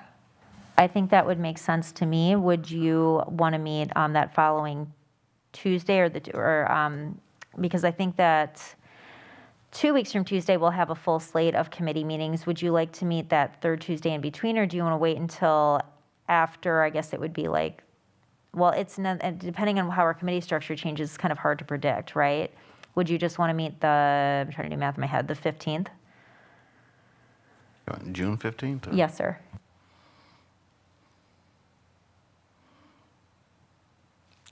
It seems fine. Our new committee structure will not begin until July. Right, exactly, yeah. So I was trying to, if we were going to do the next, after the next planning and budget meeting, but again, that's all probably going to change in July. So yeah, why don't we tentatively say June 15th, and gentlemen, what's the best time for you? I don't know, it'll be June then. Yeah. No, after 5:30. 5:30 beyond. That's fine, yeah. I mean, Board Member Wong, do you want to do 6? Later works a little bit better. It just Hey, gives me a little 6. more time. Yeah. No, that's fine with me. Dr. Kieser or Ms. Schober, are there any sorry. conflicts on June 15th at 6?